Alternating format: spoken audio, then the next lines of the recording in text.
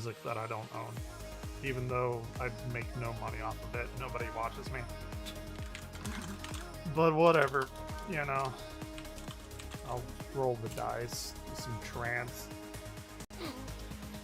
Why not? Tonight, though, it's you and me.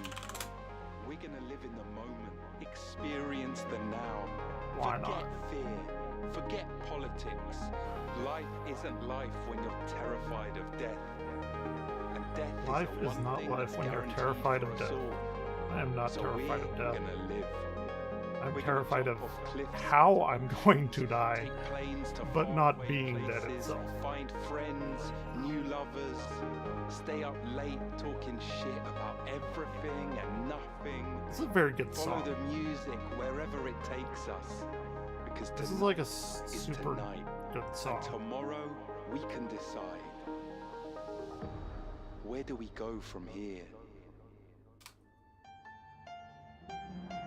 Let's listen to one more. Just one more. This is a good one. Listen to the words.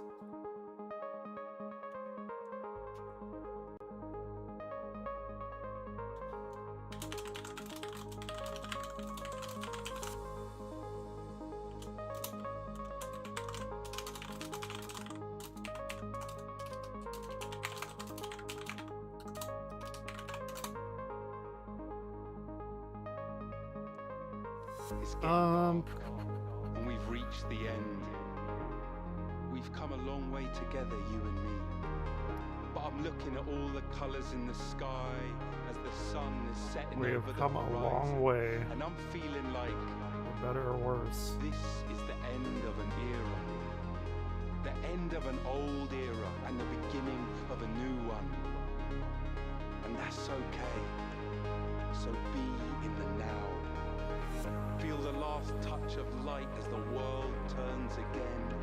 Sense the cold Sorry, chill I'm of setting up wind this YouTube against thing. your skin. They, Watch the oh lasers fuck me, dancing I'm gonna have through to smoke cut that on a out. stage far away.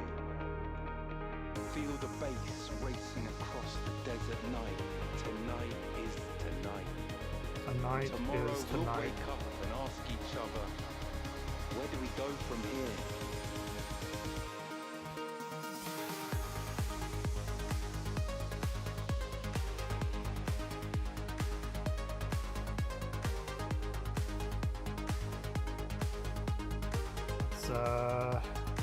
Let's have some fun tonight.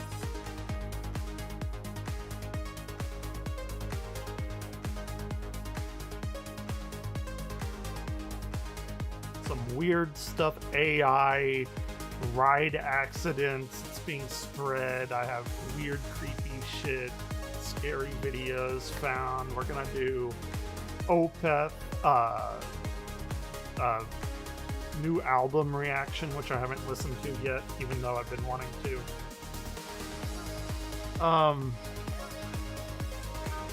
There's a lot of shit to do. We play some Halo, maybe some Overwatch with my sister way later.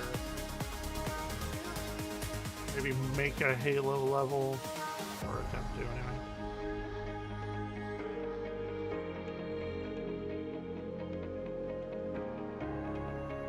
Let me throw out that.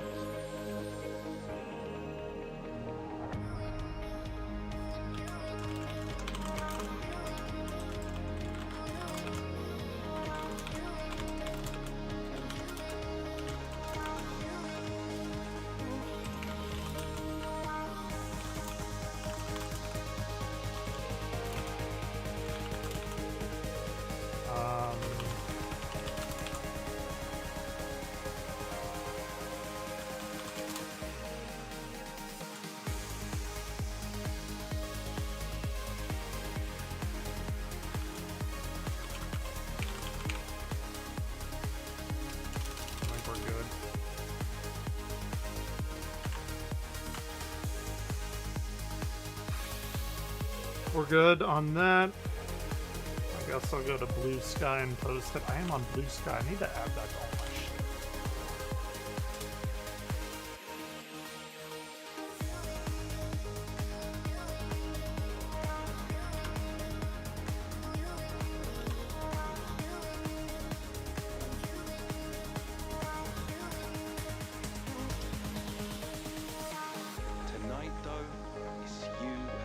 Oh yeah, and We're gonna live in the moment, experience the now. YouTube link. Forget fear, forget politics. Life isn't life when you're terrified of death. And death is the one thing that's guaranteed for us all. So we're gonna live. True. We're gonna jump off cliffs into oceans, take planes to faraway places, find friends, Make new it till lovers, tomorrow. stay up late talking shit about everything and Stay nothing. up late talking shit Follow about the everything. music wherever it takes us, because tonight is tonight. I really like this Tomorrow song. we can decide. I'm glad I started like getting back Where do we go into from here? like trance and stuff. Standing in the doorway of our home. Okay. Not that that'll catch anybody, but you know, do what we can. Category entertainment, that's a bit of a stretch now. What category?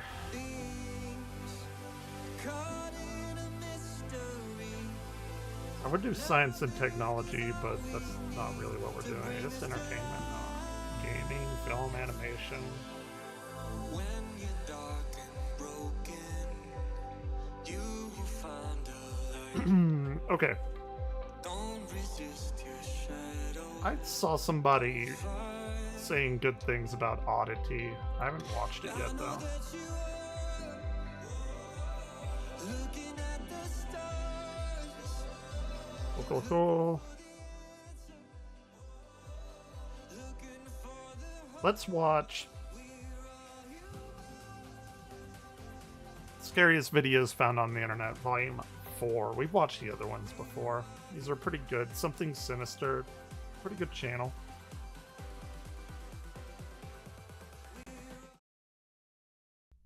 Take that down. Something Sinister. They have 52k subs. Smaller channel. Like, I can say anything. I can't even hit 500 to save my life. But, you know. It is what it is. Is it saying I hate? Okay. This is Richard Grebnick, a man Got who a guitar enjoys right there. music so much that he has dedicated his YouTube channel to it. Nice. Sometimes he sings a cover of a popular song, and in other cases, he showcases his own original music. But all that would change on August 12th, 2017. Richard is standing in his sunroom. It's late into the night, and he The fuck calls is a his son sunroom? Mike. In his backyard is a strange figure. Where? Oh, right there? Hey, Mike, Nope. I need you. Nope. Hey, can't hear you. Nope. Can Get you out. hear me now? That way. Can you hear me now? Get out. Alright, you're not gonna believe this. I got it on video now. People think I'm nuts. It's on video. It's playing right now. I put the iPad in the window, and now this thing's coming up to the steps. Dude, I'd go out there and be like, dude, you want me? Let's go. It's like Like, a come weird, on. demonic looking thing. Get outta and here. It's like a human, and it's all scratched down. And this is the second time this happened this week. It's like And as Slender I'm Man talking, kind of this is thing. all unrecorded, and it doesn't see me. I'm in that, you know, that sunroom. All right, I've been putting the iPad out. It's around, and it happened. It's a weird thing. The that happened iPad. around this time at night.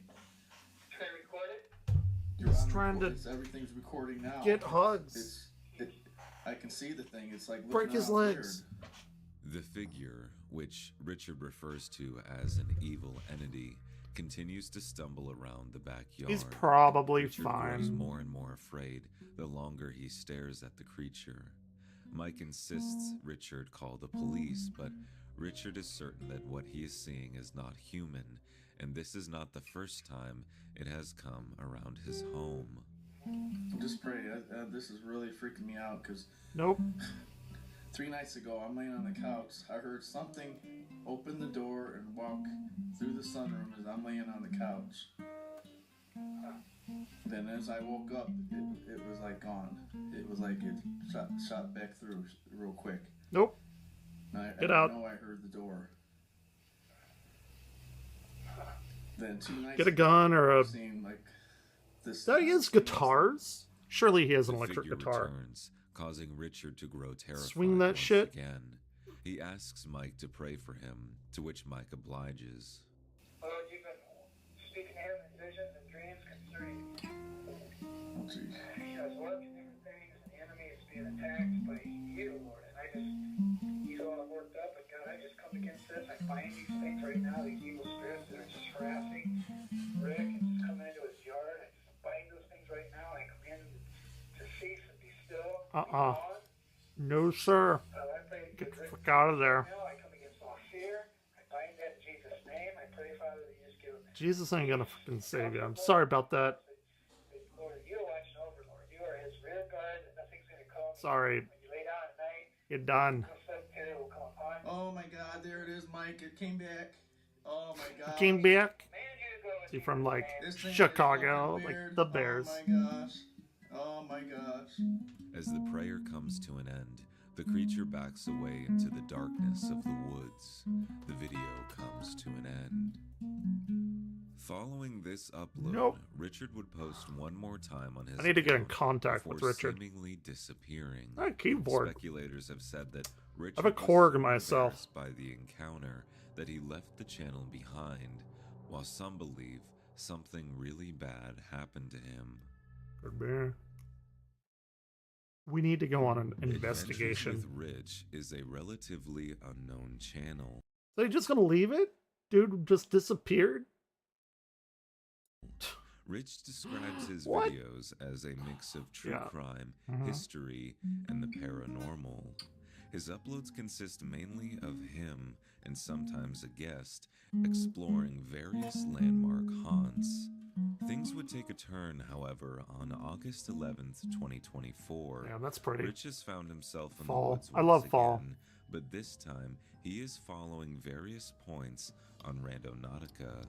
For Oh. those unfamiliar, Randonautica is an app where users post coordinates that lead to an object or event.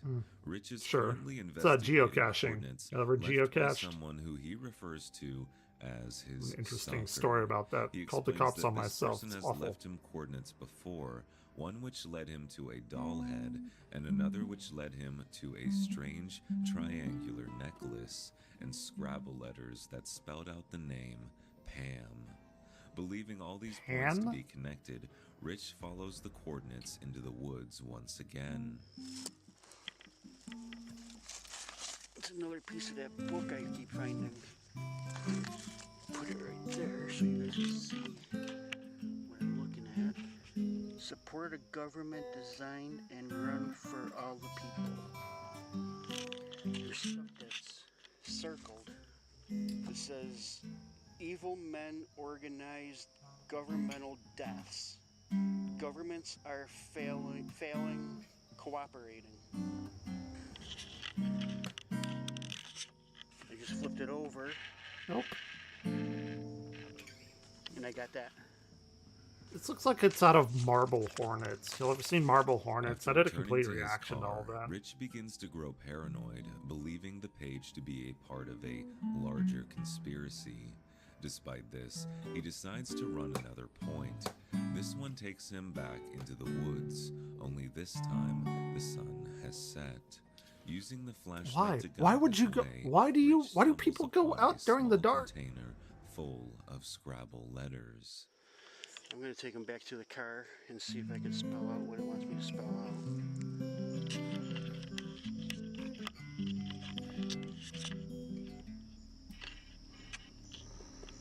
That's what I got. What do we got? Let's see. Can we spell it out before they can? What do you think? C U I see you. Smart. Sometimes. I see you. After some time, Rich is able to spell out the phrase, I see you. Anxious to find out who he's interacting with, I got Rich that in like follows 15 a final seconds. point deep into the I'm gonna take that woods. as a win. In the I have so glow very of his few. flashlight, he sees another piece of paper with creepy writing on it. The way to happiness does not include the fear of being found out. You did this to yourself. Now we see everything. And now you must find Pam. She was a hiker that we found. The clues will lead you to her. After finding this, Rich returns to his car, exhausted from his investigation. In his follow-up, Rich has decided to return to the woods for more answers. With the first point leading him to nothing, Rich starts to feel defeated. He decides to run one more Me too, point Rich. before calling it a Me night. too. This is where things become much more sinister. What is that?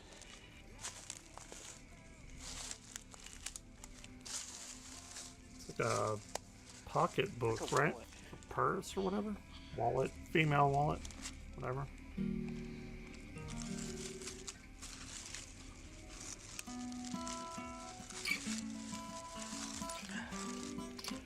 Oh, there's stuff in here.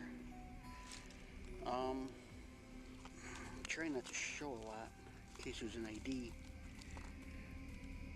A visa. Yeah. What's the name? Oh my god. Pam. Oh my god. That's my aunt's name.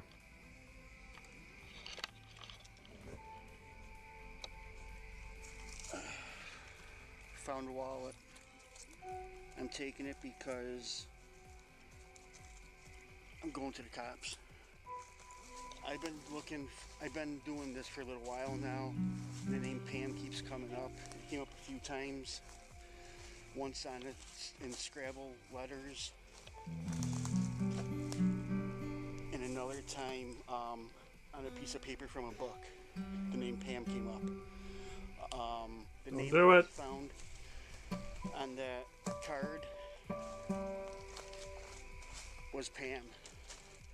When Rich finally makes it back to his car, he comes across something horrifying.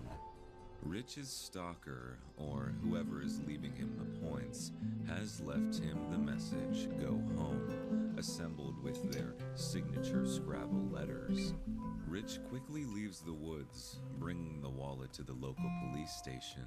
After talking to the police, they inform Rich of multiple reports of suspicious behavior in that area of the woods. Mostly kids doing He literally can mischievous say that without it being a things. euphemism. This could mean that someone is simply messing with Rich, or he might in fact be aiding in the investigation of a missing persons case. The game of cat and mouse is still occurring on Rich's channel. In the Where is most his recent channel? update, Oh. he received a letter. Rich's channel. Dude, come on. Don't be like me. Put the fucking links in there. With the following message: "The cops won't find her, but you might. Don't call them again." At the bottom is the same mysterious triangle symbol that Rich has seen again and again. Zodiac copy kill. No, Zodiac didn't do that, right? If you enjoyed the video so far, make sure to hit that subscribe button as we post content every single week. They're pretty good. Something The Sinister is pretty Pacific good. Crest Better than me. Trail is a It's not a very hard bar to clear. 2,650-mile hiking trail that extends from Mexico to Canada. The trail, abbreviated as PCT, is a bucket list trip for adventurers and thrill seekers alike. One of these is Noelle, a young woman who is documenting her Jean's PCT word. journey on her TikTok page. At first, things go relatively smooth for Noelle, but on day 21, she wakes up feeling unwell. I've been there. The update is that the nausea meds did not work. I just threw up a bunch more times. That's not good.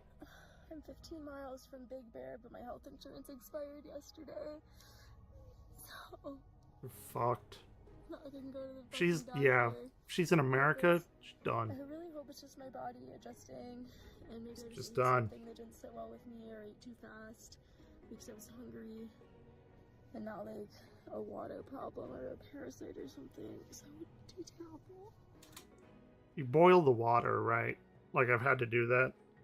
When you go camping, like climbing a mountain or whatever, and like you see a stream, and you need like you obviously boil the water. Like, I mean, even for people like me, that's I don't know shit about shit like that, but you boil the water. Got to. And if she's like an experienced hiker, surely she did. In the follow-up, the weight of the situation starts to catch up to Noelle. She is sick, alone, and in utter isolation, far away from a hospital or anyone who might be able to help her. The next morning, Noelle is feeling well enough to continue making her way down the trail. She explains that she didn't sleep well last night and that she is just over 15 miles away. See, she's not scared. She's crying because she knows her life is over because of our shitty American healthcare. From the nearest And it's town. not even really a joke. It's very clear from Noelle's pale complexion that she fucked is up. fighting off some sort of virus. Her voice is also hoarse and exhausted. Not too much further, Noelle begins to feel like she is going to pass out. I don't know what to do because I'm really scared I'm gonna pass out. And I see a road that only that I've been able to hear for a while. Sure. And I'm thinking about going to the road, but I also don't want to get off the trail in case I pass out. I don't want them to find me. I really don't feel good. And I've been alone for a long time. Me too. In a different way. With tears Yeah, that rolling down her sucks. face, Noelle expresses fear that should she pass out, someone What would might you do? find her. The desperation in her voice is evident as she tries to think. Like, of what a would you do in that solution. situation? What would I Following do? this upload, Noelle posted the following message. She explains that her only Okay. option is to hitchhike. She makes her way down the dirt path towards Highway 38, where she flags down a black truck. She takes a photo of the license plate and uses her satellite Garmin to send it to her parents. The driver steps out At least and she introduces is in himself contact as with somebody Kenny, else, though. the trail angel. The two quickly hop in the truck and Noelle is taken from her dire situation. Excuse me, the trail angel? Is that what he calls himself? If so, that's like really fucking weird that people would get like, then I don't know about that. The driver steps out and introduces himself as Kenny, the trail angel. The two quickly hop in the truck and Noelle is taken from her dire situation. Noelle is still posting about her PCT journey. Is that not weird to anyone else? Like, you're called the trail angel? That makes me think that, like, this is like a setup or something. Like, I don't know how it would happen, but still, like, if you're calling yourself trail angel, that means that, like, you know that a lot of people are around there and they've probably done this before, in which case, like, it's a well-known thing, obviously, to this person. I don't know. It's weird. It's super fucking suspicious, all right? Seemingly unaffected by the what-ifs of her situation.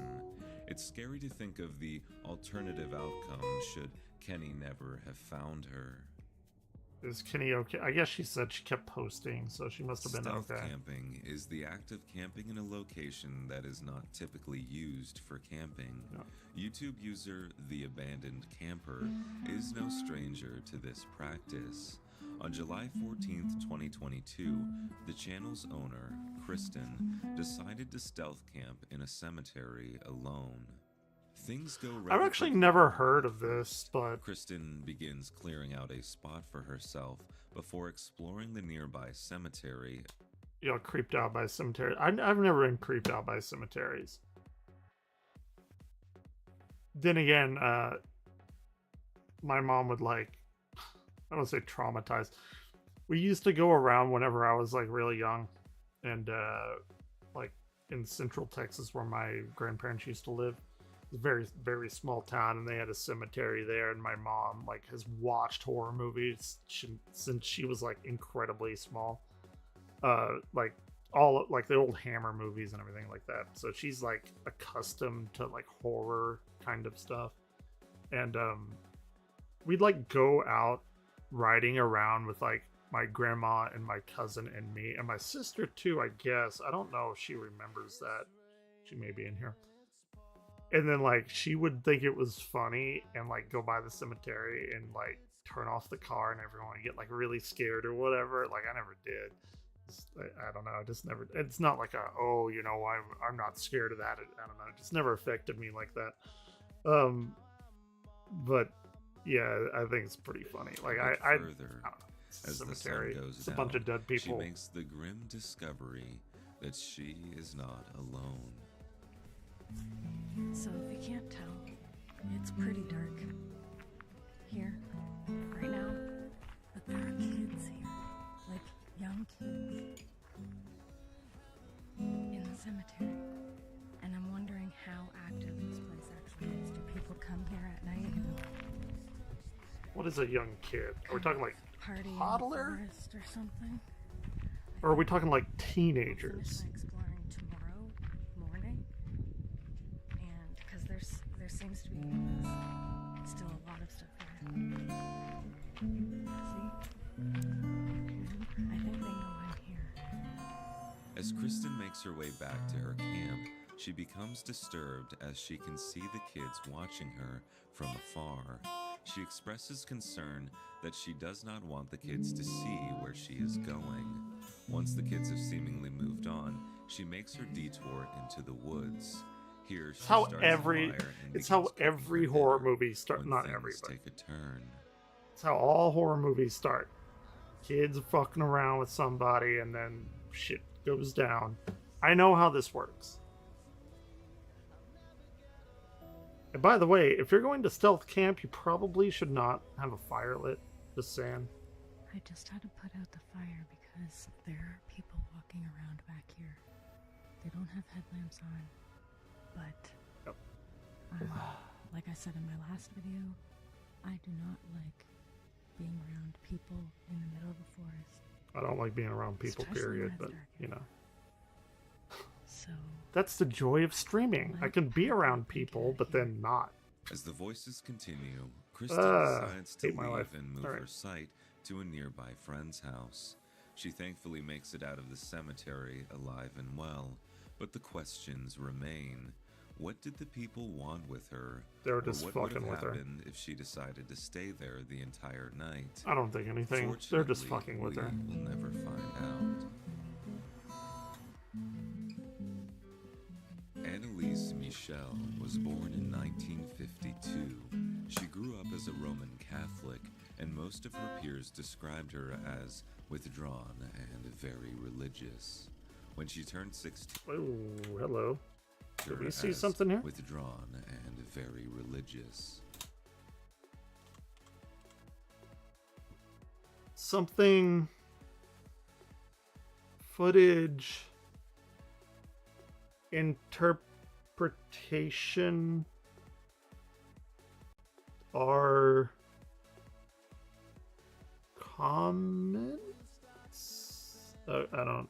Okay. When she turned 16, her life would take an unfortunate turn. Annalise began experiencing convulsions. Doctors at the time prescribed her anti-convulsion medication as well as others. Despite their attempts, her condition only got worse. Annalise said that she could see devilish faces throughout the day.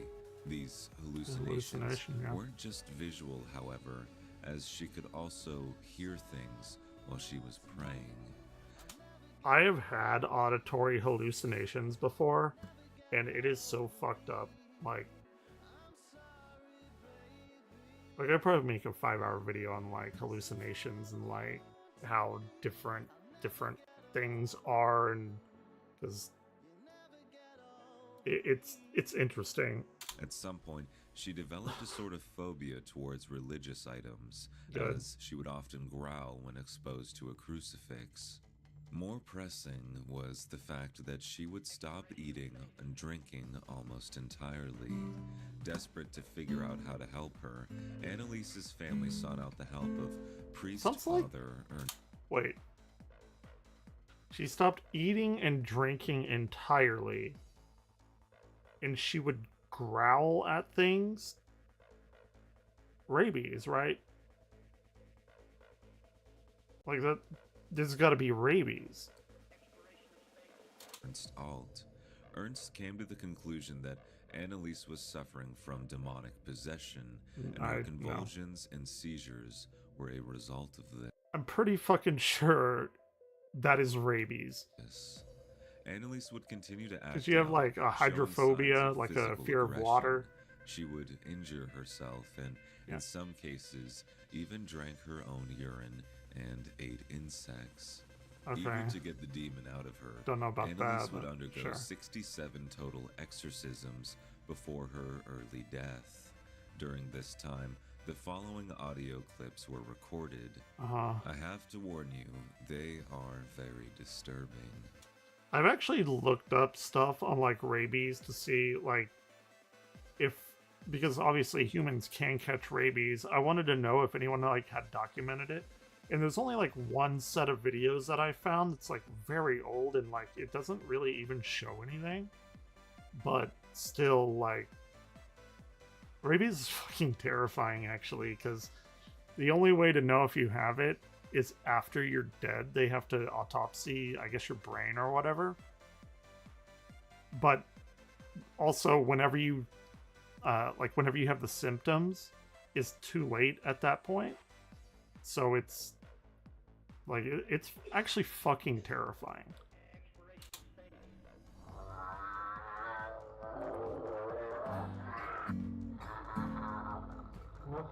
It sounds like me every morning.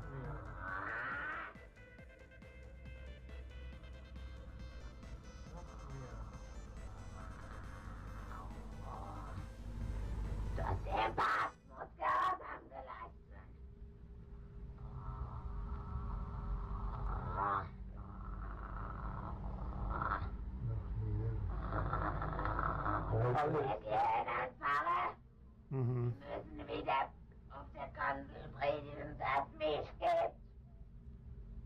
Und das Volk nicht entführen. Oh. Ja!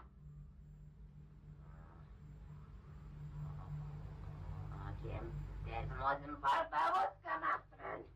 The idea that deities care about this little speck of dust and the like nigh on infinite void of space is like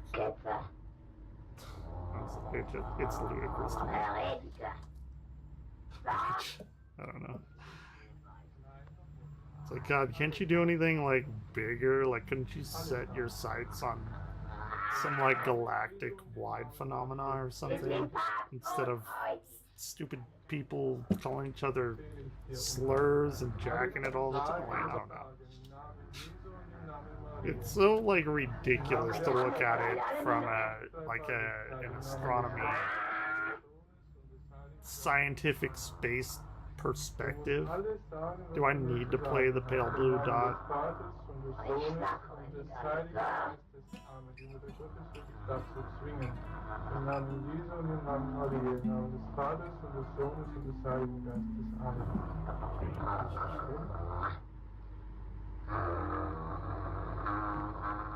Like, if our insignificance Annalise would pass away on July 1st, 1967. Finally, she would achieve peace. The autopsy report stated the death to be a result of malnutrition and dehydration. Prosecution of Annalise's parents, as well as the priests involved in her exorcism, would take place, as investigators stated that her early death could have been prevented. Regardless, I think what makes this case so chilling is the fact that whether or not you believe in demons or demonic possession, Annalise died in a very horrible way. The pain and her suffering comes through in her voice. I hope for her sake that she is resting easy. Dude, I don't think I've seen I may have not seen any of these. Like, at all.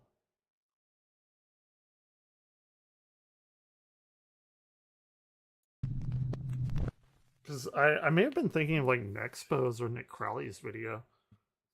Wait, what did that say? Some information is pulled from online sources. It is not my intellectual... Okay. Jared Coker Urbex uploaded this video on March 6th, 2022. It's titled caught and arrested at huge abandoned factory. In the video, we see Jared approaching a large abandoned dog treat factory. The I outside think we've is seen desolate and this. full of old, decaying. Like I've kind of dabbled in the urbex, like urban explorer field of YouTube, just like watching stuff. Obviously not myself. I'm not that fucking dumb to do that anymore. Well, I say that, and then next week you're gonna see a video of me doing this shit. So you know, what can I say? But yeah, I think I know what this is, but I don't know. We'll see if it's a different take. Cars. Could be. Jared enters the building by going through a broken window. He begins making his way through the building, finding old rooms full of tools and machinery. This is where he hears the first strange noise above him. No, I don't. Actually, I don't think I've seen this.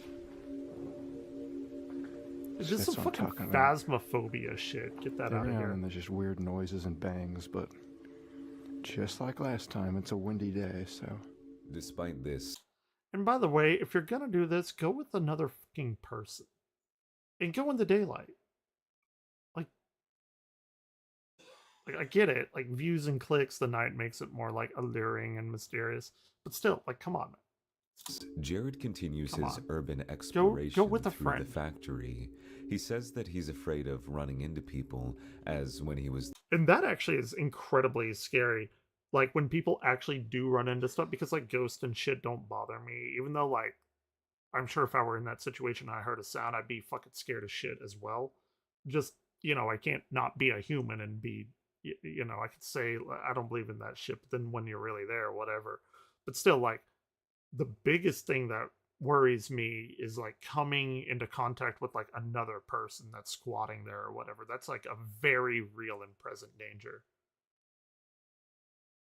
there before, he saw two people walking around. He walks deeper into the factory before finding himself stuck on the upper levels. During this time, he looks out a window and makes an unsettling discovery. There's a car right there. Oh yeah, okay, yeah. The guy goes in there, can't holds him figure at that should be too gunpoint, much of a calls problem for cops. me, though, Nothing like 'cause actually happened. The way Have I'm I gonna go seen out this? is completely circling around here I like think I I did to have. get in, so... Oh, they're out of their car. Oh, they're coming in the gate. They're coming in the gate.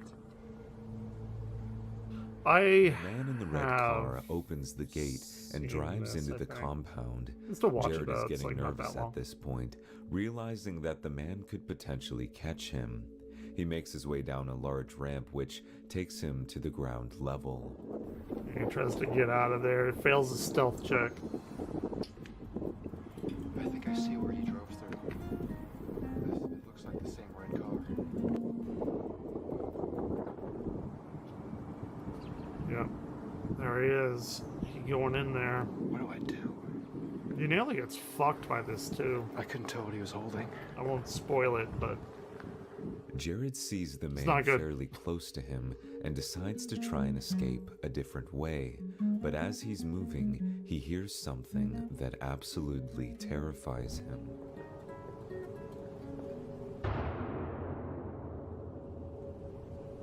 nope. Oh my god. Yep. So I've always said this, but like I'm always fascinated with how people get like really good at graffiti, because it's not like drawing or painting or anything else, because you have to like, obviously it's done with spray cans, and to draw or paint or whatever, even sculpt, whatever, like it's a fairly low barrier to entry. You just need a pencil and a piece of paper. But like doing graffiti like that requires skills of like a large canvas and wall and stuff like that. It seems like that would be very difficult to get good at. Starting from like being complete shit at it. Because there's not like, you can't just go to Walmart and buy like 5 brick walls to graffiti, right? Was that a gunshot? I guess you could buy like one big one and then paint over it, like try think and it do was. whatever, and then just He had something in his hand too. That must paint have been over it a with gun. white and then do it again. Believing maybe. that the man I has a guess. gun, Jared is beginning to panic. He continues to make his way through the factory, still unsure of where the man could be lurking. He decides to maneuver through a window before making his escape, until things get very bad. Whoa, whoa. Oh, stop. Oh, it's just me. You scared me to death. Okay, get over there now. What? Sit down. Get your handcuffs. Huh? Put them on. Got it? Fuck that, dude. I would be shitting You like to myself. put them on, you can put them on. Take your pick. I've never put on handcuffs before. Just put them on each side of you. How's that? Put them in front of you. That way you can carry them in front, okay? What's gonna happen? What? What's going to happen is the police is going to come, and then you take your name and get Wait, what did he... your... Put them in front of you. That way you can carry them in Was he a front, little okay? snippy in this video? What? What's going to happen is the police is going to... What's gonna happen is the police is gonna come. I don't see anything wrong with that at all. Though I am from Texas, and I barely speak English. come, and then you take your name and get you for criminal trespassing. It's nothing these days. A lot better than me shooting you, isn't it? Is that what I heard? Yeah. What'd you shoot at? Shoot it. See people I shoot at. If they run, you shoot.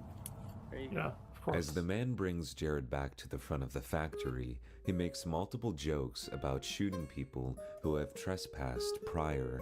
Jared does his best to diffuse the tension, to which the man says that if he sees anyone else, he will probably end up shooting them. He'd shoot them in a heartbeat, he says. That's just life. The video comes to an end as Jared tells us what happened after the camera cut. Jared gets out of the man's car and they drive to the front of the factory where, after an hour, the cops finally show up. They take Jared away to the jail and he luckily gets away with his life. The same can be said for other trespassers who, after Jared had been taken away, were in fact shot by the man. Yep. Okay. I'll let that play, but like I've seen that before. It's pretty fucked up.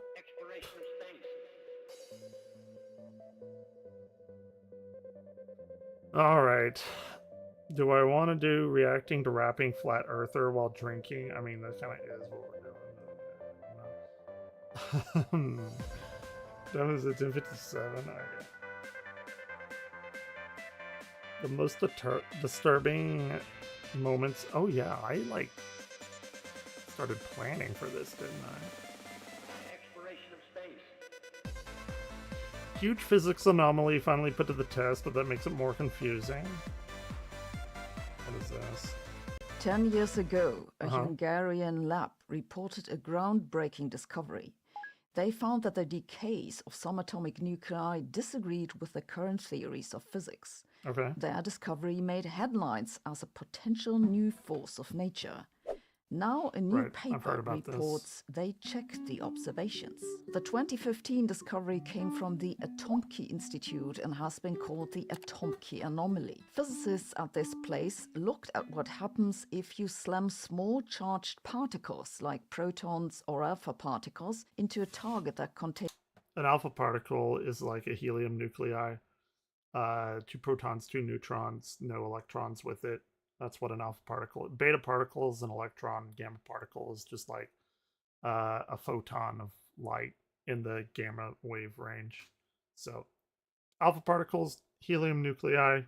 Contains chemical elements with small atomic numbers like beryllium or helium. Sometimes the nuclei in the target will absorb the particles they've been hit by, and then after some while they'll decay. The type of decay the Atomkey people were most interested in was that resulting in an electron-positron pair coming out of a beryllium-8 nucleus. Using standard nuclear physics, they predicted the difference in angles between these particles, and that didn't fit the observations at all. Wait, what? Okay, we have... So, like, whenever you go into... making some music. Whenever you start like looking at quantum physics and stuff, you start measuring mass in reference to like energy mc squared, obviously, and that's how you do mass, because it's just like impractical to use such tiny numbers like in kilograms or whatever. So they weighted counts per 0.5 mega electron volts IPC. I don't know what IPCC is, but it looks like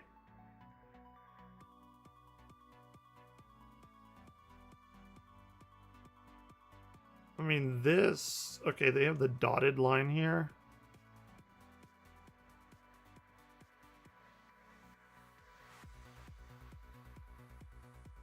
Okay. Let me go back like 10 seconds. Nucleus. Using standard nuclear physics, they predicted the difference in angles between these particles, and that didn't fit the observations at all. They said that their result was incompatible with predictions at 6.8 sigma, which is... Okay, the deviations are observed at the bombarding energy of the proton, I assume it's proton, 1.1 megavolts at 140 has a significance of that. So what they do, because it's, I think at least this is like crystallography, and you have to do this, or at least I did, in modern physics, because you can tell like a crystal lattice structure. I assume it's the same. It's been so long since I took like nuclear physics, but I imagine it's the same thing, like having different angles and pelting it with a particular, like, what did they say, alpha particles or whatever, corresponding to background fluctuation probability. Okay, so significance of 6.8 standard deviations is very high. Be less than a 1 in trillion chance of it just being random noise. They assigned the observation to a new particle, which they called... So they think that it didn't match what they thought would happen. The thing split up and went in different directions, effectively. 17, because they calculated it would have to have a mass of about 17 mega electron volt. The paper was published in PRL, one of the top physics journals. But at first, it was mostly ignored by other physicists. The reason is, I believe, that 17 mega electron volt is in an energy range that's been experimentally tested many times. If there was such a particle, it'd be hard to understand why it wasn't seen in other experiments. Sure. But a year later, a group of fairly well-known particle physicists lent credibility to the idea. They published a paper, also in PRL, saying they'd found a way that... Protophobic fifth force interpretation of the observed anomaly in a beryllium nuclear transitions. So they shot some stuff at this. Beryllium decayed to a particle pair production, and they say that something else, there's another boson there that is also created, which gives it the weird like variance of where these things split off from and go to, is what I'm understanding. Because we have like the strong force and the weak force, and those are mediated by gluons, which like hold the atom together. And once you break that, you know, things will split up. But I guess they're saying there's like another force that is making that split up, that goes like, okay, protophobic would mean like away from light, right? So there's something that travels in the opposite direction of light in these transitions, and it's making it do some weird shit. Such a new particle might only show up in these nuclear decays and not in any other experiment that had been done to date. And the nuclear decay stuff is like, you have the weak nuclear force, which is like what mediates decay, and you get this W boson, is what it's called. It's like something, it's a particle that you can measure and everything, which is like the interacting force with that. So they're saying it's like another type I guess. Their It could be wrong, decays, but and not in any other experiment that had been done to date. Sure. To paraphrase Ronald Coase, if you torture the maths long enough, it'll confess to anything. The popular science media was all over this, declaring it, as so often, evidence for a fifth force. I explained in an earlier episode where that phrase comes from. The excitement built when the Atomkey Lab reported in 2019 that they saw similar things in the Okay. decays of more atomic nuclei. Other Sure. research labs began experiments to see if they could reproduce the observations. That sounds very promising, but some Right. things were very odd about this story. You see, the Okay. people from this lab had reported various similar anomalies previously, going back almost a decade. Some were of they, like, those in cahoots or vanished with something? better equipment. Some vanished for no reason. Some of the searching for light neutral axial vector boson and isoscalar nuclear transitions. So they slam stuff together. In this, they're saying that light doesn't affect light being like energy, I'm assuming. In the I'm assuming axial vector has to do with the spin of the axis and it's traveling along that spin. I could be completely wrong about that though. In isoscalar, that just means the same everywhere. Nuclear transitions. So they say that something is going along on the axis, and it's a boson's like a heavier particle or whatever. You have like bosons and like fermions. They just behave in different ways. Those vanished with better equipment. Sure. Some vanished for no reason. Some were eaten by the dog. No, I Right. made this up, but you get the picture. I don't This lab Dog doesn't could have seem eaten to it. be hugely reliable. Then they announced they've seen a new anomaly. Would you believe it? Right. And that follow-up paper from 2019, that's a preprint which wasn't peer-reviewed. But, plot Okay. twist, in 2021, another group came forward with a calculation saying that the Atomkey observation was never incompatible with known physics. It's all standard physics. It's just that the maths is more complicated than you'd think. In their paper, they present the Okay. exact calculation and voila, it fits perfectly on the data. there's Actually, no I new think fifth this force. calculation fits the data suspiciously well. Unfortunately, they don't say in the paper exactly how they did this calculation, just that it's partly numerical, so I can't check it. How do they get that shit published then? If you go in and you like get a thesis, dissertation, whatever, like you gotta answer your shit correctly. Like that's weird anyway. They just like slacking on that, but it's like a very well respected published article, publication, whatever. And the paper didn't get published. So this is Oh, it super didn't get confusing. published. We're Okay. now not even sure it's an anomaly. And now this. Just Sure. last week, a result from another group appeared. This experiment was done by the MAC2 collaboration at the Paul Scherrer Institute in Switzerland. They did not confirm the anomaly. It's a lot of Instead, they wires. ruled it out, but not at a high significance. You see the summary in this figure. This red cross is the original anomaly. These contours are where the new experiment searched for a signal and didn't find anything. That said, this result has a low statistical significance of just about 2 sigma. This means they reject the hypothesis of that new X17 particle, but not Okay. with much confidence. The reason is that they don't have a lot of data yet.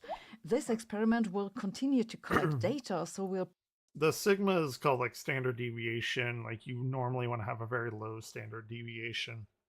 If you have a very high one, it just means that like she was saying, you don't have enough data to like to measure things against. Once you get more and more, it's like flipping a coin like 10 times.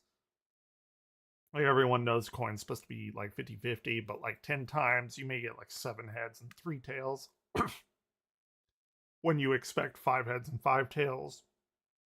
But the more you do it, 50, 100, 1,000, 10,000, a million, you're going to be narrowing in on that 50-50 possibility.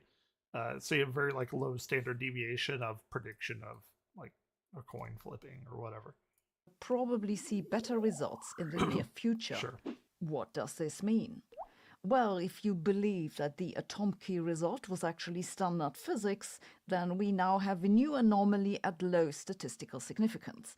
If you believe Sure. that the atom key result was an actual anomaly, which I think is the saner option, then the chances of new physics just sank, but not by much. There are various other experiments also looking into this. Basically, the current status of the X-17 story is physicists are still extremely confused, but now with more expensive equipment. To summarize, we might have discovered a new particle or not. Stay tuned for our next episode of the Anomaly Theater. To me, science is more than a profession. It's a way to understand the world and to solve problems.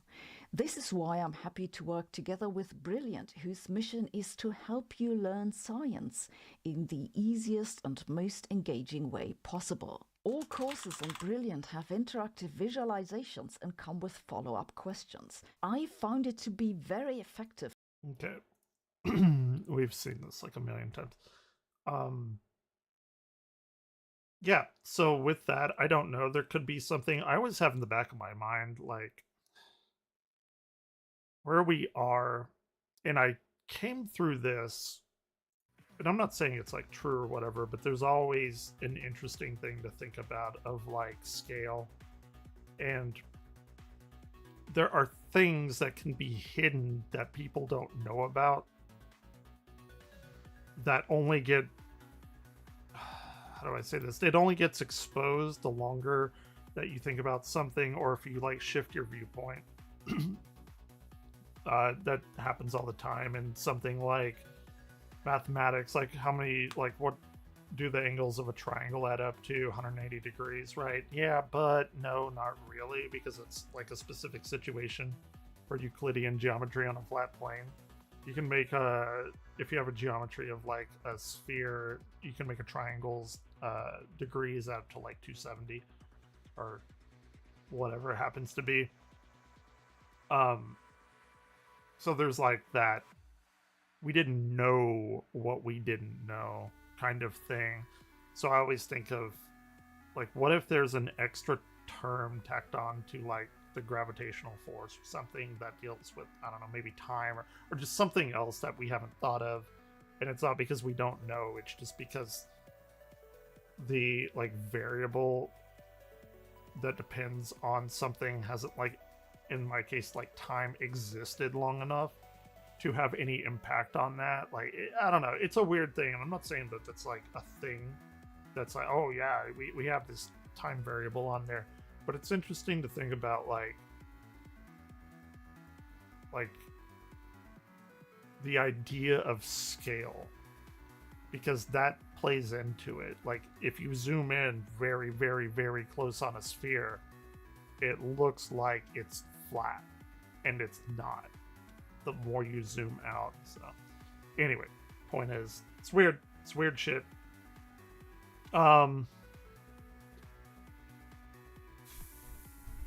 What do we want to watch now?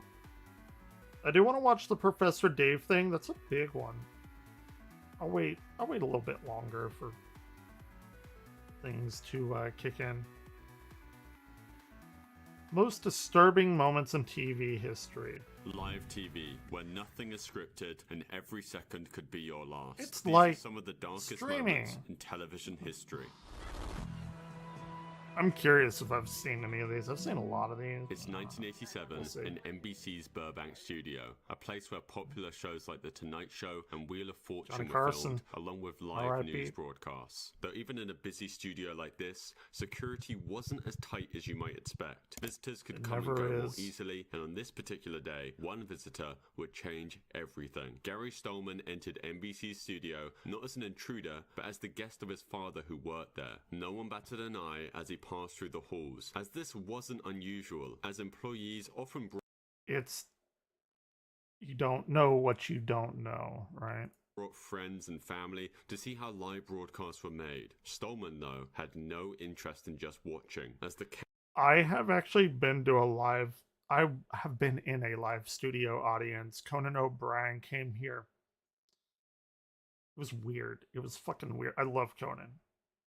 It was so fucking odd though, because we sat like pretty far back, I guess. But like you're watching them, they're very tiny because we did sit far back. Like you're watching him interview, and there's just like at least I guess it's smaller in like their own studio, but like you have the like there must have been 500, probably more than 500 people there. This is this big like auditorium, and it it was so weird because you have these like Conan and the guest, I think it was Seth Rogen at the time, like talking in front of like 500 people trying to act normal. It was the weirdest goddamn thing. It's like I don't know. Like maybe being in the studio where there's like less room and having less people there and probably closer would be better. It wouldn't be like as weird, but it's just like really fucking weird because these people are like trying to have like a one-on-one kind of back and forth conversation while you like 500 people are watching. I don't know. It's a weird thing. Countdown to air began. The studio staff went through their usual routine. Cameras were in place, microphones were checked, and producers watched from the control room, making sure everything was ready for another smooth broadcast. But I'm gonna have to do this soon. Was Gary Stolman, waiting for the right moment to strike. In the middle of the I don't know broadcast, this. Stolman made his move. He Is he, walked like, directly onto off set, himself? startling the presenting news anchor, David Horowitz, and the rest of the crew. Stolman, holding what looked like a gun, demanded David's attention and gave him a note to read. What is this? I've never heard this. Let me see what it says. All right. Some fucking Joker shit. All right, well, let me read this. Folks, we have someone on the set who's standing here and would like me to read this this copy which was just handed to me. You want to tell me your name or not?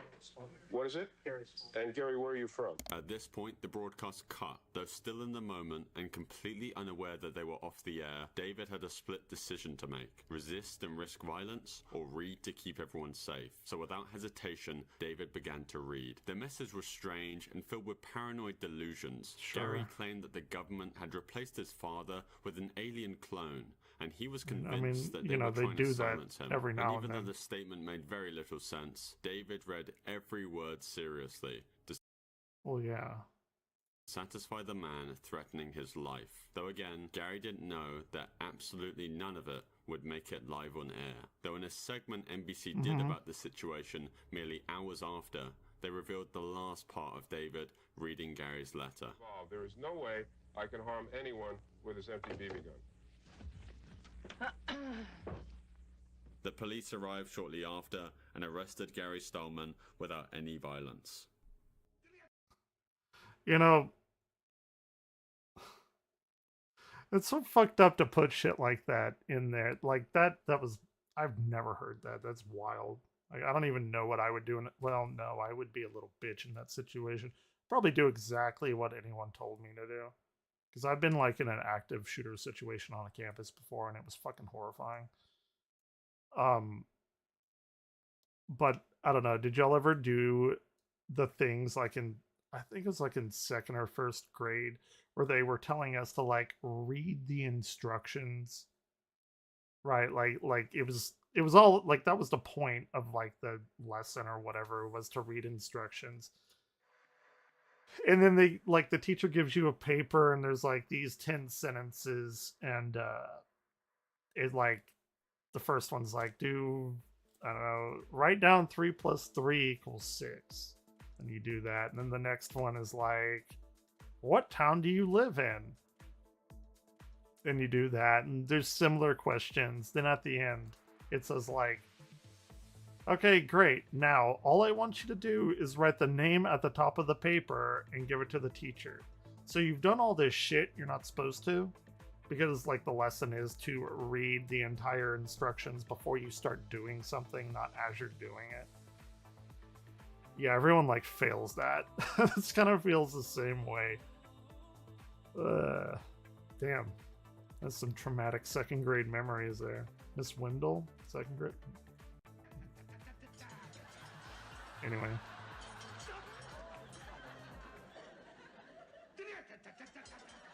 Tommy Cooper wasn't your typical comedian. Instead of telling jokes with punchlines, he used magic tricks. But the twist was that Tommy's tricks almost always went wrong, and they went wrong on purpose. Sure. He would bumble his way through a routine, fumbling cards or dropping props, and the audience would roar with laughter. And that's what makes this moment captured on live television all the more disturbing. Even though he played the fool on stage, Tommy suffered from intense stage fright. He would feel anxious every time before stepping before an audience, as deep down, he was terrified of failing his fans. And y'all ever had that stage fright?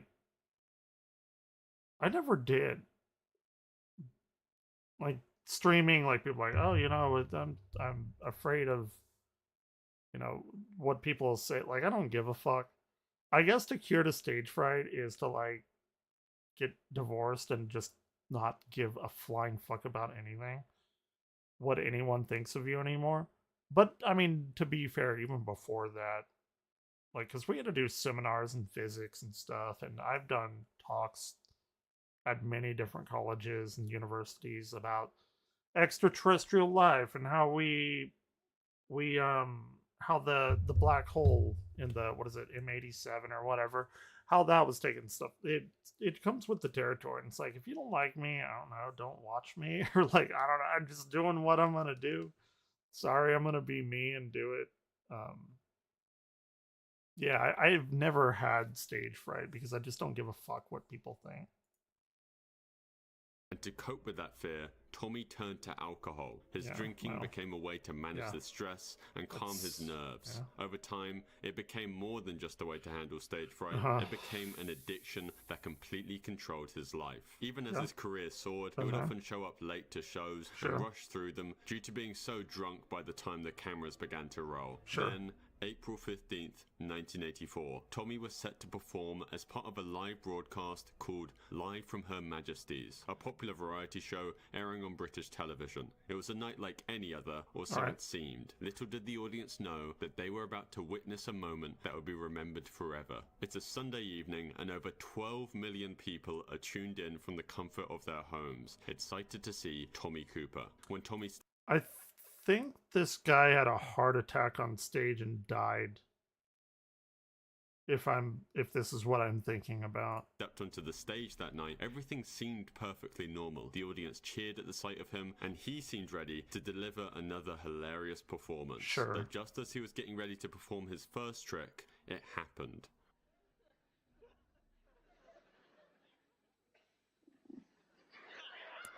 Yeah, I think he had a heart attack and died. Right in the middle of his act, Tommy suddenly collapsed, falling backwards into the curtain behind him. The crowd obviously erupted in laughter, as to them, this was just another part of his act. A man who had literally built his career on messing up tricks had fallen over on stage, though what no one in the audience realized was that something was terribly wrong. For a full 12 minutes, the audience, the TV viewers, and even some of the crew backstage thought Tommy's collapse was part of the show, but this time there was no punchline. Tommy Cooper wasn't improvising or acting. He was having a massive heart attack live on stage in front of millions. That's his what I signature thought. fez slipped off his head as he lay motionless, but the laughter continued because no one could believe that the great Tommy Cooper, the man who made his living from stage clumsiness, was so actually fucked up. dying before their eyes. The crew and performers backstage 12 minutes eventually too. realized that something wasn't right. As the broadcast continued, stagehands quickly dragged Tommy behind the curtain, thinking they could fix the situation without alarming the audience. They didn't want to stop the show or break the illusion of live television, so they carried on with the next act as if nothing happened. Medics were called immediately, I've heard and of CPR this, was performed, but it was already too late. Tommy Cooper had suffered a fatal heart attack. Despite the efforts to save him, there was nothing they could do. Tommy Cooper had passed away just feet from where the audience was still laughing at him, unaware of the tragedy that had just occurred. His body was found this week. His girlfriend got the life-changing phone call early Saturday morning. So I've been like a part of something like that. There was a girl that died in 7th grade, I believe. Her name was Williams. Fuck, Lauren.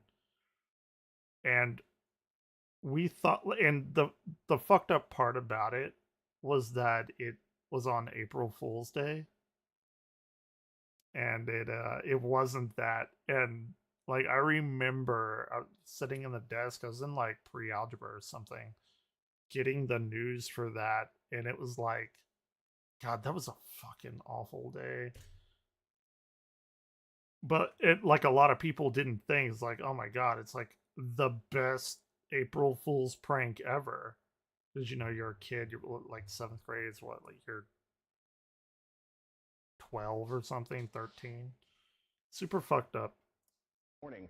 Sharon Badgett says she was stunned by the news. Throughout the time he'd been missing, she still kept hope he'd be found alive. Alison Parker and Adam Ward were journalists working for WDBJ7, a local news station in Virginia. On the morning of the 26th of August 2015, they were assigned to cover a story like any other day, though it would soon turn into one that no viewer would ever be able to forget. Alison was a 24-year-old reporter who grew up knowing she wanted to be a journalist, a career that allowed her to meet people and tell their stories. That's awesome. I've always wanted to be an astrophysicist and study and talk about astronomy, and then I did, and then I ruined my life. So, yay! Don't After go to college. graduating from James Madison University, she quickly I know a lot found about her place balls at in space, though. WBJ7, That's where what she I was always known say. for her professionalism and work ethic. Adam Ward, who was 27, was an experienced cameraman who often worked together with Alison. The morning of August 26th, 2015 started like any other day for Alison and Adam. I've heard They were I've assigned to heard of cover this a local one. story about I tourism forget at exactly what Bridgewater happens, Plaza, but a small shopping and recreation center in Monetta, Virginia. It was a peaceful, everyday assignment, one that both Alison and Adam had done many times before. That morning, Alison was scheduled to interview Vicky Gardner, the executive director of a small chamber of commerce, to discuss how tourism was affecting the community. As usual, Adam set up the camera, checking the angles, and making sure everything was ready for the live broadcast. Alison prepared her questions for the interview with Vicky, who was also getting ready to speak on camera. The interview began without any issues, but then, in the middle of the live broadcast, a figure appeared in the background, one that neither Alison nor Vicky took any notice of at first. The figure then moved closer towards the camera. Oh no, it and is. suddenly, Okay. I remember these, like, this weird, like, awning, like, pathway thing. Several shots were fired. Viewers watching the live broadcast heard the sound before they could fully process what was happening. The camera, still rolling, captured the chaos as the camera tilted and fell. Alison and Vicky screamed and ran for cover, while Adam, still holding the camera, was caught in the crossfire. For viewers at home, the scene was confusing and terrifying. No one could have imagined that they were witnessing a real, watch some live super murder fucked up shit unfold on on their YouTube? screens. Colleagues back at the station were just as shocked, as the anchors who were monitoring the live feed were stunned as the screen suddenly cut back to the studio. Colleagues at the station tried to reach out to Alison and Adam, but there was no response. Within minutes, emergency services were called, and the plaza was soon flooded with police and medical personnel, but it was already too late. Alison and Adam had lost their lives, whilst Vicky had suffered a wound, but was able to at least physically recover in hospital after a surgery. The station's anchors, still shaken, had to continue the broadcast, not yet realizing the full scope of the tragedy that had just occurred. After the shooting, the gunman, still at large, uploaded his own footage of the attack onto Facebook. He eventually was found out to be Vesta Lee Flanagan II, a former employee of WDBJ7, the same station where Alison and Adam worked. Flanagan, who went by the on-air name Bryce Williams, had been a reporter at the station several years before the attack. Flanagan's relationship with the station was rocky from the beginning. He was known to clash with his colleagues and supervisors, often accusing them of discrimination and unfair treatment. His behavior at work became increasingly erratic, and it led to a series of complaints from co-workers. He accused some of them, including Alison and Adam, of making racist remarks. Flanagan was also seemingly obsessed with other tragic events, like the attack on Charleston Church committed just 2 months earlier. After the police had tracked him down, it eventually led to a very short, high-speed car chase, and after being ran off the road, being surrounded by the police, Flanagan decided to end his I actually own time didn't on know Earth. any of In this, his or if I car, did, I they found a forgot. wig, several disguises, and 3 license plates. The station that day was forced to balance mourning the loss of 2 team members while continuing to provide news coverage to their audience. I'm not a big fan of like the show must go on type of thing. Not a big fan of doing that. I don't know, like if something really big and intense happens, I don't know. I think it's a weird like suppression of human emotion. Including coverage of the event itself.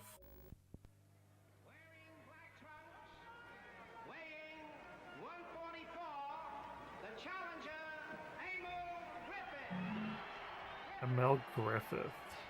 It's the early 1960s, a time when boxing was one of the most popular sports in America. 2 names stood out in the world of welterweight boxing: Emil Griffith and Benny "Kid" Have y'all Paret. seen Both that, fighters were like, skilled, ambitious, and determined to be the best. And the 2 had faced each other twice before, with Griffith winning the first match really, and Paret winning the really second, fucked up. capturing the welterweight title. As their rivalry was heating up, the boxing world This was like eager came for out their third and fairly final showdown, short, what everyone or, expected to be like, the not fight that of long the ago. year. In the weeks leading up to the match, tension between the 2 fighters had begun to escalate. During the weigh-in About before what the that fight, does Paret to a had person. reportedly called Griffith a homophobic slur in front of the press, knowing it would strike a nerve. You see, at the time, being openly gay or bisexual was not accepted in mainstream society, especially if you were competing for the championship of such a masculine sport. Griffith, who was in fact So dumb, bisexual, dude. knew it could be career fucking ruining if the stupid. secret came out, so he likely took the remark very personally, and it could have turned the fight into something more than just a championship match. With the stage set, fans packed into Madison Square Garden on March 24th, 1962, to witness the third and final battle between these 2 rivals. A fight that people would remember for all the wrong reasons. From the very first punch, it was clear that this wasn't just another fight. In the earlier rounds, Paret had been able to hold his own, as he was no stranger to taking hits. But I actually think boxing is like very entertaining. I don't really watch it or whatever, but whenever I come to it, like it's fun. I actually had like Fight Night 3, the one that released on Xbox, for a little while. Like I'm not a big boxing person, but like I'm not gonna deny that it's not like it's a lot more entertaining than like football or something. this time, something was slightly off, and as the rounds went on, the fight turned into a brutal back and forth, both men trading punches in the center of the ring. But by the 12th round, the fight had taken a toll on both men. But for Benny Paret, things were getting worse. After enduring round after round of punishment, he was visibly exhausted. His legs were shaky, and his arms were slow to come up in defense. This is what I was talking about, I think. I was spit this in. I thought I beat him all 3 rounds. This is like super fucked up. This made its rounds, yeah, a couple months ago. That's what I thought. Just like showing the brain damage of a person like in MMA, but you know, obviously like boxing and football and other sports where you slam into other people in some way, shape, or form. I was spit this in. I thought I beat him all 3 rounds. Again, no, second round was iffy, but I thought I landed more bigger shots. Yeah, he's fine. 2012. That's when I got my master's. I train, even if I don't compete. 12 years. I train the same way I train 12 years. when I was fighting pro. Early on in my career, I had the chance to go test a group Super of MMA fucked up. fighters together, and just looking at these biomarkers of brain injury, and they were young. I mean, we're talking 18 to 25-year-olds. And 25 is like where your brain kind of stops. Like your brain is your brain at that point. That were, what they It's used to not basically good. call It's funny. not done from just 18 to early 25. signs of neurodegeneration. It's really tough to see. So I have a love-hate relationship with that because the sport of MMA is so exciting. It's fun to watch. It's a lot of I've energy, never watched an but, MMA thing. I think I might like you can pay a it. heavy price for it sometimes too. Like it's really, really fucked up. But you know, it's what you do, I guess. You got your life and you want to live it Turned how into you a want. brutal back and forth, both men trading punches in the center of the ring. But by the 12th round, the fight had taken a toll on both men. But for Benny Paret, things were getting worse. After enduring round after round of punishment, he was visibly exhausted. His legs were shaky, and his arms were slow to come up in defense. Then it happened. In the corner of the ring, Griffith saw his opening. Paret was pinned against the ropes, unable to escape. Griffith unleashed a barrage of punches, one after the other, with no sign of stopping. Left hook, right hook, uppercut. Each punch landed cleanly, and Paret had no can answer. see his head His hands dropped, his body went limp, but Griffith kept going. The referee hesitated for just too long. YouTube deems this as too graphic to even show in full.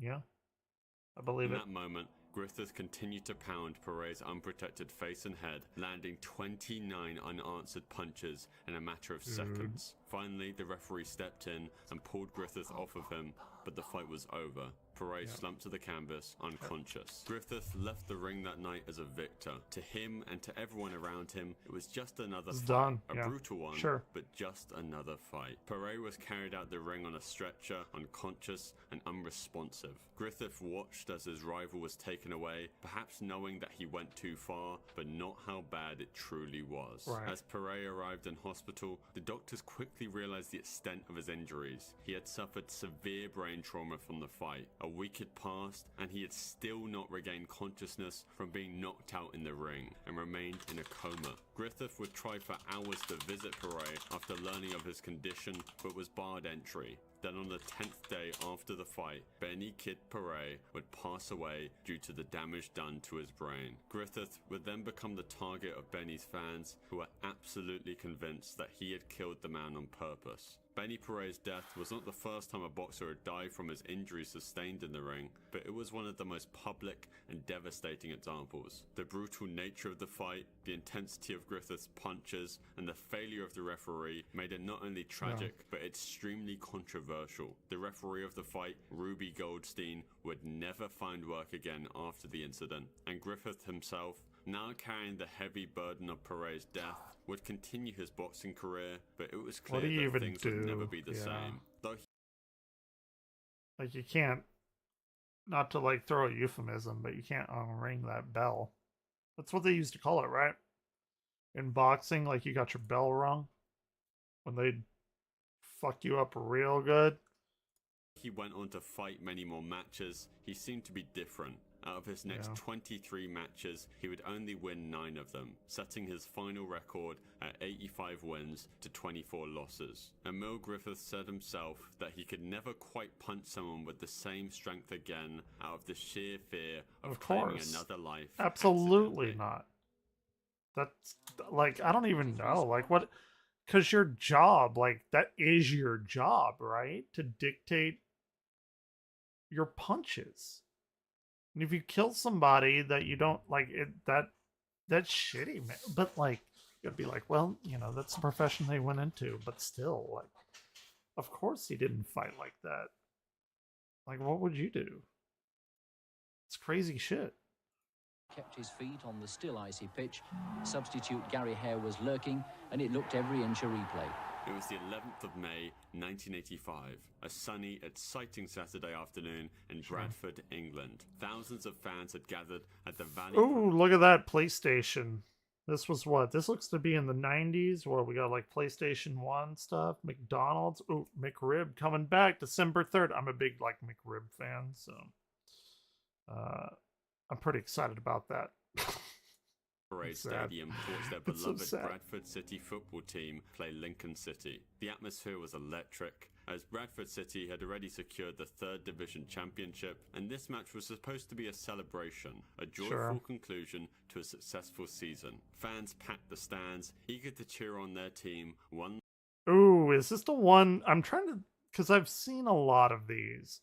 Is this the one where the stadium burns down because they like built a new stadium? This was like the last game in the old one, and like it hadn't rained, and underneath was just a shitload of trash, and somebody like tossed a fucking cigarette or something down there, and it just went up in a blaze of glory. This may not be that. That may have been earlier than this, but anyway, last time before the summer break, but hidden beneath the surface of the celebration, there was a disaster waiting to happen. Oh, the maybe main it stand is. at Valley Parade was a massive structure built almost entirely of I think wood. it is. It Never had been mind. standing since 1908, and over the years, it had seen countless Okay. football matches. I But have in seen those this. decades, something else had also built up This under particular the stands, story. piles of rubbish, Yep. old newspapers, discarded food wrappers, and other trash Call it trash. Don't call it rubbish. had accumulated beneath the trash. wooden stands. Like the me. structure itself was outdated and unsafe, but no one seemed too concerned. Yeah. After all, it had stood for nearly 80 years without issue. That What motherfucker fans went up didn't know quick. was that the stand was scheduled for demolition just 2 days Yep. later, Yep. as workers were supposed to come in and tear it down because of It's literally, well, not literally, but it's pretty much exactly. I was one day from retirement. They keep pulling you back in, and then, shit goes wrong. Except it's not a human being, it's a stadium for soccer or football, whatever you want to call it. the safety concerns. pulling you The back in club had been one warned day, several 2 days times about until the safety retirement. risks it posed, as inspectors had pointed out the dangers of the paper and rubbish collecting underneath the stand. But at the moment, during the match, no one was thinking Did about they- any of that.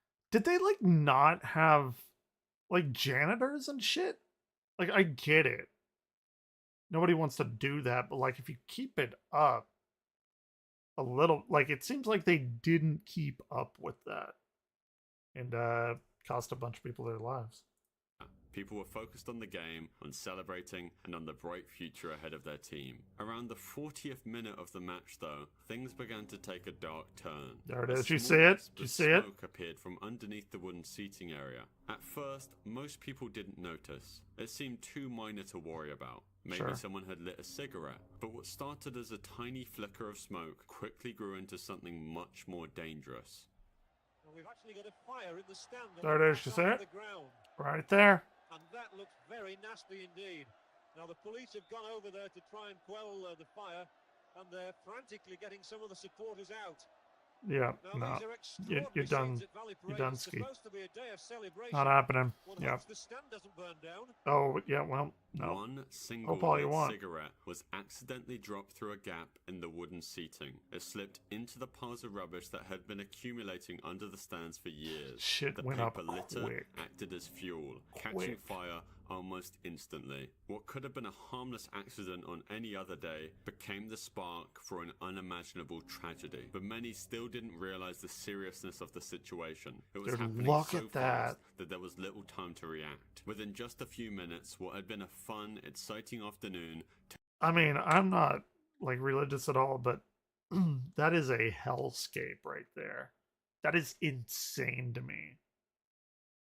little time to react. Within just a few minutes, what had been a fun, exciting afternoon turned into a scene of chaos. The fire, fueled by all the rubbish and paper, spread rapidly. All the with trash. wind helping to carry Not the fire rubbish. higher and I don't further like that across word. the structure, making it impossible for people to stop it. In the commentary booth, the broadcasters struggled to process what they were witnessing. At first, they tried to remain calm and composed, offering updates on the situation, but as the fire grew larger and more intense, the commentators' voices Wild. conveyed a growing sense of horror and disbelief as the scale of the tragedy became apparent. The heat is now becoming tremendous. I'm sitting immediately opposite the main stand, and I can feel the heat. It's almost beginning to burn me over here, quite honestly. Dude, get the fuck out of there. Don't, again, you're the announcers and you're saying that you feel the heat from the flames. Get the fuck out of there. The whole, oh, the show must go on. Fuck that. What is wrong with people? I'm sorry. God damn. Extraordinary scenes at Valley Parade. This was supposed to be a day of utter joy, triumph, and celebration. 2 days left till retirement. In total, the fire consumed the lives of 56 spectators and left many more lives completely destroyed. In the Yep. aftermath, many of the deceased were found pinned to their chairs by debris that had fallen on them, making escape impossible. Damn, that's so fucking wild. seen that one before though. Okay, this one happened very, very recently, like within the past few years, right? Blue Blazer enter the ring. Blue Blazer WWE. I thought they were in like. I think this happened.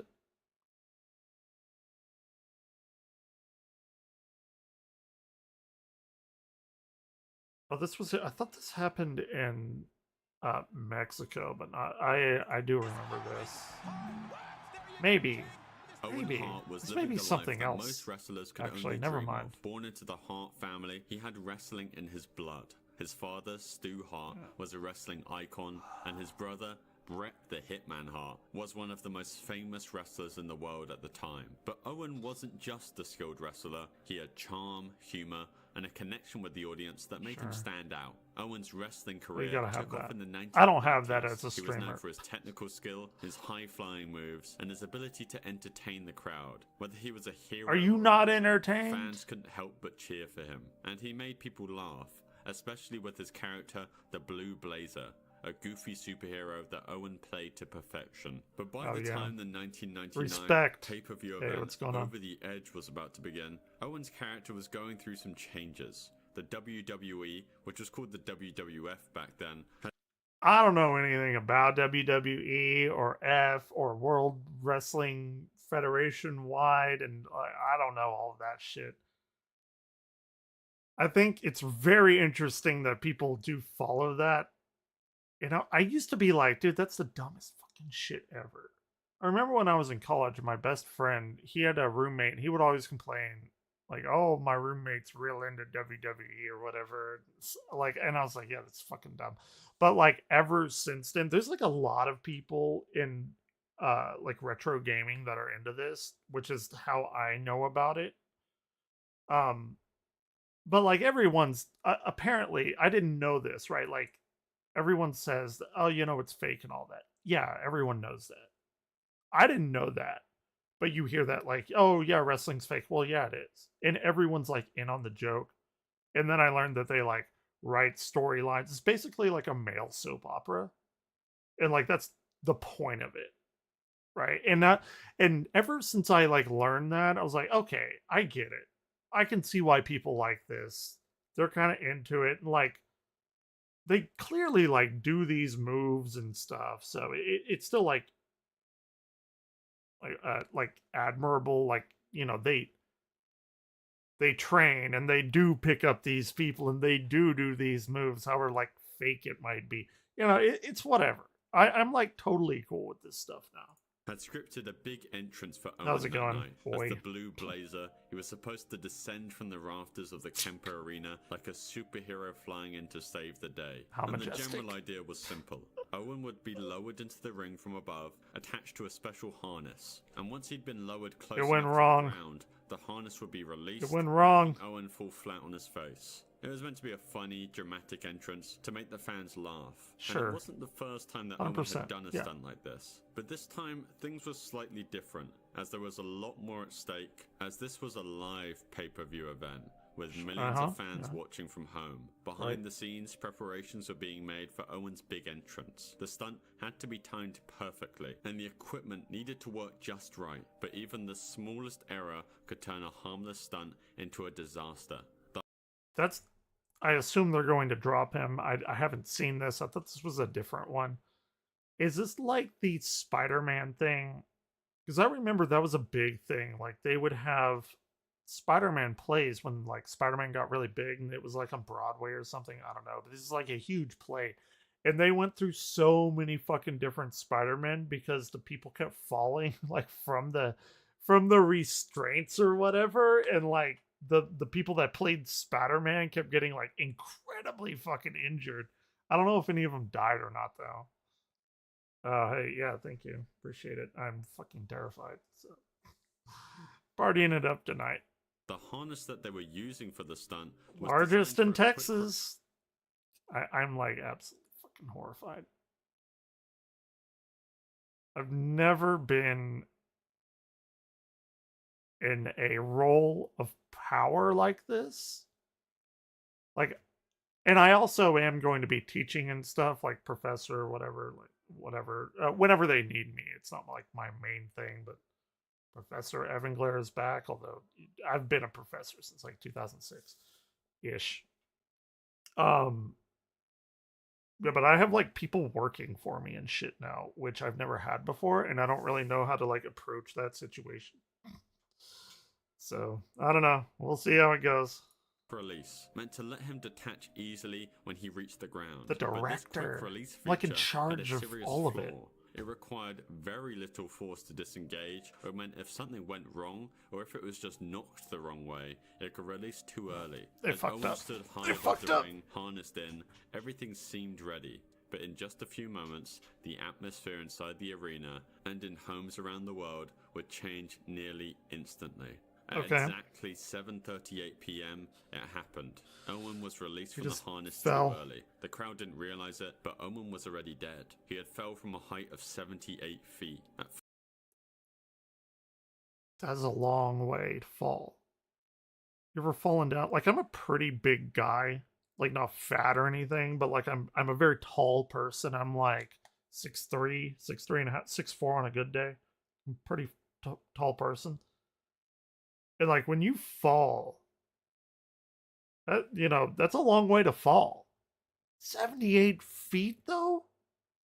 That's huge. How like what is the general story?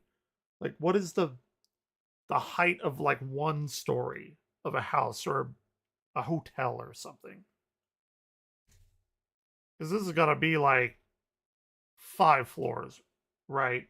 I'm just like trying to see. I don't know, like maybe like 12 feet in my house. Damn, that's a long way to fall. First, many of the fans believed it was just part of the show, as they thought for a brief second that it was just another scripted event. But as the paramedics rushed into the ring, the reality of the situation started to sink in. Commentators Jim Ross and Jerry Lawler, who were sitting ringside, Jerry Lawler, realized the Man in the seriousness Moon. of the situation. They were stunned. I know In the him. midst of the live broadcast, they struggled to find the words. As Owen Hart's lifeless body was rushed to the hospital, the show at Kemper Arena continued. But behind the scenes, chaos and confusion reigned. WWE officials scrambled to manage the fallout of what had just happened. The show's producers were faced with an impossible decision. How do you move forward after a tragedy like this? Do you stop the event, or do you continue hoping to keep the audience calm and prevent mass panic? Vince McMahon, the head of the WWE, made the controversial... Somebody did a documentary on YouTube about him, and I didn't watch it. I wanted to. I hear he's like the fucking biggest piece of shit ever. call to continue the event. For One fans in the story. arena, there was Okay, one story. Apparently, Google tells me it's like 10.8 feet. Let's call it 11. So he fell. He fell 72 feet. That's like 7 stories. Like 6 maybe. 6.5 stories. It's ridiculous. little information given about what had just occurred. Immediately after the accident, an investigation began. The police and regulatory agencies were brought in to examine the scene, interview witnesses, and look at the equipment that had been used in the stunt. Early reports focused on the harness, as it wasn't designed for the kind of stunt that Owen was performing. Right. Safety precautions that could have prevented the accident were not in place. The investigation revealed that the harness required only a... What do you like? How the fuck do you prepare for safety with that? You obviously can't put like pillows on the ring or whatever if you fall. Like, I don't know. Maybe you can. Maybe there's like a second harness or something on another. I don't know how it works. I don't know how you would like prepare for safety for that. You can't like put a parachute on him. It's 78 feet. It's not like that high for a parachute anyway. Slight tug for it to disengage, meaning that Owen's slight movement or even a small bump could have triggered it. Owen's wife, Martha Hart, was devastated. Okay. Not only had she lost her husband in such a public fucking and awful. horrifying way, but she was It's also terrible. left with questions about why the WWE had allowed such a dangerous stunt to happen. They don't give Martha a soon took fuck, legal though. action, filing a wrongful death lawsuit. She argued that the company From had what I negligent understand in about Vince ensuring Owen's McMahon. safety. Martha's lawsuit eventually resulted in a settlement, but the damage had already been done. Yeah. In the years following his death, Martha Hart established Sucks. the Owen Hart Foundation. It's a charity dedicated to helping individuals in need with scholarships, housing, and other forms of support. Owen was by all measures a legend in the WWE. You know it, man. I'm gonna go flying in every planetarium show like a comet and hit the ground in the front and be like, behold Mars, and then the lights will go off. Actually, I've the whole like playing it up and showing like a Mars video. Me and my buddy, whenever we ran the planetarium in college where I went, we did that actually, like, behold the god of war, Mars, and then the lights would just completely shut off and the show would start. I don't know, we're stupid. I'm stupid. I like entertaining people, even though no one gives a shit on here. Yeah, we're gonna have fun. Director. I have full autonomy over whatever the fuck I want to do. So we're gonna see. We'll see. I may be shit at it and like instantly get fired like 2 hours in tomorrow or Monday, whatever. WWE It'll be fun. and is well deserving of being It'll be inducted something. into the WWE Hall of Fame. However, his wife, very justifiably, has barred him from being entered into the hall, as she feels it's wrong for the same organization that neglected his safety use That's him for fucked profit up. even Yeah. after death. That's so sad, though. Not to make like fun of it, but oh, we know about this. The station night. Somebody told me to watch this the other day, and I did, and I kind of knew about it before. If this is what I'm thinking, fuck, I wish I could remember who told me about this. But it was like a band that was playing, like a metal band or whatever, and it was in this like well, we'll see. I don't know if this is it. I think it is though. I'm pretty The sure club in it's West Warwick, what I Rhode think. Island, was a small local venue, but on the Yeah. night of February 20th, 2003, it was packed. People were excited to see Great White, a popular rock Oh, band yeah. from the 1980s. Hair metal? Over 460 people crowded into the club, ready Twisted for a night Sister? of loud music and fun. But there was a problem. The nightclub was only supposed to hold 404 people. That night, it was over capacity, as Yep. too many people squeezed into too small of a space. People It were standing happens. shoulder to shoulder with barely any room to move, and everyone focused on the band, unaware of the hidden dangers around them. As So where they have those signs, maximum occupancy. And I have a Simpsons skit about that. Somebody must have uploaded it here. Homer calls into work for the religious day of maximum occupancy. It's right here. Hello, work. This is Homer Simpson. I won't be coming in tomorrow. Religious holiday. The Feast of Maximum Occupancy. Pretty slick. Oh, you should join my religion, Mo. It's great. No hell, no kneeling. Sorry, Homer. I was born a snake handler and I'll die a snake handler. I could, like, this is no joke. I have a Simpsons clip. Like, Simpsons are downloaded into my brain. It's how me and my dad, like, bonded and stuff. I mean, we watch this shit every fucking day. And I at least from, like, seasons 1 to, like, 15-ish, I could speak only in Simpsons quotes and euphemism and have no problem in any conversation. I could just reference anything from The Simpsons. That's like how like entrenched it is into my brain. It's like carved into my brain. Anyway, the band got ready to play, Great White decided to add a special effect to their show, pyrotechnics, small fireworks that were set to go off on stage. These kinds of effects are exciting to watch, but can also be very dangerous. Dude, that is a tiny stage. That is super tiny. No way. I mean, obviously they have pyrotechnics there. You know what's going to happen. It's not good. I've been in a club like that. I never saw or never thought I would see Winter Sun's metal band when I was like super big in like folk metal and melodic stuff. And they came to Fort Worth and it was a shitty fucking place that basically looked exactly like this. But I had drank too much and I actually didn't get to see them. I was in the back on the ground, like fucking puking and stuff. I may have saw them like a little bit, but yeah, you wouldn't want pyrotechnics in that situation. Especially indoors. Clearly.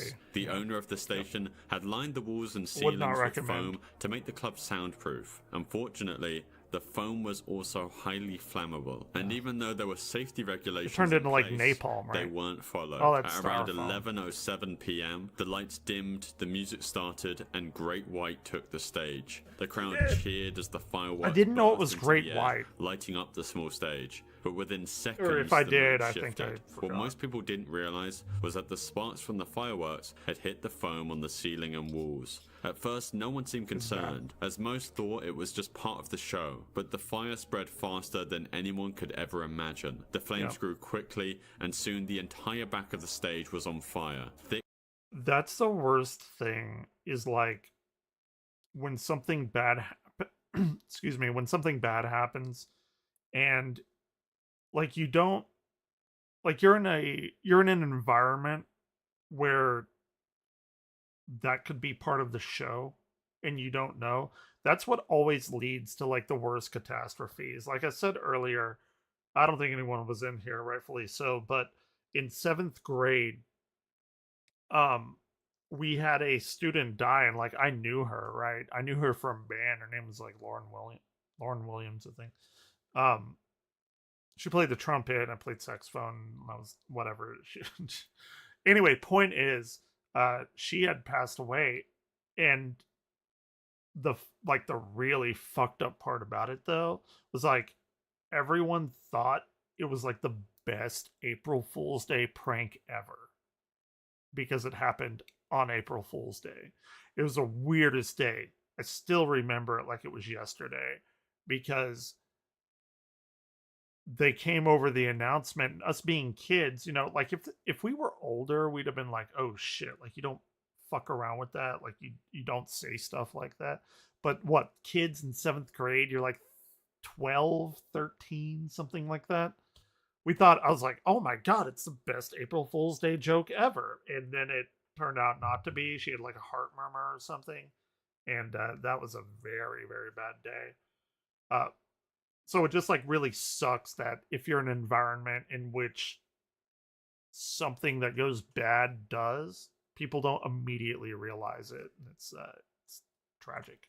Thick black smoke started to fill the room, making it hard to see or breathe. Panic set in. People began to rush and shove, desperate to escape the growing inferno. But there was another bigger problem. The nightclub didn't have enough clear, easy exits. Some of the doors were blocked or hard to find, and most of the crowd just rushed to the front door, which was the same way they came in. With so many people trying to escape all at once, the entrance became jammed. People were trapped, and the fire was spreading even faster. It took less than 90 seconds for the flames to completely take over the club.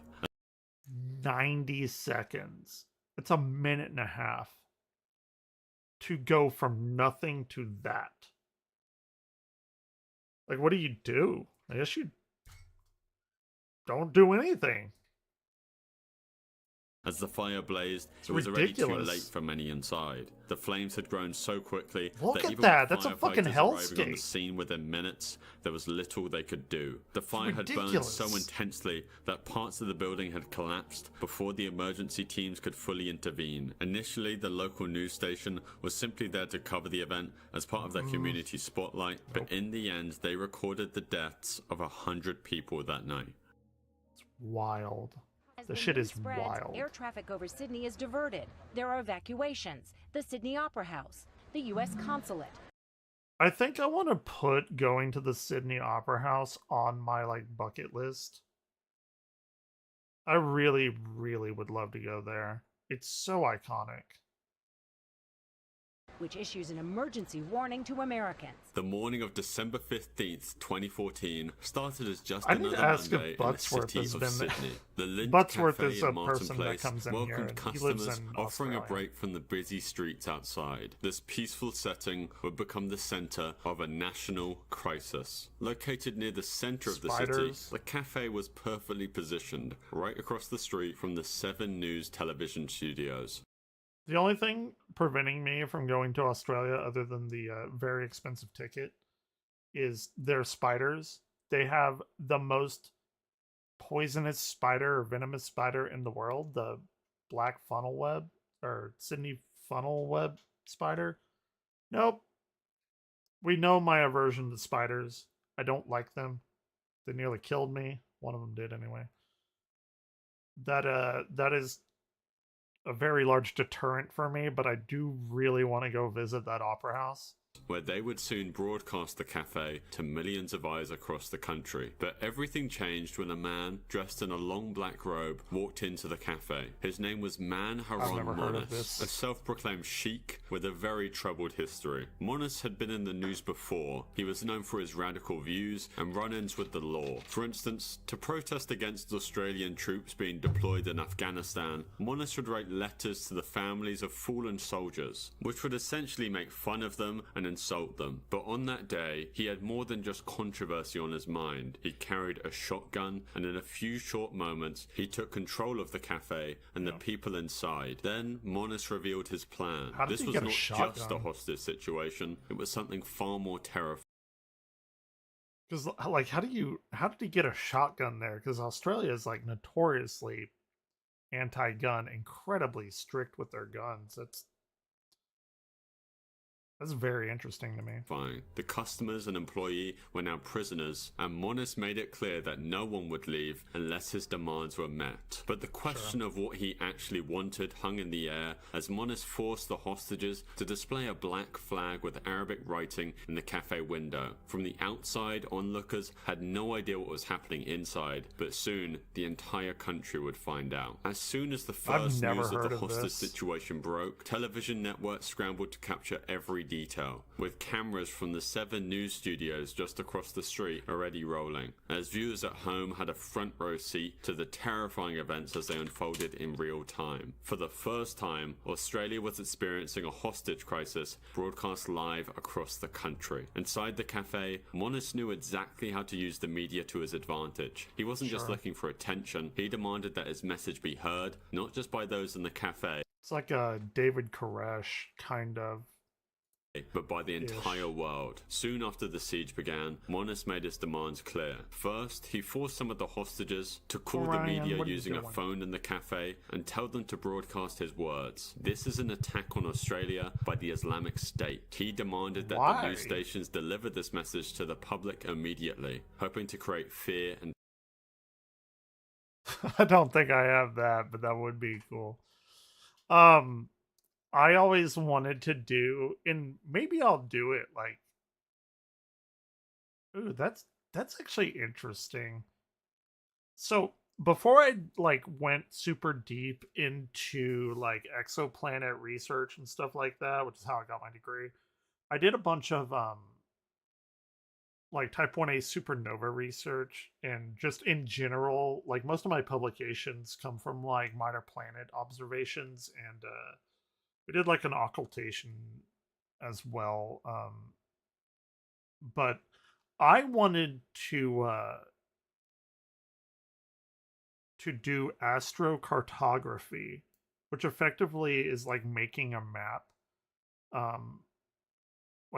Like I wanted to make like a map of like the galaxy effectively, not like all of it obviously, but I guess people have already done that. Like you can go into like Starry Night and stuff like that, and like you can see. But I think it would be real neat if I could find some way of doing that, to like go and like fly through the galaxy to all these like big stars and stuff. Be like an astrocartographer mapping the stars like in 3D space. That would be pretty fucking cool. and panic. But that wasn't all. Moniz also Or maybe, I requested don't know. something even more I simple. call myself a whatever. flag. He demanded that an Islamic State flag be delivered to him at the cafe. As Moniz... Weirdly enough, like this is the weirdest fucking shit. Is that I'm effectively like the Texan version of Neil deGrasse Tyson. You know, he runs the Hayden Planetarium. Our planetarium's not actually that much smaller than his. It's brand new. Like, it's newer than his. It's 2 years old. You know, he does like science communication and shit. And I love that. I love talking about space and science and stuff. That's so fucking weird. That's so weird. I don't know why they wanted me. I guess I did something to impress them. wanted to show the world that he was acting on behalf of ISIS, even though the group itself had no direct connection to him, as it seemed like his goal was clear, to be seen not just as an isolated attacker, but as part of something much larger and menacing. If the media broadcasted his message and the flag was delivered, Moniz believed he would have more power to influence the whole city. But even with the cameras rolling, the authorities did not give in. The police and media hesitated to fulfill Moniz's demands. Broadcasting such a statement could cause widespread panic, and delivering the flag would only give him more power. Like, what do you do in those situations where you have a hostage, or you have a person that's holding hostages, and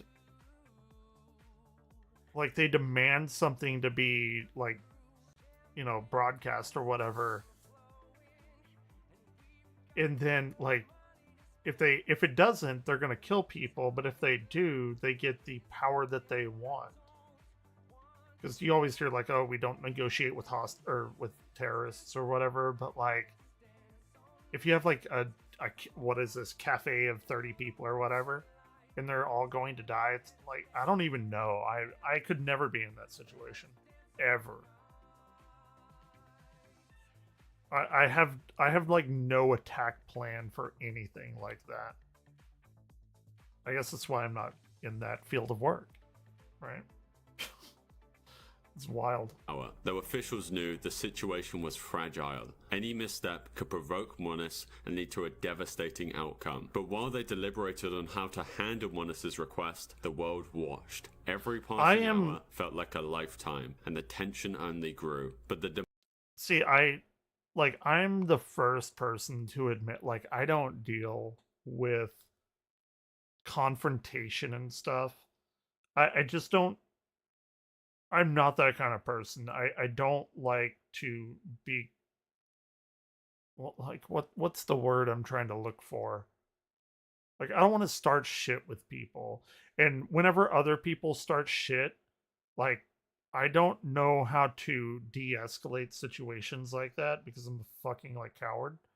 And that's just, like, the reality of the situation. I've been in that situation before. When, like, two students... Oh, Ryan, what are you doing? Two students were like starting to get in a fight, and I had no idea how to navigate that situation. It was fucking horrifying for me. Luckily they shut that college down because I was a professor at ITT Tech. Y'all remember that? Awful. One semester there. Never again. I'm so glad they got shut down.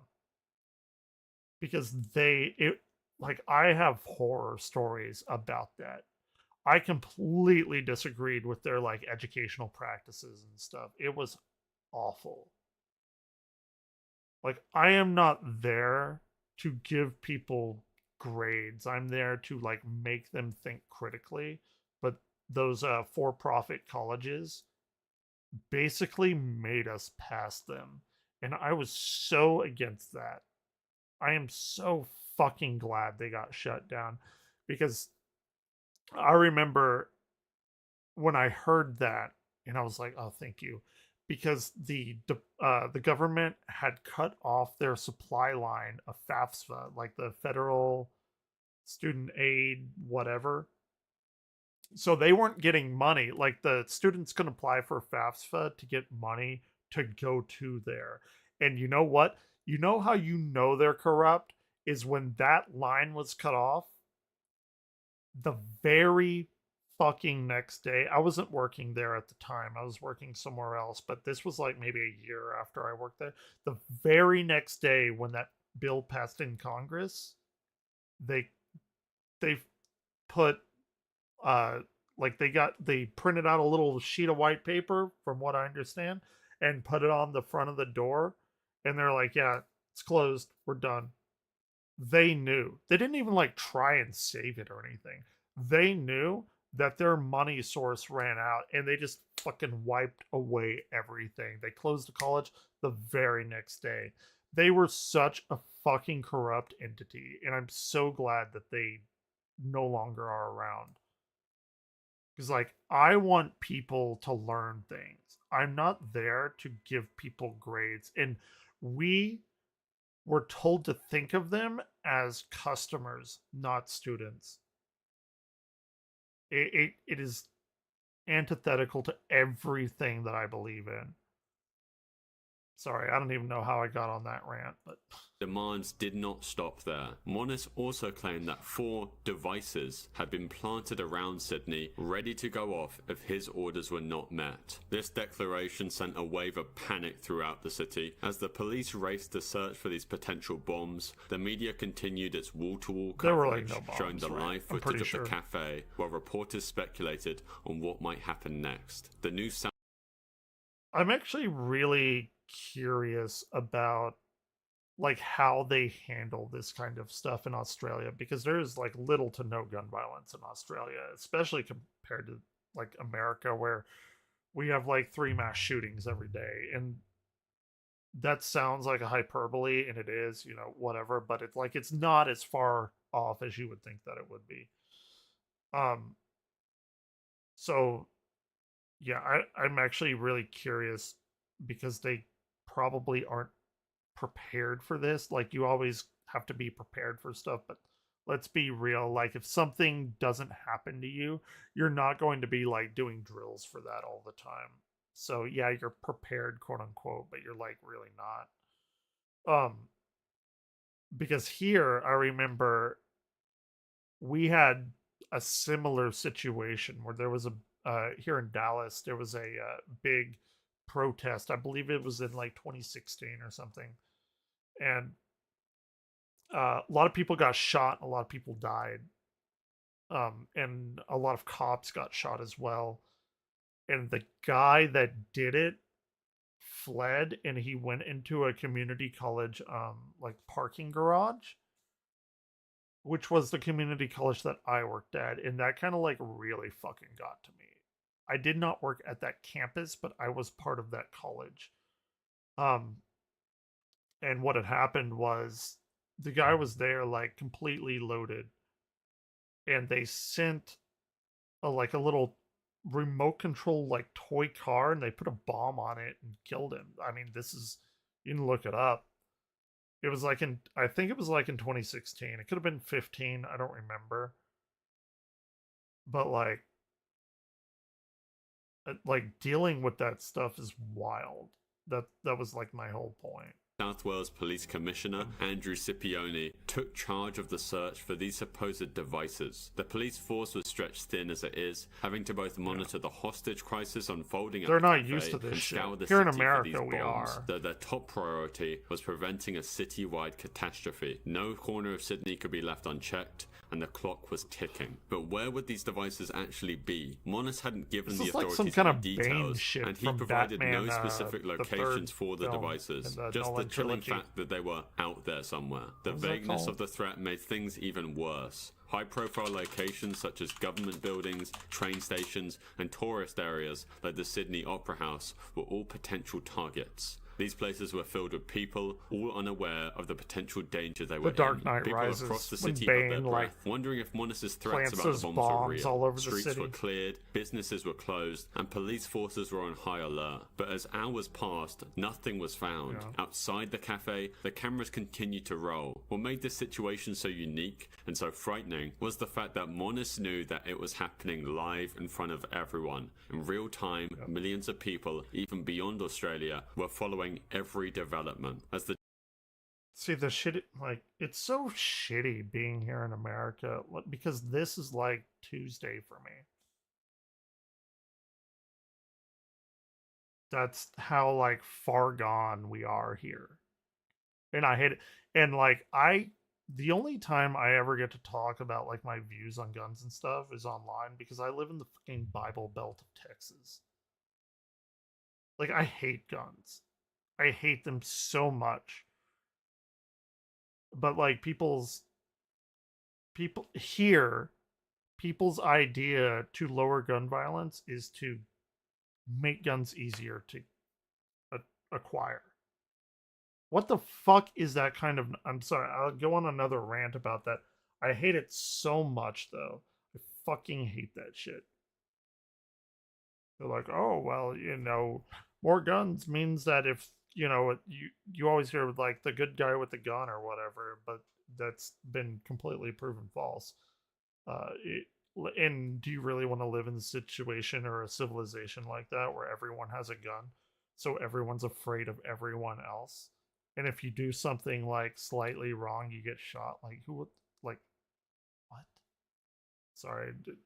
The day dragged on, I have a lot of the strong situation became opinions more on that. unpredictable. The live coverage only heightened the tension as viewers at home could sense that something was about to happen. The standoff between Monis and the authorities was entering dangerous territory, and both sides were running out of time. Though what no one knew is that the final act of this crisis was about to unfold, and it would not be a peaceful resolution. I do not know what After hours of happens in searching, this. the New South Wales police reported back that not a single device had been discovered. The police combed through every high-risk area, checked suspicious packages, and worked around the clock to make sure the city was safe. Yet despite 100% Monis's it was. claims, there were no signs of any explosives anywhere in Sydney. So what was Monis really up to? For the authorities, this was a critical turning point, as they had to reassess the situation. If there were no bombs, then Monis's threats were likely a bluff, and he had used fear to keep everyone, the hostages, the police, and the city, under Terror, his command if you for will. hours. Though now that his bluff had been exposed, the question was, what would Monis do next? As the siege progressed, a handful of hostages saw a brief opportunity to flee. In the confusion of the early moments of the standoff, when Monis was distracted, several of them made a run for it, sprinting out the doors and into the safety of the surrounding police cordon.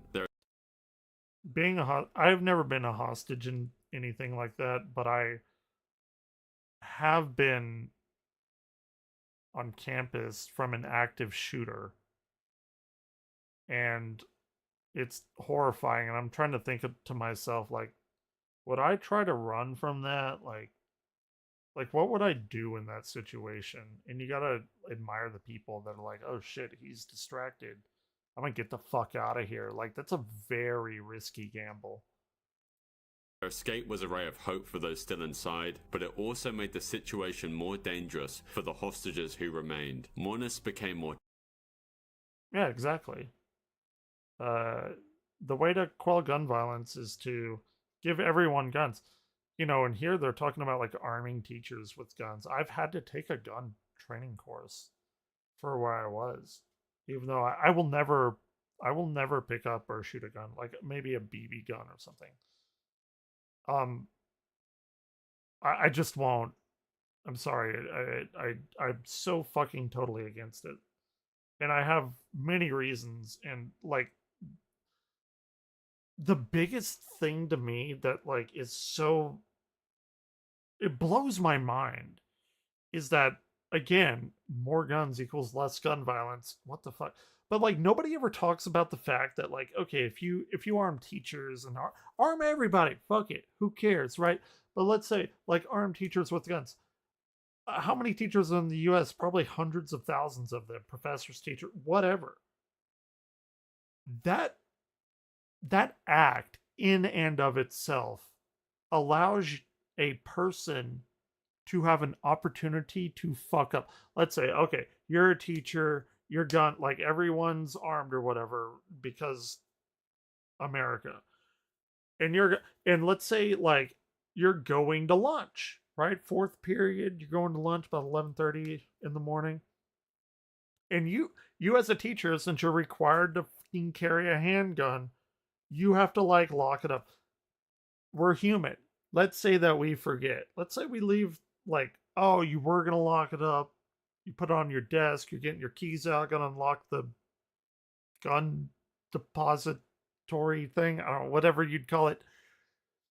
But then, like, someone comes in there, asks you something. You get distracted, and you're like, okay. You tell the student 2 + 2 is 4, whatever the fuck it is, and then you go to lunch. Well, you left that gun on the desk, and I'm not saying like everyone's going to do that, but the situation for that kind of event to happen is dramatically raised if you're giving everyone guns. The ability to have something go incredibly fucking wrong, it's exponential if you're going to introduce that many more guns. Somebody is going to fuck up, and you're going to have some student come in and steal that gun because the teacher fucked up. And there's no way that you can say that all teachers are never going to fuck. They're human. Everyone fucks up. You're going to slip at one point, and it's going to cause a huge thing. And I've heard 0 people talk about that, and it's so fucking frustrating that nobody ever does it. It's like, oh, everyone's gonna have a gun. If you have a person coming into the school and shooting people, then the teacher will have it. We're here to teach. We're not here to fucking play marksman. I'm here to talk about balls in space that get coalesced by gravity. That's it. I didn't sign up to be a fucking gunman. And I can't say that. I know I'm getting like really worked up, but again, I live near Dallas, Dallas Fort Worth. I'm in the Bible Belt. Like, I'm in Trump country. I'm in NRA country. I'm in all of that. It's horrifying. Because I've been on campus that has been locked down for an active shooter, and I had to go and like move my bookcases in front of the door, 2 doors, and then I had to go under my fucking podium desk or whatever I was teaching with. And then I'm thinking right now, there under the fucking desk, that this is it. I guess this is how this is the end of Evanglaire. This is how Evanglaire goes up. It's horrifying. If you've never been in that situation, I do not recommend it. It's awful. But America, right? We can't even get like the smallest of gun safety laws. And I'm not necessarily even against people owning guns. I'm against everyone being able to get a gun easier than a fucking driver's license. Right? Like, a gun is created to kill and or intimidate. That is why guns exist. People are like, oh, well, you can go and stab somebody with a knife. Yeah, but that's not what knives are necessarily for. They're not created to kill people. They're created to like cut things, in chefs, or like chop down trees or what. It doesn't matter. Like, and you're never going to be as efficient with a knife as you are with a gun. You can kill 50 people. Look at the fucking Las Vegas thing. Somebody was in the hotel and just shot at that country concert and killed like 50 fucking people. But NRA has billions of dollars behind them. I don't know. I get off on this tangent because it's the most fucking frustrating thing ever. And nobody like acknowledges it. And nobody's been in a situation where there's a active shooter on campus. And then you have these like fucking like kindergartners and stuff, like the Sandy Hook thing. Don't even know anything about anything. It's awful. It's so fucking awful. But, America, I guess. Tense Sorry. and angry Sorry, as he I realized do his get grip heated on the about situation was slipping. He tightened his control, knowing that every escaped hostage weakened his position. The escapees were immediately taken into police custody, questioned for any information that could help them resolving the crisis, but for the hostages who stayed behind, the fear of the unknown was the worst part. Wallace had made it clear that he was willing 100%. to take extreme measures to achieve his goal, and the hostages had no idea what would happen next. Would he turn violent? Would the police storm the cafe? As You the don't hours know. ticked by, their exhaustion grew. But then, just after 2 a.m., 17 hours after Monis had first... That's another thing too. If you have a hostage situation and you're going on 24 hours, however many days, that stress is going to eat at you more and more and more and more. It gets much more dangerous as time ticks by. Entered the building, everything changed. Monis had forced one of the hostages, cafe manager Tori Johnson, to kneel on the ground. In that horrifying moment, Monis pulled the trigger, ending Tori's life. The sound of the gunshot echoed through the cafe, and the police outside knew they had no choice. They You gotta had go to in. act. The raid began almost instantly. You're Heavily armed done. tactical That's police it. stormed the cafe, breaking through the windows and doors in a desperate bid to end the siege. The hostages, terrified and exhausted, dove for cover as gunfire erupted between the What do you police do? and Monis. The raid was swift and intense, and in a span of just a few minutes, the cafe was filled with smoke and chaos. Hostages scrambled to I the can't floor, even imagine. trying to I protect know themselves from the nothing about crossfire. this. Monis This is fired completely back new at the information police, to me. but he was outnumbered and outgunned. In the confusion, he was shot and killed, bringing the siege to a violent end. But the tragedy wasn't yet over. In the aftermath of the raid, it became clear that another hostage, Katrina Dawson, had also lost her life. She was That's fatally awful. wounded by shrapnel during the exchange of gunfire between the police and Monis. Katrina Dawson's death, as well as Tori Johnson's, were two devastating blows to the already horrific situation. You know what's the worst part about this? Like, I'm gonna be real. Like, this doesn't even like affect me like it should because I'm so used to this. Like, what is so fucked up is that we have so many mass shootings and like school shootings and stuff that they're not even like quote unquote front page material anymore here in tech or here in the United States.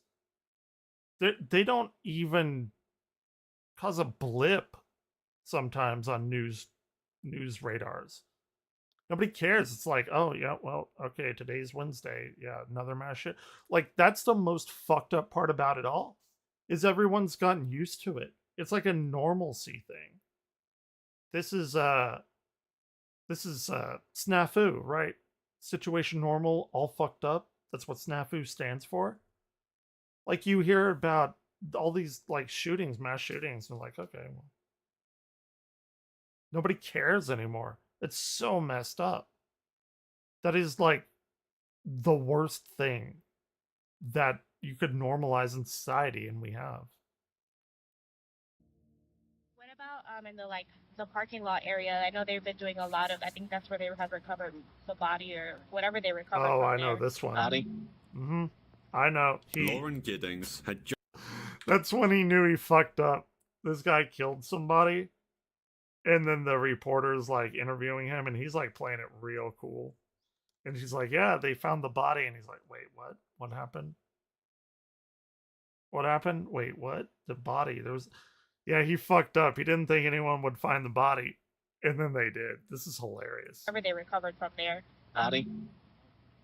Uh-oh. Lauren Uh-oh. Giddings had just graduated from law school and was about to begin the next chapter of her life. But that chapter was cut tragically short. Lauren lived in Macon, Georgia, near Mercer University, where she had spent those last few years studying hard to become a lawyer. She was known by her Can't even friends imagine. and family as smart, caring, and determined. Someone who always put in the effort to achieve her goals. And everything seemed to be going well for her. But on the 25th of June 2011, something strange happened. Lauren suddenly stopped answering her phone. Her friends tried to call and text her, but there was no response. At first they thought she might just be busy, or just taking some time for herself. But as the hours turned into days, their worry grew. Lauren's family, far away in Maryland, began calling bad. her friends and neighbors. Have you ever been in a situation where like something bad happens and like you know it's bad?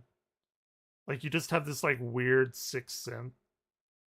Like my mom always talked about like she heard fire trucks in school one time and she knew that like they were going to her house.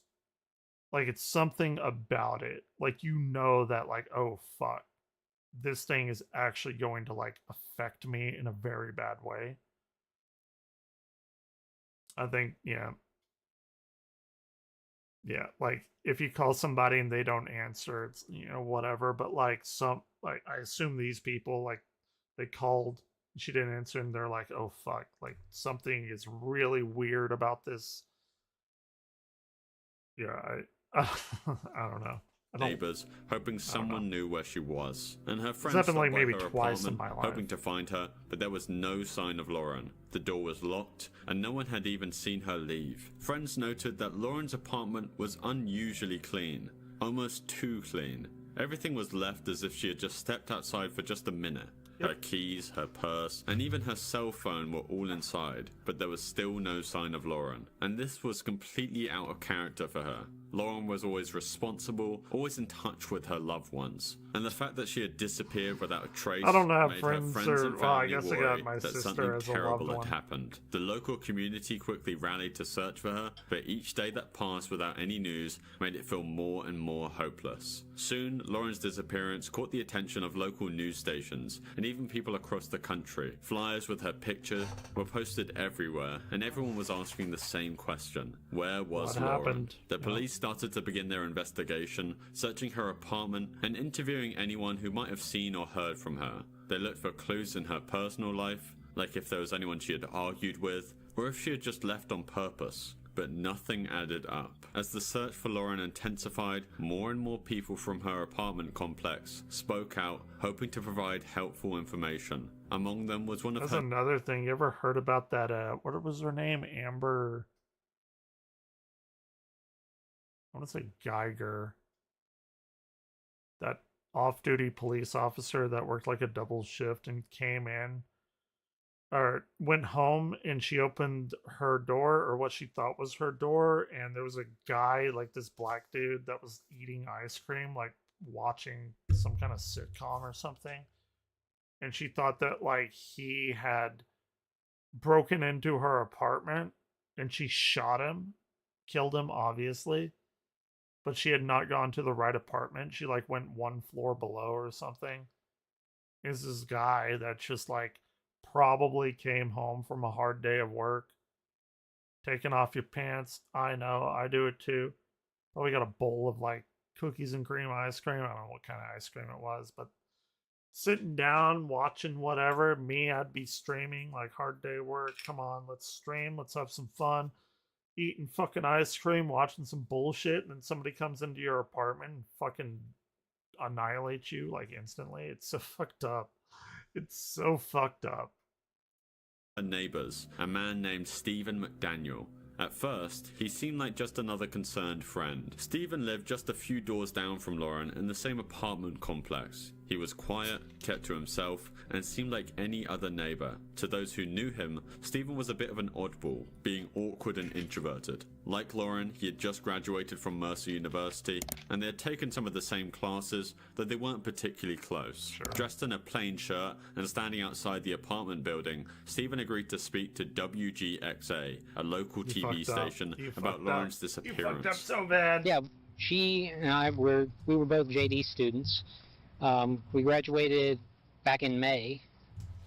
What kind of person was she? I mean, what did you see? I mean, she's as nice as can be. I mean, very personable, very much a people person. Do you know anybody any enemies she might have had? Somebody that might want to hurt her?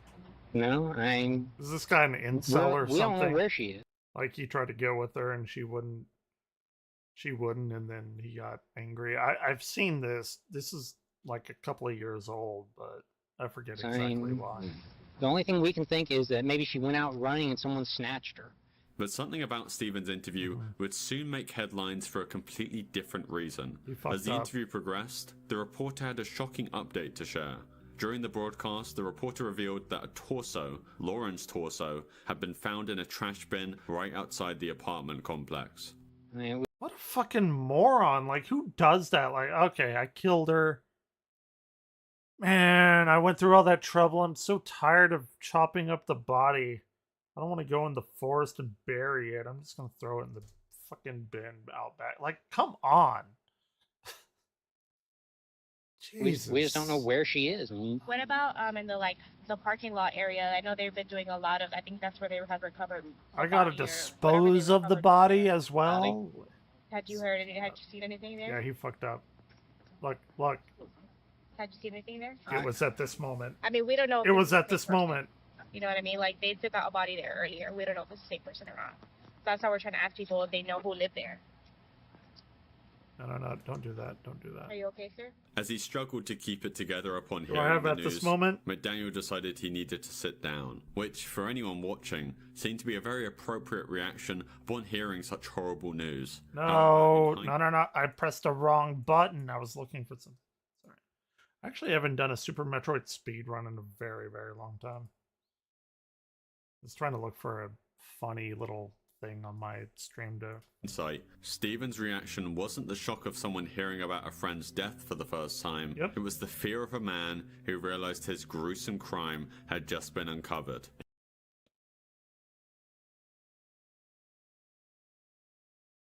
It doesn't work? Hold on.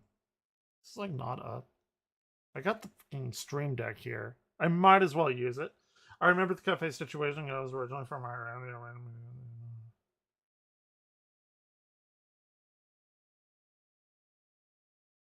Are you in Australia as well? Did I know that? I probably knew that and forgot. One comedian said I knew he's from Bujar. Wait, what? I knew he's...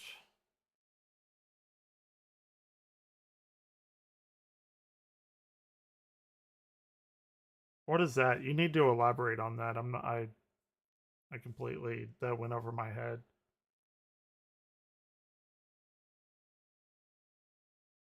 Or are you from Iran? You're not from, like, Australia, right? Or are you? I don't... It's hard to keep track of, like, where everyone is because of my weird stream time. Like, I have almost no, like, United States people coming in here. It's all from, like, all around the world. This is what I wanted to play, though. I think I found it. It was at this moment that he knew. He fucked up. There it is. There it is. That's what I wanted. In the days following the interview, I gotta the redo police my had already whole, like, started to stream suspect deck that Lauren's killer was closer than anyone realized. Investigators began looking more closely at Stephen McDaniel. At just a glance, McDaniel didn't quite fit the profile of a killer. He wasn't violent, had no criminal record, and always kept to himself. But the police decided to search Stephen's apartment just 2 Canada. Okay, so your whereabouts in Super Shade comes here. Or he's on Twitch, but okay, yeah, Canada. I need to like make a spreadsheet of everyone. I'm so bad with like I guess it's gotten better because like I do know people that come in here like quite often, like name wise, but like when I teach,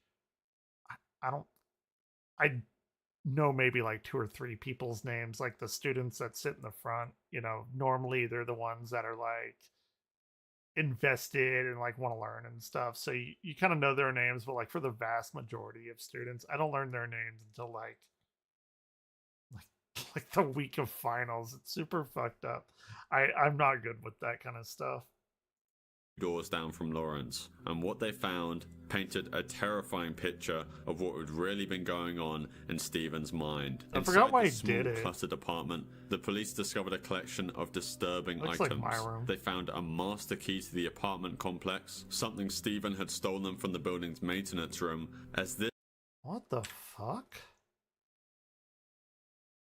What is this? It looks like orange sauce from Panda and some Parmesan cheese. To the apartment complex. That looks like some Parmesan cheese to me, and I'm not against a person having Parmesan cheese like at the ready in their room.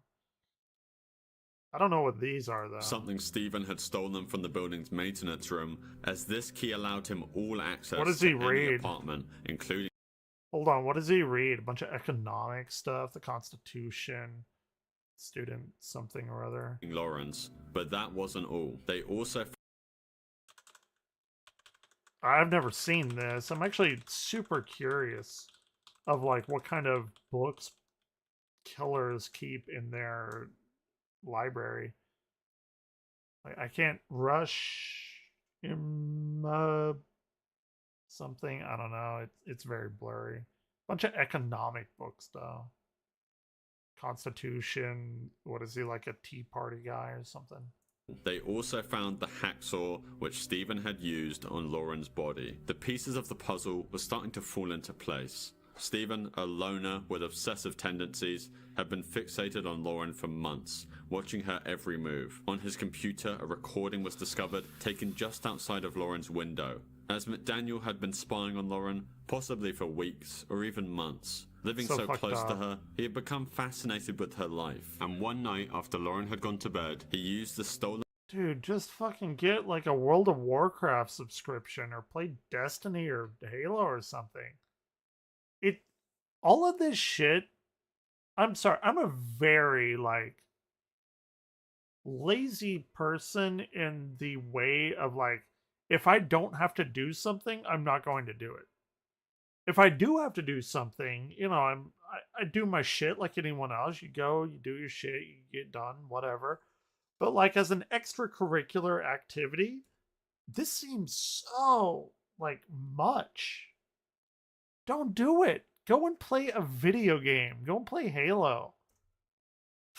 Like it's so odd to me that people are this invested with like other people.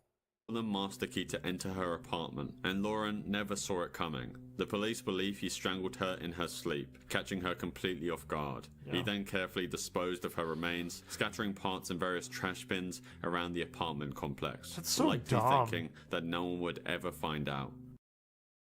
How can you be so dumb? I'm sorry, but like if you're gonna kill a person, don't put it in a fucking trash can out back. Come on. But Stephen hadn't accounted for the maintenance worker who would stumble upon Lauren's torso, and once that discovery was made, everything fell apart for him. Stephen was sentenced to life in prison with the possibility of getting out on parole after serving 30 years. In 2018, Stephen's father would set up a GoFundMe called Justice for Stephen, which was essentially trying to persuade people who weren't fully familiar with the case to fund Stephen's legal fund to try and get him released on a technicality, as Stephen was apparently unlawfully confined and should therefore You know what? be Because hold on. I thought I was gonna find something. Wait, hold on. I want to go back. I want to hear that. likely thinking that no one would ever find out. But Stephen hadn't accounted for the maintenance worker who would stumble upon Lauren's torso, and once that discovery was made, everything fell apart for him. Stephen was sentenced to life in prison with the possibility of getting out on parole after serving 30 years. In 2018, Stephen's father would set up a GoFundMe called Justice for Stephen. Justice for Stephen. Mark McDaniel. Do they I don't know if GoFundMe keeps like older stuff. Like I'm trying to look it up here. I'm very curious on. Oh, he does it with a PH, not a V. So this was in 2018. Interesting. So they removed it. GoFundMe seeking justice for confessed Stephen. Look, I if I'm gonna react to something, I want to like go into it because nobody else does this. I think it's like super fascinating to me.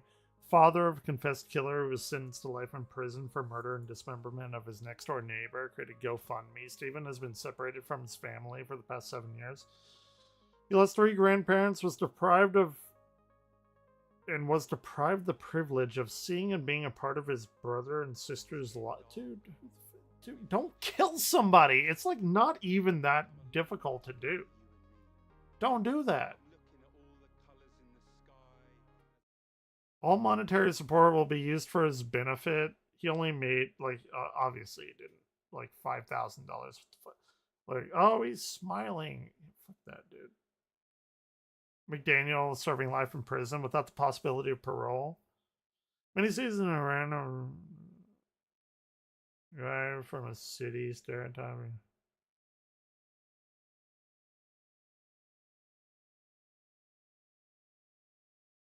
What? I've never heard of that. That's like something I've never heard of.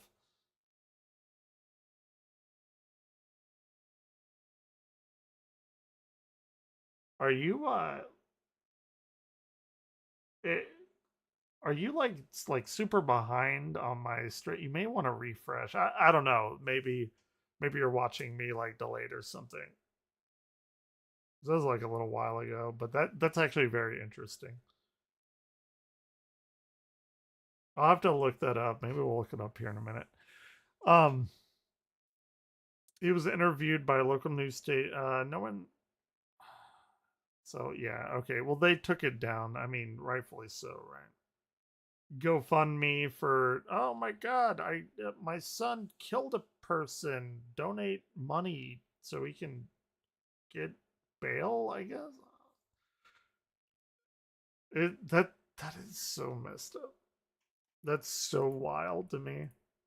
Which was essentially trying to persuade people who weren't fully familiar with the case to fund Stephen's legal fund to try and get him released on a technicality, as Stephen was apparently unlawfully confined and should therefore be reunited with his family. Not once is it mentioned why Stephen was separated from his family or why he never deserves to get out of prison. The guy looks like me if I were a lawyer. Separated from his family or why he long hair pony. I don't really put my hair up into a ponytail though. Yeah, oh, very yeah, very sneaky. Doesn't mention that he fucking murdered and dismembered a person. He never deserves to get out of prison. And before this video ends, let me take a moment to talk about today's sponsor, Incogni. Now, literally I'm gonna let the day the ad after I got my run. first We've watched paycheck his at my video. first I job, think it's I got a only spam email telling me I needed to give the government £300 in Amazon gift cards or I'd go to prison for tax evasion. Y'all ever seen Kid Boga? If not, so good. Like people fucking with scammers and stuff. Kid Boga, whenever he redeems the card, I mean, that's a classic internet video. Even though I knew it was a scam, it still scared my little brain at the time. I'm sure you've also gotten a My scam mom call nearly or got email before. scammed. So how did these scammers actually get your info? Well, they likely bought it. You see, data brokers are companies that scrape your data, being your phone number, email, name, and even browsing He's history, right about and then this. sell them off to these scammers. There's an They have the right to interesting ask thing these that I companies want to take your data say, off though. the market, but there are hundreds of them all across the internet. Incogni helps you track back your data and get your name erased from these data brokers' records. You simply make an account, tell Incogni who you are so it knows what to take down, and that's basically it. It will automatically send these companies requests to take down your data and update you and alert you on the progress. They have a 30-day money-back guarantee, so you can try it out risk-free, and you can get 60% off an annual plan just by using my Sirius link in the pinned comment and description. Thank you, Incogni, for sponsoring this video. That's good. I just learned this the other day. I don't know if it's true or not, but I would err on the side, or what do they say? Err on the side of caution that it is. I don't know, like, if y'all get spam phone calls and stuff, but we do hear like all the time. And like you'll answer it and people will say nothing. And it's really fucking weird. Like it's very odd. I just learned why they do that. Because if it is spam and they like, let's say they get your information and then they call you and then you answer or don't. Like if you answer, you're confirming the fact that somebody indeed does live where they called. So in that way that they know that somebody is there, they can start doing other things because they know that that phone line is inhabited, it's occupied by a family or whatever, whoever owns a house, and they can start doing other shit because they know that that people are in that residence. So if you don't know like a telephone number from anywhere, do not answer it. I didn't know that. I learned that like a week ago. And is it true? I'm very, very, very much on the side of that being true. I mean, better cautious than not. But yeah. I thought that was a very interesting thing. It made a lot of sense to me. I don't know, maybe if you have any like conflicting reports, but if you don't know a phone number, don't answer it. And you know, if it's important enough, they'll leave you like a voicemail or something. Okay, we're gonna get on to the big one. Professor Dave. He apparently in this video he's drinking whiskey. Yeah, we're there. You get the calls all the time. Yeah, don't fuck with those calls.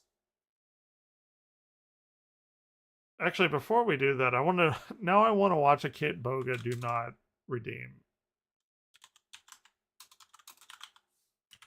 Not the whole thing. I set Kit Boga's. He has a second channel and it's like 10 hours and I'll listen to him while I sleep. Probably not the best thing. This shit is so funny. If you have not seen this, this is the best thing ever.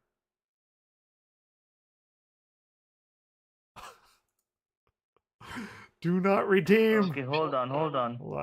Okay.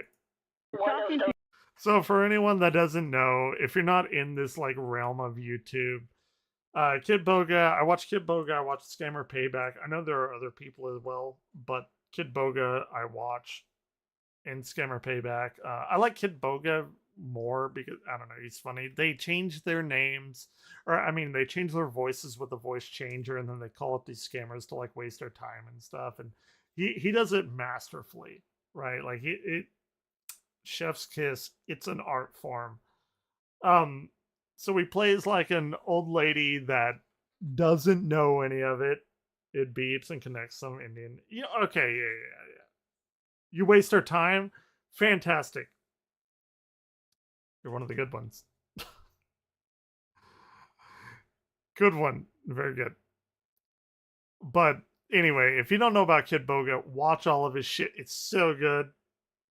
Oh, do you? Okay, Scam Baiters, you know all about it. This one's the best one, though. This one is so fucking good. What I have to say, Let's have and fun. you're telling me I can Let's hear have fun. you tell them I am moving away from the phone. Again, just before, like, okay, this is going up on YouTube because I'm live streaming on YouTube. If anyone, for whatever fucking reason you hate your life, are watching me, some random thing, Kid Boga pretends to be an old lady, and all these scam baiters pretend to like be old people, and then they'll just play dumb or whatever with these Indian scammers, and then they just waste their time. You like it? Yeah, Kit is like, I know him and Scammer Payback. I like them both. I watch Scammer Payback like during the day, but super good. This one's the best one if it's what I'm thinking of. He doesn't hear. You are hiding things from me, and you want me to trust you and love you and spend my life with you. Are you serious? That was your secret You are lying service. behind my back. You are a cheater. No. And that's something for you to say, mister. I'm married to Jill. So good. Now listen to me. Okay. Write down my phone number.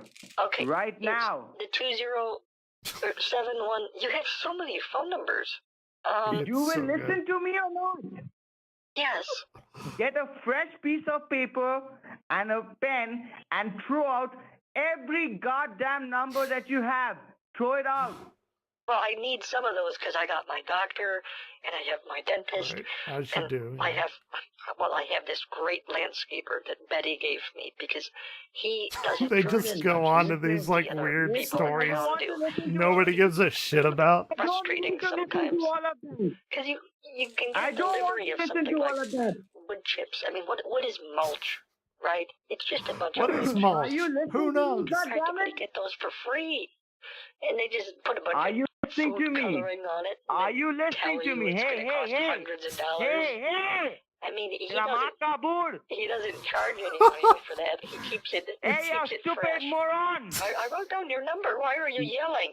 Because they're so angry. They're so angry. What is the number that you wrote down? I wrote down your phone number, the President of the United States phone number.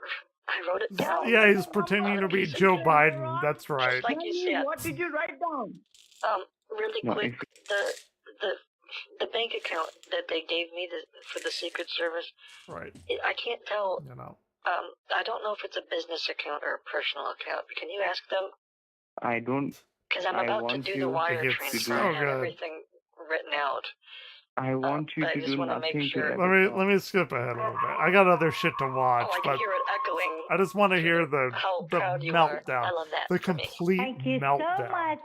What's Joe wearing today? A white shirt and a red tie. Wow. Is he looking kind of bad? Really, he's looking What is really Joe bad. wearing today, Joe Don't you say Biden? that about my president. Easy there. He's mine. Now, what have you done? I have a Simpsons quote for that. I got a receipt. You got a receipt? Send it over to Yeah. me. Click a photo and send me the receipt. Okay, I just sent the picture. Have you sent me the picture of the receipt? Not your picture. I want you to send me the picture. What are you wearing? So, Mr. Nahasapima Petalon, if that is your real name, have tell you. you ever forgotten anything? No. In fact, I can recite pi to 40,000 places. The last digit is 1. Pi. Well, if you never forget anything, tell me this. What color tie am I wearing? You are wearing a red and white striped club tie in a half Windsor knot. Oh, I am I?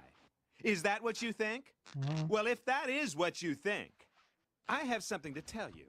R.I.P. Phil Something Hartman. that may shock and discredit you. And that thing is as follows. He's like doing I'm not shit. wearing a tie at all. But if I am wrong about that, maybe I am wrong about Mrs. Simpson. Told you, I can find a Simpsons quote for anything that I hear. What do you think, Joe? You're looking so sweet. You're looking amazing. I had my friend take that. You're looking so hot. If you like what you see, there's a link in my bio. You got an OnlyFans? You're really naughty.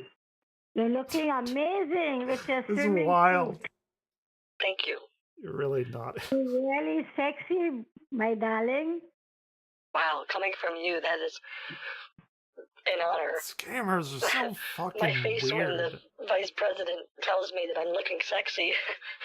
Yeah, feeling hot, hot, hot.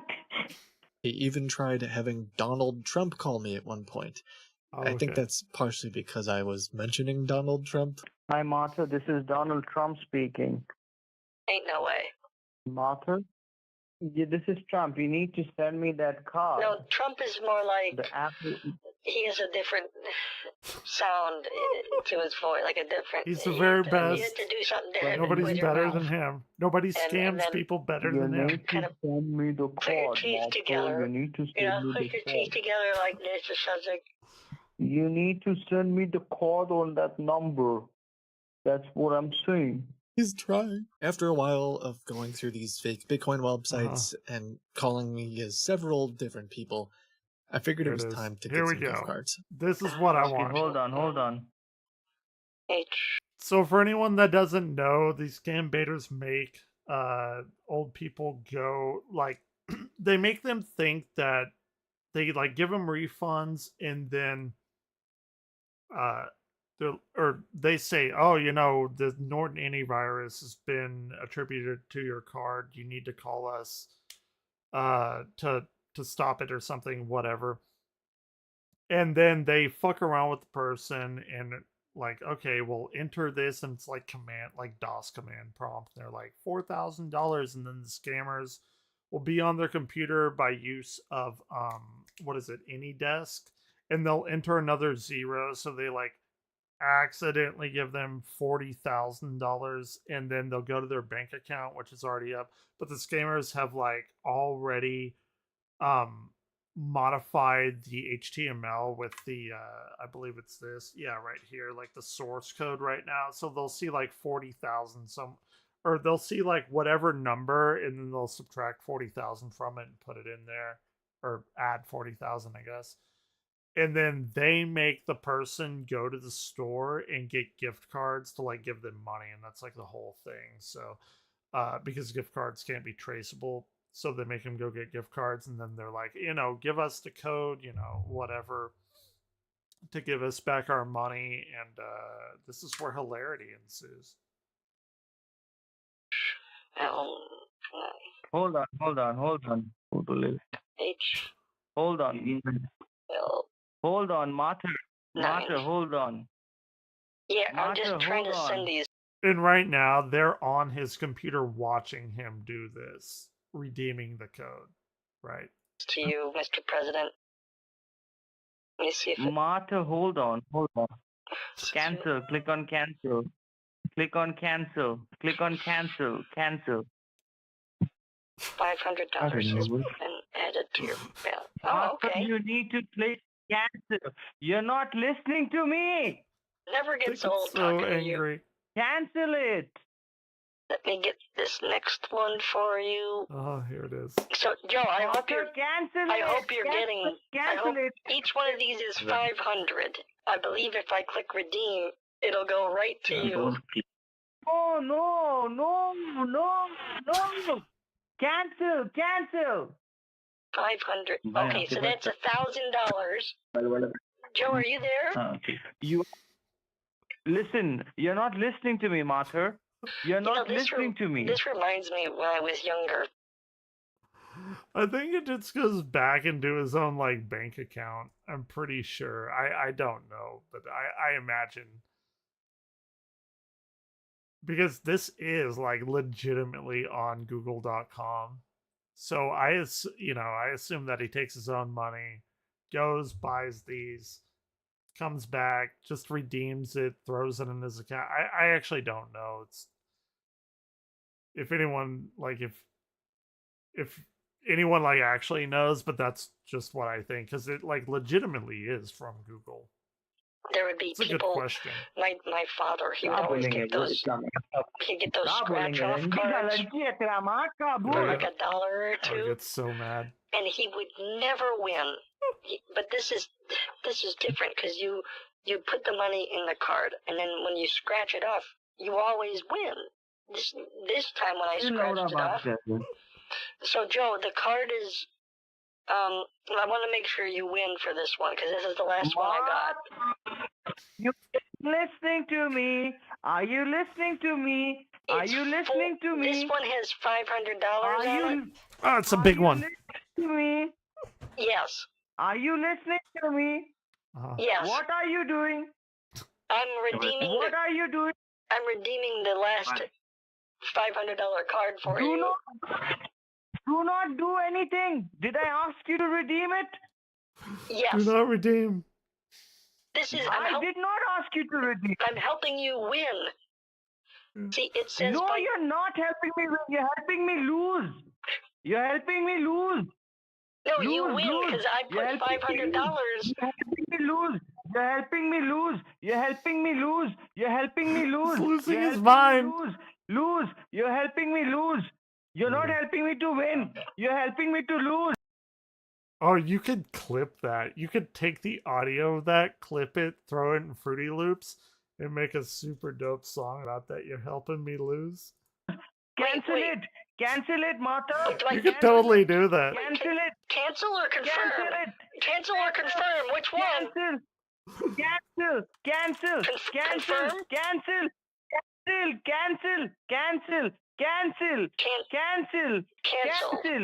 Okay, you want me to cancel? Yeah. You're a dude. Cancel. It's not working. I'm clicking cancel. It doesn't work. Close it. Let me try clicking confirm. Hold on. No. There it is. Okay, that worked. It wasn't the cancel button. It was the confirm button. Right. That one works, of course. There you go. You're winning. Now your campaign is winning, Joe. Let me get this last one for you. Don't do anything. Okay. Don't do anything. Baby. You know, one of the things I'm most excited about. He hung up. Buy the card for Okay, you. This hold really on. never Okay, gets hold old. on. Okay, I think There's something mad. I think this is the best one.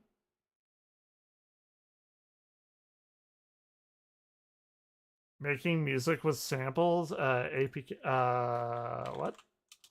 What's APK?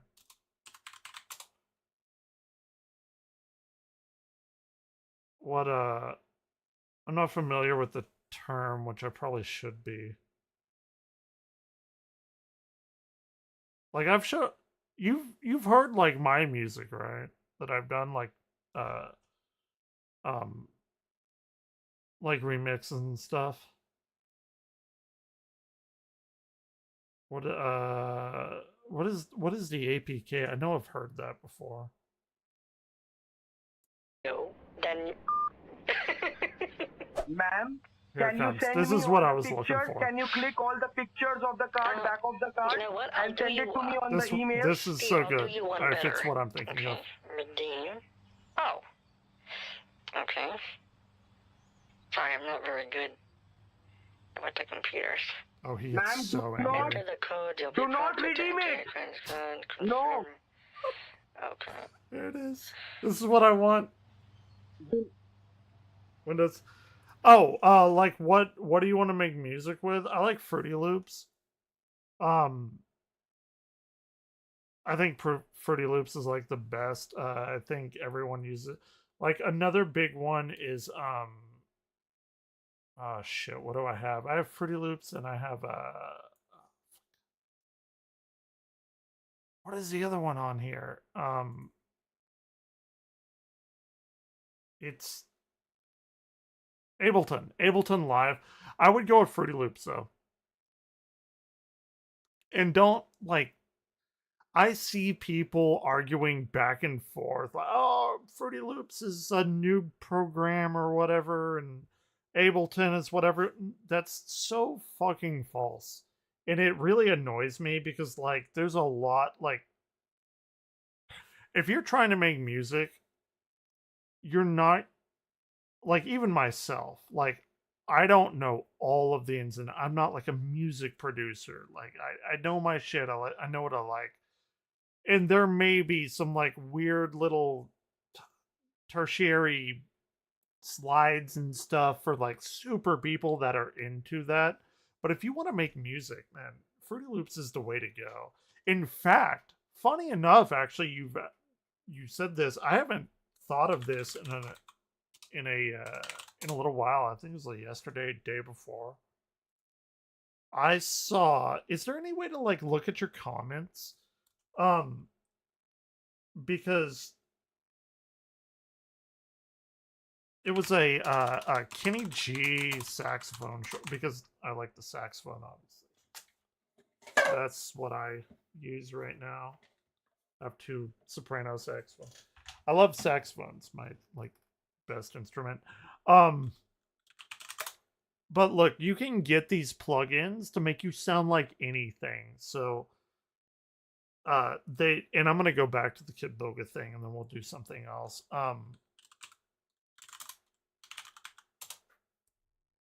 But the way that they have done this, like these people, I think it was Contact, Kontact, or Kon. I think it was this one. It must have been, right? Music Works Center.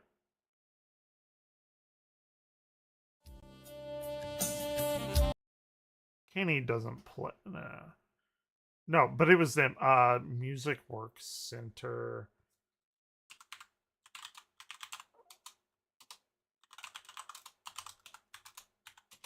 Because I love soprano. Like I played tenor saxophone for most of my life, but I switched over to soprano like 4 or 5 years ago, and I love it. Well, now I have that Yamaha digital saxophone, but this, I mean, you can get a VST, which is like a virtual instrument, basically, and this is fucking wild. Because I like Kenny G. I know a lot of saxophone people are like back and forth on it. Listen to this though; it's so good.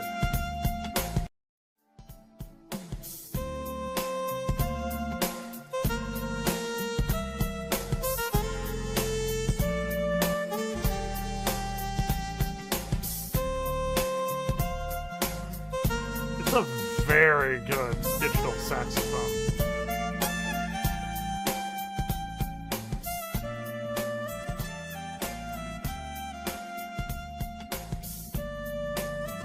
What kind of music do you want to make too? Just very curious. Like if we can talk music, we'll talk music like all night. I still need to react to the Opeth album, which I 100% am doing tonight.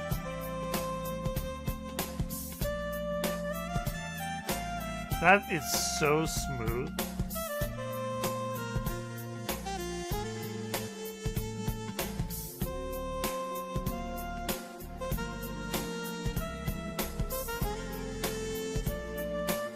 I don't think I've ever heard...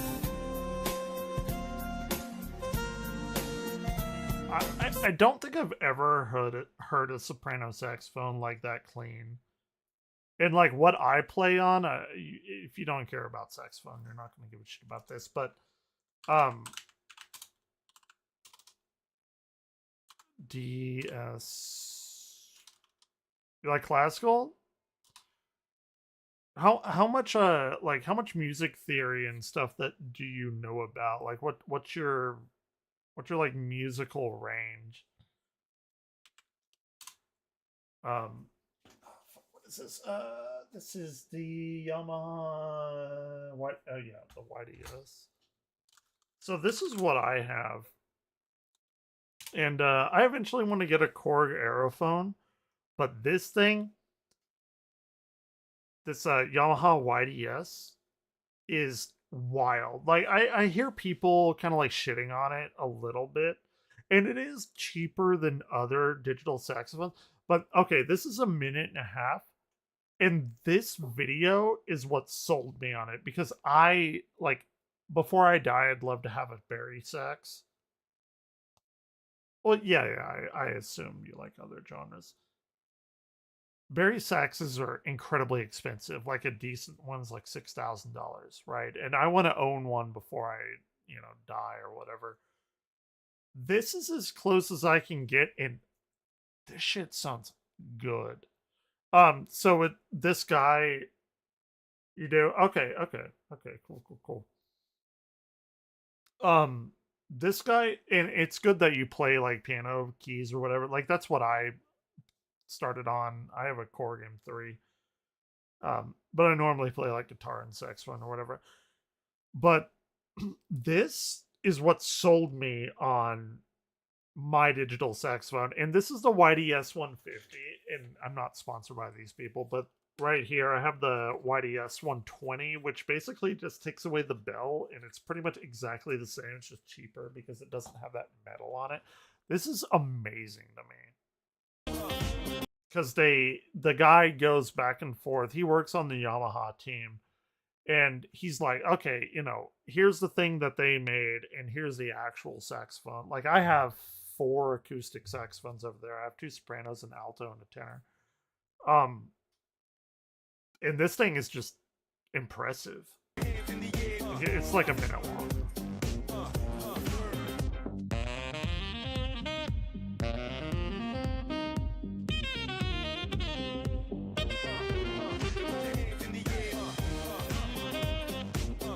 It's very good.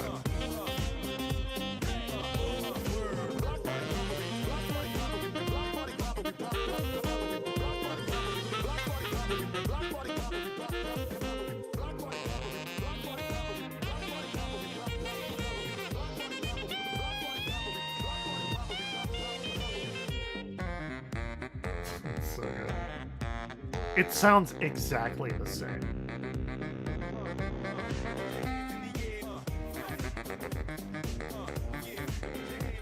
It's the cheapest way to get a good Barry sax. And you can't do like the weird shit like that with it. Who cares, right?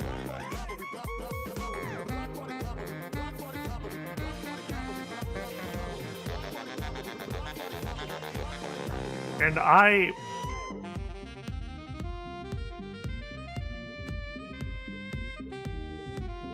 it's so good. Like, you don't have to tune it. You just play it and it's already in tune. It's so good.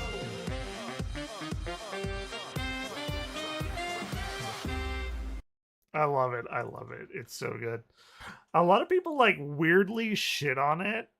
In fact, yeah, 10 months ago, I don't understand how people say the YDS sounds nothing like acoustic saxophone.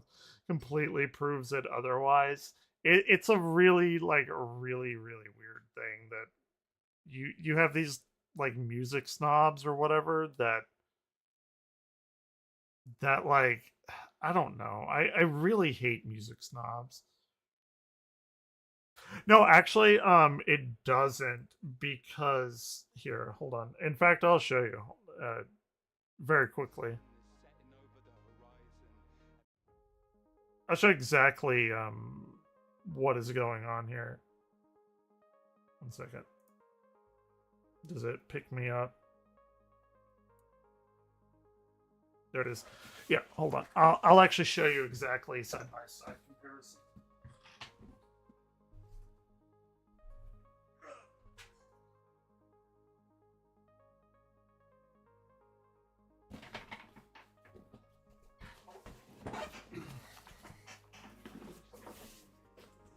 So this is one of my sopranos, and the digital is like, oh no, this is my alto. Shit.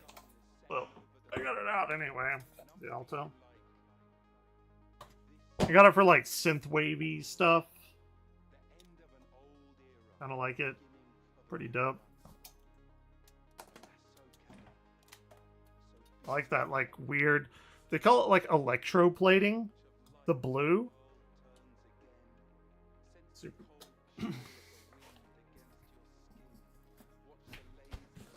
But I can show you the size discrepancy. Let me get my soprano.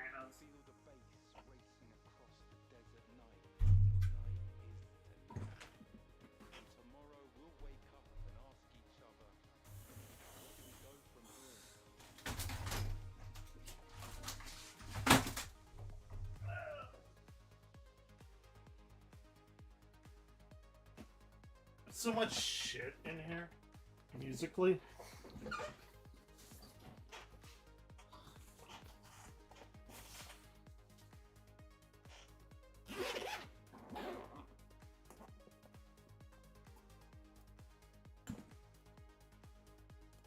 I'm not gonna like put on the top, the neck and everything, but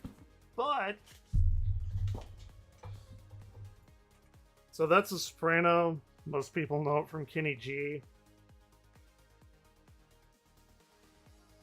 And this is the digital, and they're basically pretty much exactly the same. So it's definitely like almost 1-for-1 with soprano, and all the saxophones have the same fingerings.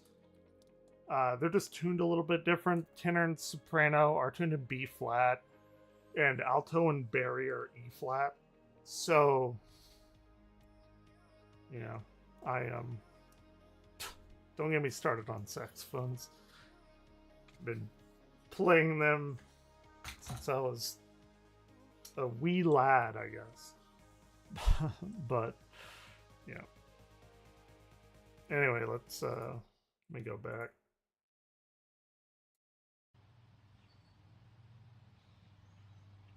Oh, that's easy. Put this up, and then we'll watch something else. He gets so angry. Why did you redeem? Hold on. Let me go ahead and do the next card for you then, Steve. Are you mad? Are you mad? Why are you redeeming cards? Hello, Steve? Are you mad? Can you play? Not right now. Let me scratch off the next one. Why are you redeeming? Hold on. Why are you redeeming? Actually, I haven't played saxophone in a Steve, you month or two, though. You told me you wanted the Like cards. trash. This is so you won't bother my family again. Normally, Why are you redeeming? Why are you redeeming? Because you want the cash. Why did you redeem it? Why? Normally I have a little neck. I need to get different necks. Oh wait, you can't even see that. That's why. Normally I have a little like redeem. Well, you're on YouTube, so you don't have that option. But I have like a little redeem thing on Twitch for like, Play a thing on the saxophone, like a little snippet or whatever. I guess we don't have that on YouTube, but yeah. And these are like, don't get me wrong, these are like pretty cheap. They're pretty cheap sopranos. Ideally, I want to get like a good one, but you know, they do their job. The issue with playing saxophone is, by the way, if you like saxophone, you don't know like whatever, the Midnight is the best saxophone thing ever. Synthwave band. A viewer recommended them to me, but like now they're in my like top 3 bands. My top bands are like Arion, Opeth, and the Midnight. But like playing a saxophone is very difficult for like practice and stuff because saxophones are loud. Just is what they are. Comes with the territory. So the biggest thing that turned me on to this is the fact that it hooks up to my amp. I guess I could play like that, or do I not? Oh fuck, my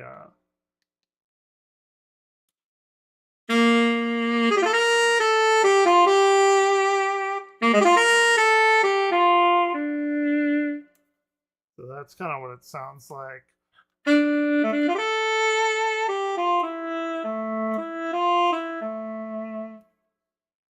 So that's the alto, and my battery just died, so I gotta get another battery for it. But that's how that sounds coming from that. There's like 30 something saxophones on there. But the thing is, I can hook that up to headphones and like not bother anyone.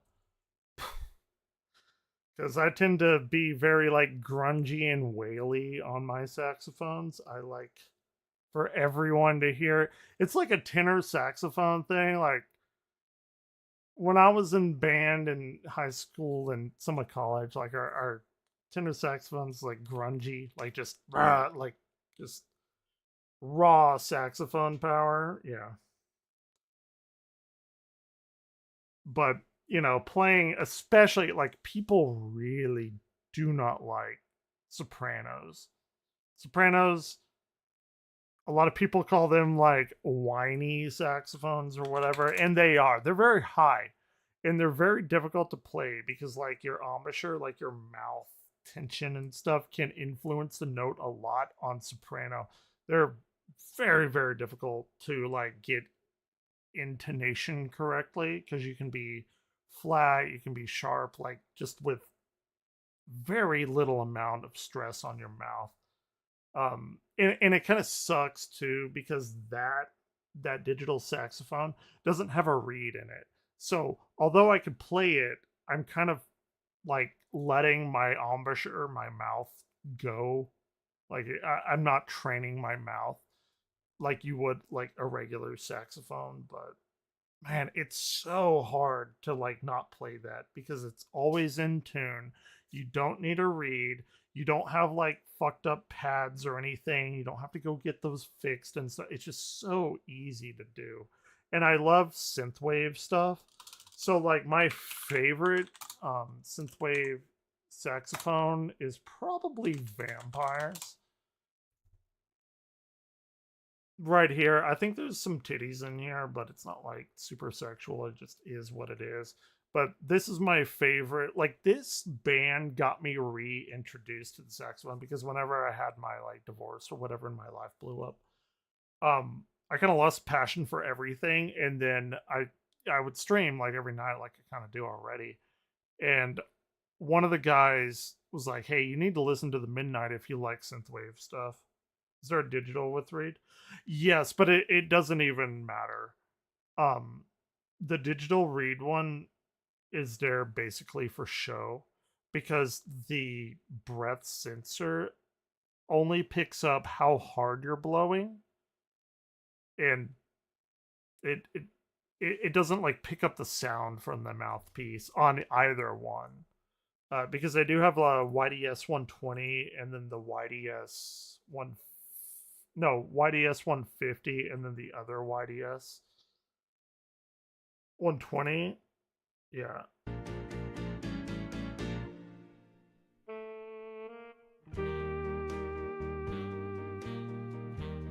And actually this kind of sounds shitty because he's using the speaker here. The speaker is absolutely garbage. You need to hook it up to an amplifier to make it sound like a realistic sax. So I wouldn't take a lot of these that are playing out of their speaker as like as I don't know, like a comparison to a realistic saxophone. But anyway, yeah, that one does. They're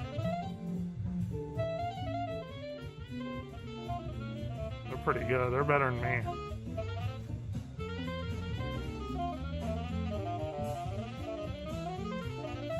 They're using the speaker too, because it doesn't sound very good. Like tonally, I mean, they're incredibly awesome at it. But this is my favorite saxophone thing. If you haven't done the Midnight, whoever's watching this, it's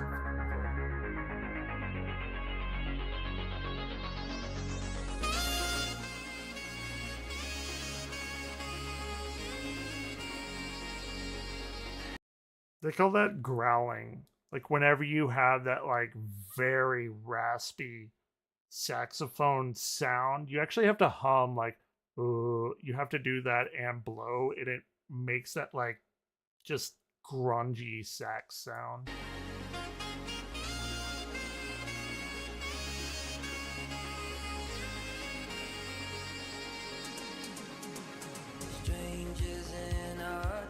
Love it. Yeah, well, there's your... I'll stop it. They show anime titties and stuff in here, whatever, but...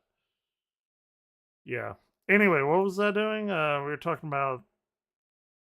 We got on music, we saw that guy... Something else I was going to watch, I don't remember. Oh, Jay's on right now. What is he doing? This guy runs, a... Retropalooza is what it's called. It's like a retro video game convention, like literally 10 minutes away from me. He's in DFW as well. I've interviewed a lot of fairly large YouTubers in that realm. So I like Jay. He knows me, kind of. I know him. He probably doesn't know me. He's probably completely forgot about me. But whenever I like wanted to do a lot of YouTube stuff that took effort, I interviewed some legends, I think, at least back in the day. In fact, I think I have a lot of those like ready to go. Ooh, 410 subs. There's people commenting. It's so bad. 7 subs in a month. And I come on here like fairly often. I don't know. I don't know what to do to make people like me. A lot of people didn't even like that. It's whatever. I do what I can. You know, if people don't like it, then I don't know what to tell you. Retropalooza.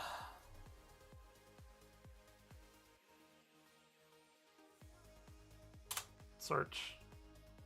Or is that not... I know I have a lot of these uploaded. I may not have them titled correctly. Yeah, it's whatever. It's not worth worrying about.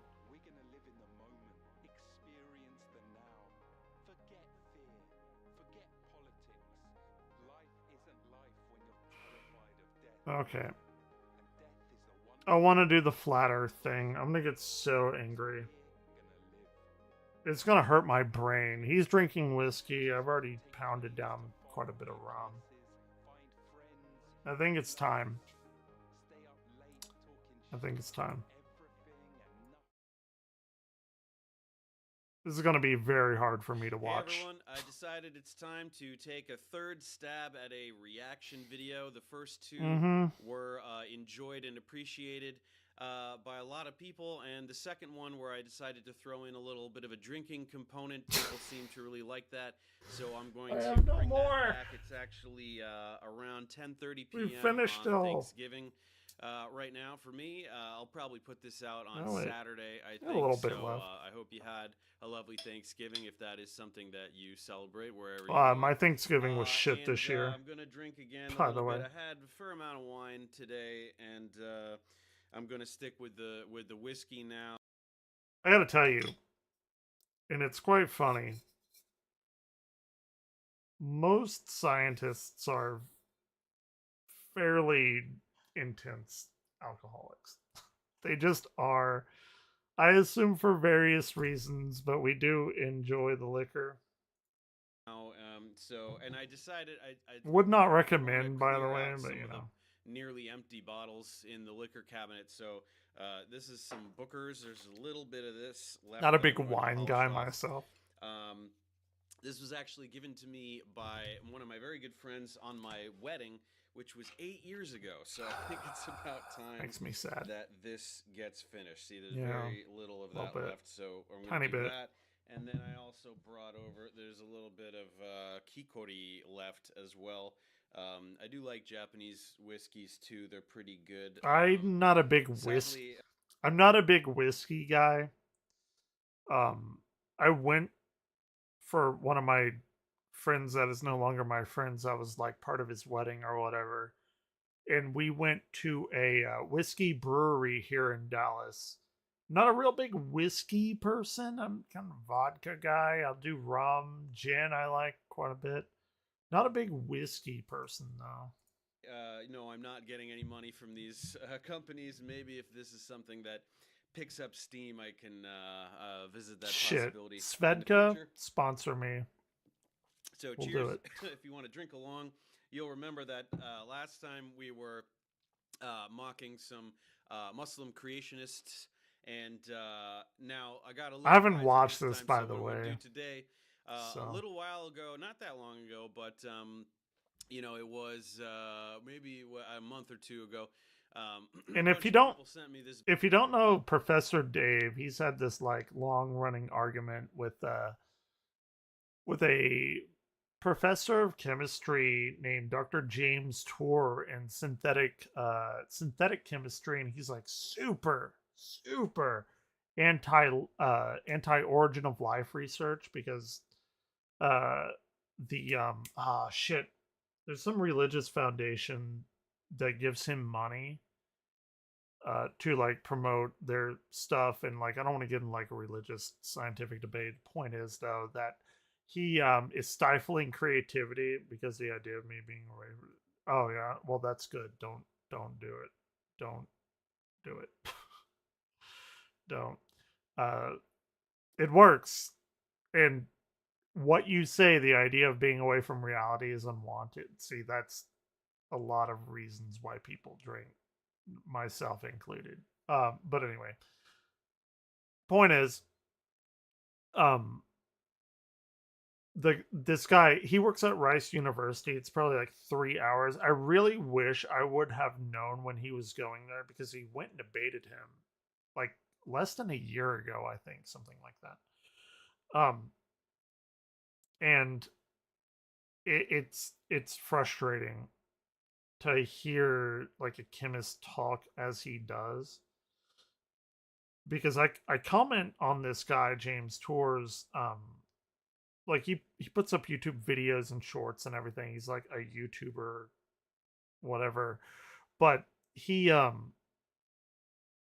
don't like him, not because he's necessarily shitting on like abiogenesis, which is like life from non-life. I don't like him because he has this crusade of stifling that area of research in science. And he's like, well, we can never know. Scientists have not made a cell in the lab.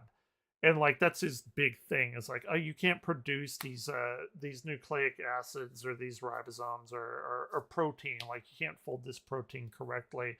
So all of your abiogenesis research is out the window. Like, don't even do it. It's a scam. He's called it not him, but Dr. James Torres called it a scam. And like that really frustrates me that a scientist from Rice University, which is actually like, yeah, abiogenesis, yeah, which just means life from non-life. It frustrates me that his enthusiasm of discrediting abiogenesis research conflicts so much with the basic, like the fundamentals of being a scientist.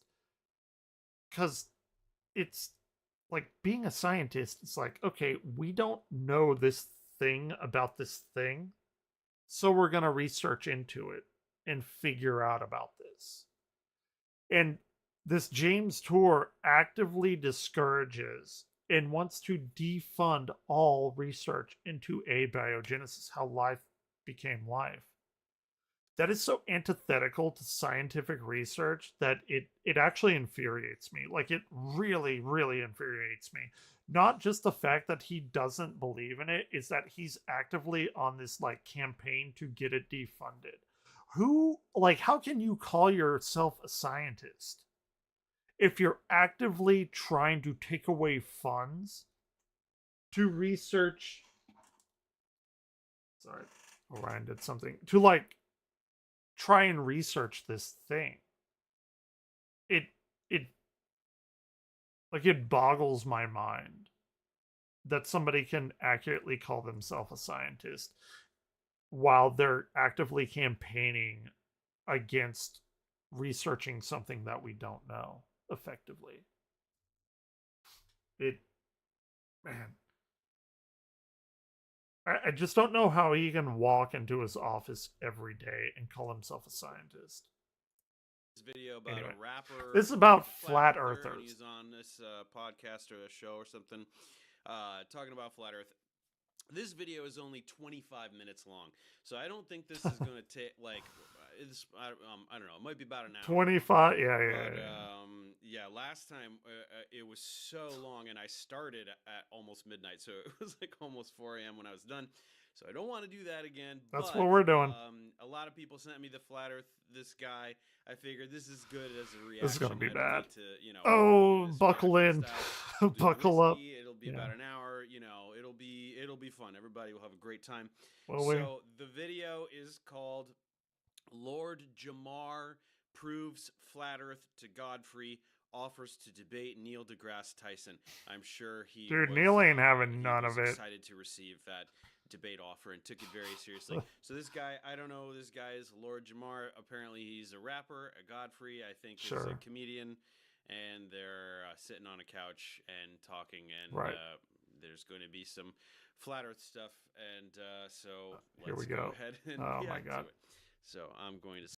By the way, we've known that the Earth was not flat for like 2,000 years before Christ or whatever, BC.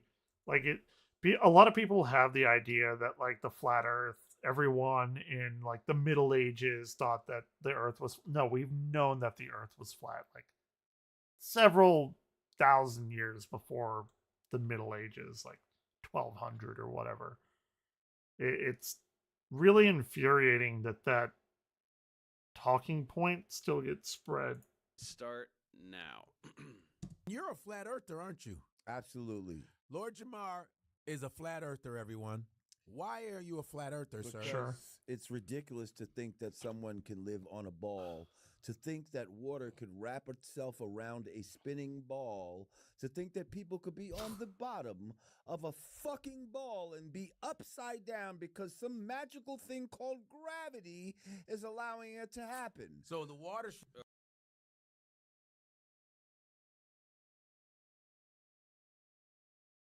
This was a mistake. This was a mistake. Oh. Shouldn't have watched this. Okay. All right, so we're starting. See, he's doing it too. This will never not be funny to me. Yeah, This is the yeah, first exactly. thing that he decided to bring up, and it just shows how unbelievably stupid he is.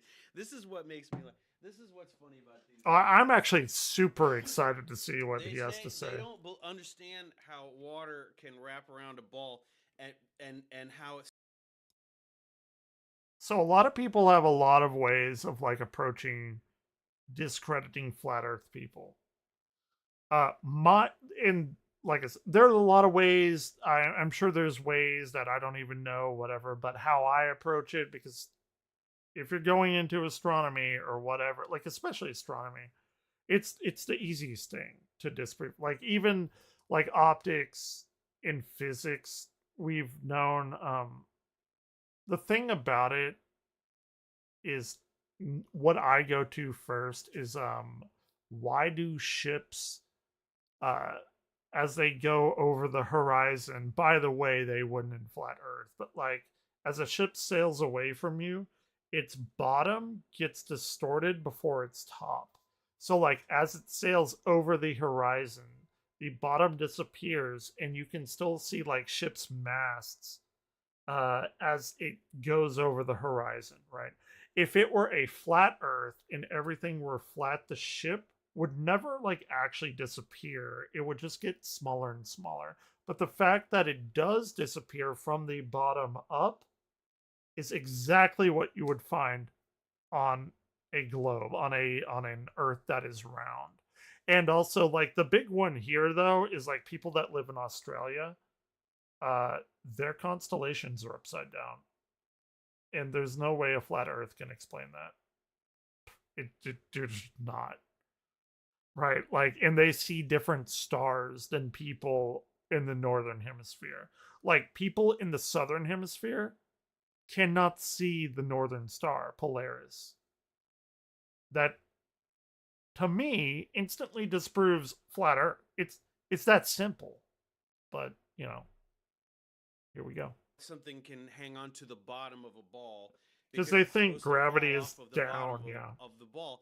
The reason Sure. these guys think that is because they're imagining holding a globe on the Earth, Right. where things Right. would fall down Exactly. to the ground of the Earth because of gravity. So they debunk themselves when it's like, why would the Earth in What do you space, do? where is the water going?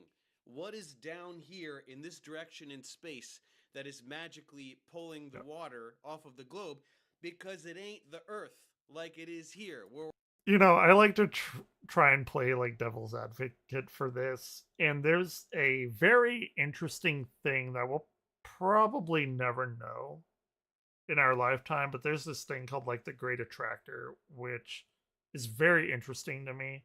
If you don't know what the Great Attractor is, it's that so Hubble's law is the fact like I'm going in like teacher mode or whatever, but Hubble's law says that a galaxy that's like further away moves away from us or wherever you're observing faster. So if like you have a galaxy that's like 100 megaparsecs away and it's moving at like 72 kilometers per second, if you observe another galaxy that's 200 megaparsecs away, twice the distance, you will expect that that galaxy is going twice as fast, right?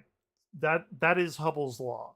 So further away things are proportional to velocity uh, with respect to their distance. Okay, but lately we've seen it doesn't really like affect that very much. But if you look at everything, all of the galaxies, like way far out of our local group and everything, just anywhere, everything is actually kind of being pulled towards this one point that is outside our observable universe. And nobody knows what it is. And they call it the Great Attractor. So, like, if I were a flat Earth person, I would, and it wouldn't be right, but you know, I'm just trying to think like in their mind. I would say that, oh, well, what about the great attractor? That's the thing that's pulling on Earth. I mean, it's completely absurd because they don't understand F equals GMM over R squared, but that's what I would say. Sorry. I know a lot about this shit. We're all sitting here holding a globe above the ground. It's the great attractor, though. And I don't know, honestly, I don't understand what the obsession is with the water anyway, because like why, like gravity pulls everything to the center of the Earth. Water, air, right? All solids, liquids, and gases alike. So, yeah, this is not. I don't know. This is going to be pretty wild. Water should be pouring into space then. Everything should be pulled into space, into the so-called vacuum of space if there's no covering. Okay, so first things have to fall off the bottom. For some reason. Now everything should be sucked into space, into the vacuum. Everyone knows this. Because, and those of you who watched one of my Flat Earth debunks, I think it was the 10 things all Flat Earthers say, because of the vacuum of space, because this moron thinks that space is a vacuum cleaner. He doesn't know what vacuum means, and he thinks that space is a vacuum cleaner that should be sucking everything. If you take one of my astronomy classes, the first one, I kind of go over basic mathematics and forces, Newton's second law and everything. You learn about gravity, you learn about escape velocity, and actually it's a really interesting thing talking about escape velocity, because you can escape velocity is the average kinetic motion of the molecules. The velocity, the speed, it's not exactly accurate, but the speed that a molecule needs to be to break free of Earth's gravity. That's why we have like rocket ships. Your escape velocity is this particular number, and we know that like our atmosphere doesn't just like dissipate into space. It has to have some amount of energy to do that, because that energy relates to the speed of the molecule. And Earth has quite a lot of gravity, so it requires quite a lot of energy to escape into space. Everything away from the Earth, apparently. And they know none of this, yeah, again, of course. A vacuum is just where there is no matter. Yep. And gravity keeps things on Earth because of the mass of the Earth. Correct. Things don't fly into space. That's not how physics works. If we have no covering, our atmosphere, our waters, everything should be sucked into. So you think we're in a dome? So why, right? Why? Mm-hmm. Why would a vacuum suck things into space?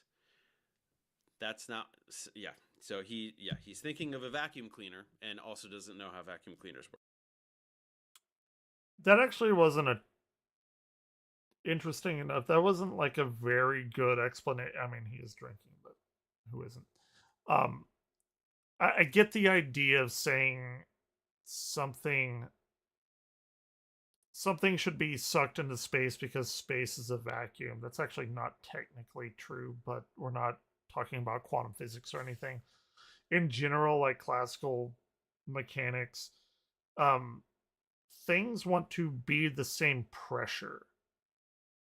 So, like fluids, which is liquids and gases, want to be equal. It's a second law of thermodynamics, entropy. Everything wants to be the same everywhere. Gravity actually doesn't follow that. That's what he's saying, though. Like, there's a big debate. I don't know if it's been solved or not about about what would happen to a human if they had no like no spacesuit. Like, would they freeze or would they kind of explode? Because the pressure outside needs to equal the pressure inside. Second law of thermodynamics. So a lot of people say that the body would like rupture or whatever. And I think Futurama did that as well when Fry and Leela are going in this nebula, and Fry's like, hey, look what I can do. And he takes this little thing off his helmet and his head like blows up and doesn't. That's what they're saying. They're saying like, okay, well, there's vacuum everything wants to be the same density, so the Earth and every other planet should just dissipate into space. But gravity says no. So that's why he's saying that. I don't know if he knows why that's why he's saying that, but scientifically, that's the logic of it. Absolutely. Although, see, here's the thing. Here's the thing. Okay, so don't. All right. So, yeah, where's the dome? Right. Hopefully, they're going to Antarctica. Yep. And they're gonna find they're gonna find the dome, right? Or they're gonna search for it. Yeah, there's no dome. We've been up there. Oh shit! You Here's never the heard thing. this shit, huh? Hey, Explain. Here we go. Explain. Here we Here's go. the thing, Explain right? it. There's certain things that they don't allow you to explore, right? So there's certain things that I can't prove. I can't go. I'm Right, not yeah, allowed to none go of up us can there, go up there. and touch this. You Right, understand what I'm right. saying? Well, you could. I mean, who's stopping you? Build a rocket. There's that flat earther who built a rocket, and I think he died or something, right? But He so did. places you I know can't what he's talking explore, about. I thought he was going to say Antarctica. So we'll see how the final experiment goes. But yeah, nobody's stopping you from going to space. It's just really expensive. Yeah. Why don't you crowdfund $500,000 and go up with whoever, Richard It would Branson or any of disprove those them, people? yeah. I don't forget who are the ones who are, William Shatner went up there. So why can't Did he you? really? I don't know. Did I know that? Figure it out. I don't know if I or knew just that. send up a balloon, right? Where is the dome? How high is the dome? How high do we have to go to find the dome?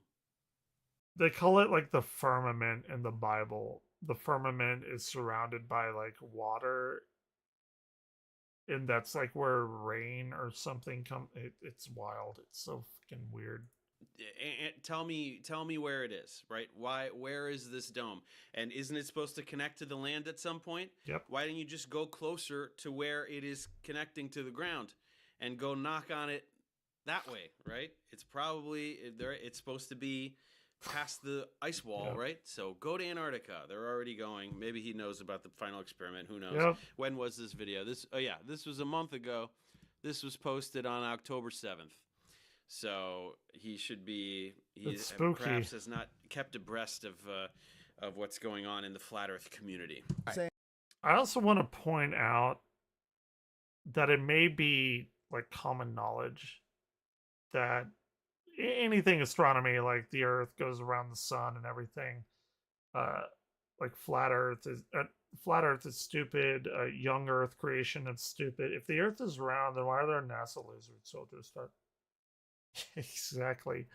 I don't know if you knew this, but there's this guy, actually a pastor, right? Like it kind of, good on them. Like I love like religious people not buying into this bullshit. There's a pastor. He made a video of it, Professor Dave. He's kind of like on my same level as, I think he has a master's in synthetic chemistry or something. But anyway, that's beside the point. There's a pastor that is actually like apparently like incredibly. He's rich enough to provide a trip to Antarctica to anyone who wants to go there, like flat earther, to disprove it. And that's what he was talking about with the final experiment. Like this is an ongoing thing. And it's weird because none of the flat earthers want to go. It's like, I wonder why they don't want to go to Antarctica, where they say that Antarctica is like the ice wall that's holding the water in. That's why the water isn't spilling out of the flat earth. Nobody that professes the flat earth wants to go there and like put an end, like, let's do an experiment to see if that's true. Like, let's go. Nobody's doing it. It's very weird. You think everybody would be jumping on that. Free trip to Antarctica. Fuck, I'd go. I'd absolutely go. This is only what I can surmise, especially from thousands of years, because only 500 years ago did they come with this whole heliocentric model. Oh, that this was a mistake. Oh, that's so wrong. That's so wrong. I gave him the benefit of the doubt. I already talked about this. I said in the Middle Ages. It's like 11, 1200, 1300, whatever. He thinks it was 500 years ago. He think so what? It's two, he thinks in the 1500s. Oh, it's so bad. It's so bad. Yeah, and before that, it was a geocentric spherical Earth. I'm so tired of flat earthers pretending that heliocentrism is the first time that we figured out that the Earth is a sphere. We figured it out. Heliocentrism has nothing to do with the shape of the Earth. Heliocentrism has everything to do with the fact that the Earth is not the middle of everything. We are orbiting the sun. Like it says nothing about the Earth. It's the configuration of the solar system. All right, dude. Take it easy. About 2,500 years ago, the ancient Greeks, at least, It's gonna be bad. probably before, we've known it's a sphere. Eratosthenes is a lot harder to figure out. The thing that I always say is that it's so easy to figure out the Earth is a sphere that I am very confident I could have done it with no help, right? You bring me back 2,000 years, I could have made observations and figured out that the Earth is a sphere. By the way, if you don't know this, we're here having fun talking about science. Whoever's in here, Carl Sagan explains it pretty good. Earth is round. I mean, this is like how it actually happened. I think it's worth watching. Here's a map of ancient Egypt. I've inserted 2 sticks or obelisks. One up here in Alexandria, and one down here in Syene. Now, if at a certain moment each stick casts no shadow at all, that's perfectly easy to understand, provided the Earth is flat. If the shadow at Syene is at a certain length, and the shadow at Alexandria is the same length, that also makes sense on a flat Earth. But how could it be, Eratosthenes asked, that at the same instant there was no shadow at Syene. This is here. And a very substantial shadow at Alexandria. Correct. We're learning. The answer was that the surface of the Earth is curved. Not only that, but the greater the curvature, the bigger the difference in the lengths of the shadows. The sun is so far away that its rays are parallel when... Just watching flat Earth shit. I finished my bottle of rum. I'm very sad now. They reach the Earth. Sticks at different angles. It's still going through me, though. Will cast shadows at different lengths. For the observed difference in the shadow lengths... I just wanted to play this because watching flat earthers like, oh, whatever, like it's so fucking super simple to prove. Carl Sagan did it, like right there. He didn't do it with obelisks, Eratosthenes. He did it by looking into a well because he went to Syene, looked in a well, and the well had no shadow, like when the sun was directly overhead. But then he traveled to, I believe it was Athens, and he looked in the well at the same time, and there was a shadow. That's effectively what's going on here, because it's round, and as the sun beams down, it's not going to go directly into the well. The beams come in at an angle, and then you get a shadow. Is what it is. The distance between Alexandria. Anyway. Could I figure out heliocentrism? Hell no. Much, much harder to figure out. That's why we figured it out 500 years ago, not 2,500 years right, Kepler. All the different civilizations prior to that knew it's that gonna we break lived me. on a level plane. Oh, okay, water always finds its what? Level. Exactly. Water always needs a what? I hate this. A container. You see? Yeah. Okay. I should not have watched this. This was a mistake. This was a big mistake by Evan Glare. So this guy, I'm gonna fucking bust my head open. I think he just. Is that the new one? It's actually very important. Is that the new one?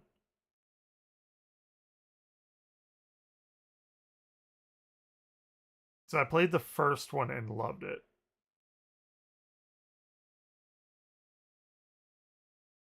watched Dubé's 200 proofs, and Okay. like that's it. that's what he's basing all this stuff on. What's the other one? What is the other one? Now you got me curious. Is it Survivor? Okay, Survivor is the new. Fuck. Dude, Fallen Order is amazing. And the guy Cal Kestis, what's his name? The guy that plays it. I watched, and nobody ever talks about Cal Kestis. The actor's name is something else. Dominic Monaghan is fucking Pippin from Lord of the Rings. Who plays him? Cal. Cameron Monaghan. Right. He played the Joker, or they technically couldn't call it the Joker in Gotham. Nobody ever talks about that TV show. That TV show is fucking amazing. Gotham, like if you haven't seen it, highly recommended. I got really into Gotham. I fucking love that shit. The best thing about Batman is the villains, and that's all it's about. Moving on to Kikori, visiting Japan. So water finds jealous. its level. Sure. What does level mean? Right, level does not mean flat. Level Correct. means perpendicular to the vector pointing to the center of the Earth. Right. So over here, this is. Perpendicular is not the right word to use. It should be called a normal vector, which is perpendicular into all of the plane that you're looking at. Dude, you need to go watch it. If you like Batman, by the way, also you highly recommended to watch The Penguin on HBO. GoMovies.sx.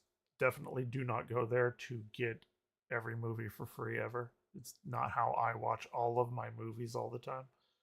The Penguin was really good, the HBO Max thing. But Gotham, give it a little while, give it a few episodes. It gets so fucking good. This is level. This is level. This is level. This is level. This is level. Yeah, he's right. That's what level means. And water always needs a container. Have you heard of rain? Have you heard of clouds? What about, have you ever seen footage of water on the International Space Station? Yep. It's just fucking It's a floating sphere. around, isn't it? It's weird. So I don't know what you're talking about with this container shit.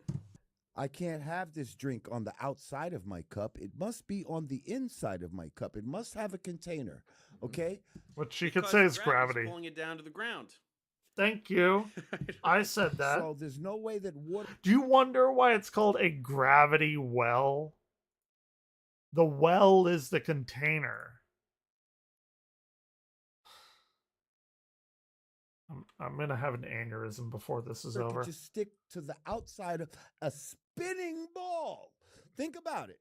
Right. Where's the 1,000-mile-an-hour? Because it's supposed to be going on an axis, and it's on an axis. So listen, not just the ball. I know what he's saying. The ball is spinning, so it needs to be oblong shaped, and actually it is.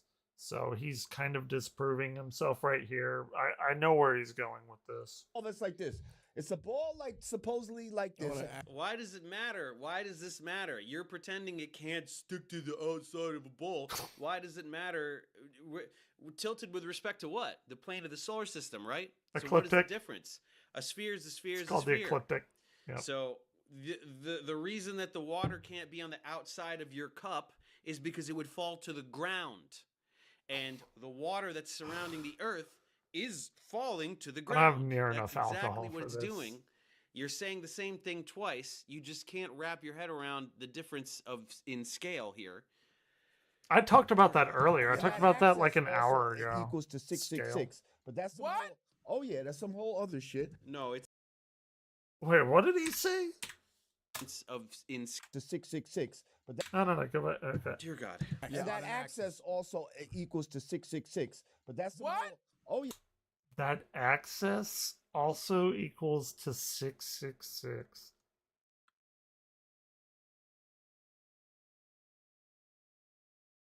If you looked at my brain right now, you'd probably see my hamster in the brain, like running on the wheel dead.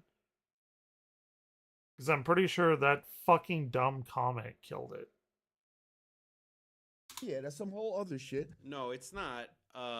It's not well, he's pretending that it's 66.6 degrees, which it's not. I mean, it's 23 and a half. sometimes 23.4, but that's one of the Milankovitch cycles, right? It's the tilt in Earth's rotational axis with respect to the ecliptic, or the plane of the solar system, is slowly changing over thousands and years.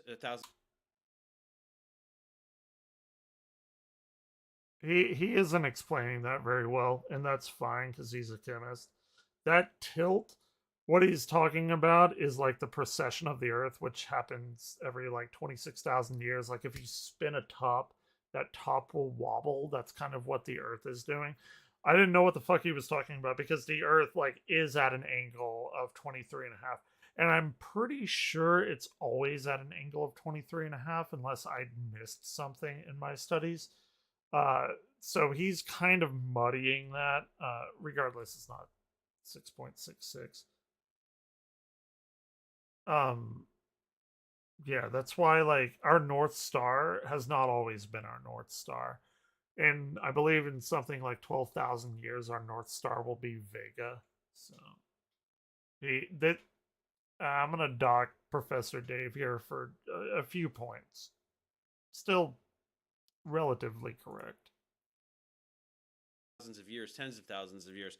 That, and then It's the 26,000 of the rotational axis, and then the ellipticity of Earth's orbit. Those are the three Milankovitch cycles. Oh wait, he said something completely different. I know about the Milankovitch cycle, but he did mention precession, and it wasn't part of that.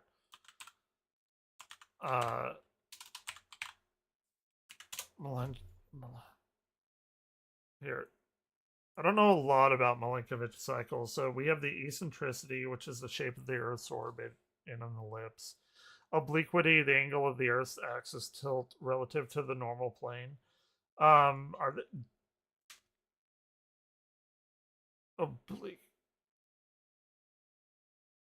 So 20. Is that really very like? I actually didn't know this. This is brand new information to me. I guess I've never needed to know it. The obliquity, the Earth's axis is like I've always heard it's 23 and a half degrees. Because we have star charts that I created, or SFA created with me. Within 41,000 years, this tilt angle changes. It can range from 21 to 24.5. Today, it's 23.4. Basically, exactly what I said. The Earth's tilt influences how extreme our seasons are. Right, changes how much incoming solar radiation. Okay, so it like varies like 2 degrees. Okay. That's interesting. I've never needed to know that. I thought the Milankovitch cycle was just precession. I would imagine this obliquity to be baked into precession. Because you can't just have something oscillate like that without something else influencing it. Because if you have the tilt go one way, it's not going to stop. It's in space. There's no like restorative factor like a spring or something. Interesting. I'll claim ignorance on that for sure. There's a bunch of shit I don't know. So those are changing all the time. But even right now, it is not 666. Also, yeah, that's the main point. Of like, oh, the evil Freemason Satan people or whatever are gonna do this incredible thing to trick everybody.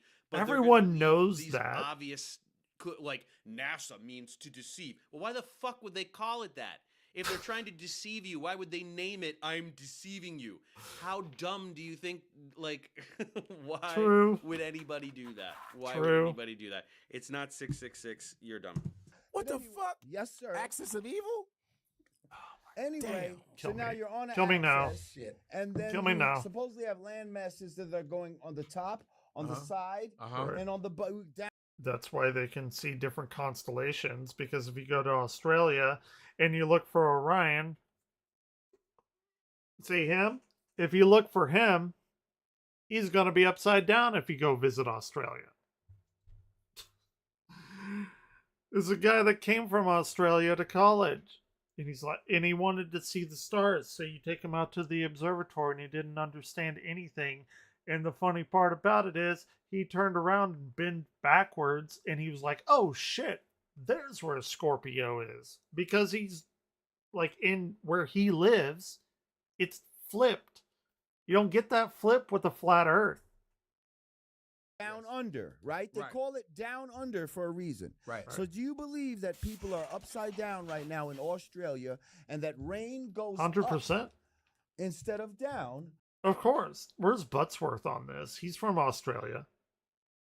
We need his scientific purview. It rains up in Australia. Yeah, of course. And people are upside. It's upside down with respect to you, and you're upside down with respect to them. It's just fair. Don't harsh his I mellow. don't know what you're not getting about that. Upside down. There's not enough alcohol in the world for me to watch Of this. the planet, we're sideways. We're walking. We're sideways as we, Right. Like Inception. Do you believe that planes are landing on moving runways? Yes. Why can't I go up in a helicopter for an I know what he's gonna say. hour? If the world is spinning, why can't I hover for an hour and come back down and be somewhere else? Because there's no point of like stable relativity. Everything is relative to one thing. So like if you're flying a helicopter on like trying to take off on the planet, guess what is happening? The planet is rotating. The helicopter is also rotating. If you take it up, it doesn't just stop rotating. It still maintains its momentum. Not to mention, the atmosphere is doing the same thing. It's not like you get off the ground and immediately, like, the earth is spinning below you. It's the same concept as, like riding a train. By his logic, if you threw a ball up in a train that's going, I don't know how fast trains go, 60 miles an hour, I don't know. But if you threw a ball up in the air, by his logic, the ball would like slam into the back of the train. It doesn't work like that because the ball has the velocity of the train that it's in because it made contact with it with friction. And that carried that ball to that velocity. Like, oh my. Okay. It's called conservation of momentum. So yeah, this guy Who knows their shit? Like it's just blatantly obvious that he just watched the Dubé 200 proofs, and that's it. That's his whole script. He's just. You know what fucking pisses me off about all this? It's not that people don't know this. I do not get mad at those people because they haven't been taught. It's the people like him, not Dave, but the other guy, that are going around spreading this information. Then, like, as an educator, as a professor, and Planetarium Director now, and professor, I hold both titles. They tell everyone all this bullshit, and I have to go and not only teach them, but I have to make them unlearn this bullshit, and then I can teach them the right way, because we do experiments. I don't just tell you shit. You do. That's the point of physics experiments, to find this shit out on your own. But you have to spend so much time making people unlearn all this fucking bullshit that's everywhere, and it just makes the job that much harder. just trying to repeat a bunch of that. Yeah, so you can. I've done this. I'm so getting a many little times. heated. You I shouldn't can have watched jump this. on a skateboard or on a moving truck or something. Little heated. Right? Or just there's so many examples of just when you're in an inertial reference frame, right? That can be treated as though it's not moving, and so you're gonna your emotion will be static in that reference frame. You'll just jump up and down. But if An inertial reference frame is just a frame where you and everything in your purview is moving at the same speed. Inertial reference, it sounds like super complicated, but it's not. It gets complicated whenever you have an accelerating frame. But inertial reference frames tell us a lot about some crazy shit like time dilation. The faster you move, the slower time goes for you. It's something I kind of teach as an aside to my classes when I do teach them. Their eyes glaze over, but I think it's a fucking remarkable proof. Like, if you know Algebra 1, I can teach you why time dilates. It's actually like that basic. It doesn't require calculus or anything. If that entire frame is moving with respect to the frame of the Earth, you will have that lateral motion. So that goes for jumping, that goes for helicopters, that goes for airplanes. There's very basic physics here. This is really good, by the way. I kind of forgot how good this is. Keycody. It's very smooth. You know, with my, I guess she is my ex-girlfriend or what, like, I have no, like, we just haven't talked, right? I was dating somebody and we just stopped talking in July. Nobody had like a big blow up about it or anything. It just fizzled out, and that's fine. But anyway, the reason I bring that up is like I had to go with her to meet because she had a kid. I guess she has a kid. And I had to, like, this was when we first started dating. I had to go with her, and because this piece of shit guy like wanted to come back in the kid's life, and she wanted me to go because like guy's a fucking maniac. That the whole point of the story is that's the first time I ever tasted fuck alcohol, rice, what's it called?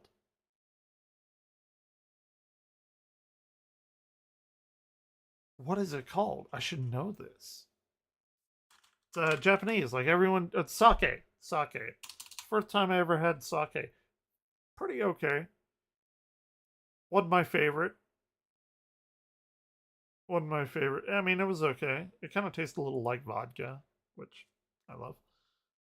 Sake, though. Anyway, we had joked about getting a whole bottle of it because the bottle that they had, it's like kind of an upscale sushi restaurant thing.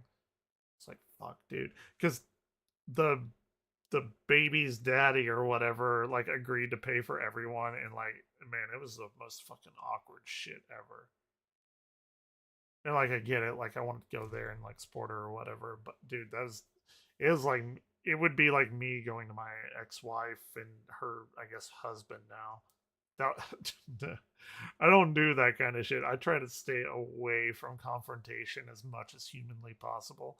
It was the weirdest fucking like 45 minutes of my life, but I fucking pounded that sake. I wanted to order a bottle because it was like $110. I don't know. I guess it was like really good or something. I didn't, but I should have because he offered to pay for anything. I really, really fucked up that situation. I could have had a very nice bottle of sake, but yeah, live and learn. Yeah. Oh, that's good. Damn. I mean, that makes sense. It does, but this is what I heard. It does. I was talking to what'd you hear? a former fighter pilot, and they get up to 50,000 feet. Sure, like 20,000 I guess. something more feet. And I said, do you see the curvature of the earth? He says, yes, we do. He's lying to you. No, he's not. He's a Mason. They're going to say that they put like a fisheye lens on his cockpit or something. You know, the easiest way to show this, because it's my field after all, Oh fuck, who was it? Red Bull Earth Jump. Look at that. Oh my god. Oh my god, what is this? It looks like the Earth is curved, and also this is not a fisheye lens. If it was a fisheye lens, this shit would be elongated. It's not. Problem solved. Problem solved.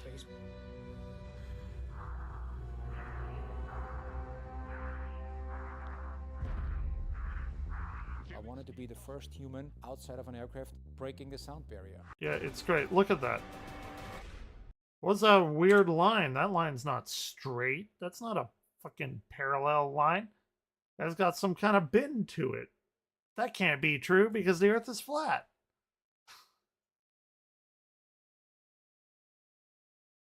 I hate everything. You can even provide video proof. What is this Mason? The obsession with And Freemasons. they don't care. Freemasonry, like, I don't, like, have they ever met one in real life? Like, do they know? Like, I haven't. I mean, I've seen Masonic temples and stuff, and like, I don't know. Isn't it just like a dorky club? Dude, like, it's like the Stonecutters in no. The Simpsons. Like, No. He mentioned The Simpsons. I'm about to look up a little clip of that. No, they explicitly call out Freemasons in The Simpsons when they build Mr. Burns Casino and Smithers. Here. They're all covered with filthy germs, aren't they, Smithers? Why, what do you mean, sir? Freemasons run the country! Ugh. I'm telling you, if I learned, or if I, like, for whatever reason, completely forgot how to communicate with English, I could do it with Simpsons quotes. Absolutely. Like, I have one for every possible, like, event in my life. I could just talk in Simpsons clips and quotes. like, I don't know.